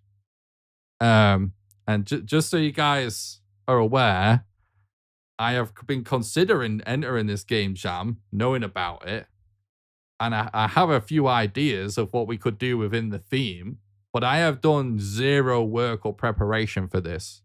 So you are going to get to see how to make a video game from start to finish, starting tonight. And I'll be doing these streams for at least a few hours a day for like the next week, basically, just to get this game jam game done. So yeah, you're gonna see everything. Like on stream, we're literally just gonna be like figuring out what the idea is. You'll see everything from just sitting brainstorming ideas to figure out what the game actually could be, choosing an engine and stuff like that, to, you know, actually starting making the game and creating art assets and all of the rest of it. We'll do all of the artwork and all of the music and stuff like that ourselves. So yeah, that's what I'm gonna do. So I'm gonna end the stream just because people will want to watch this as a self-contained video.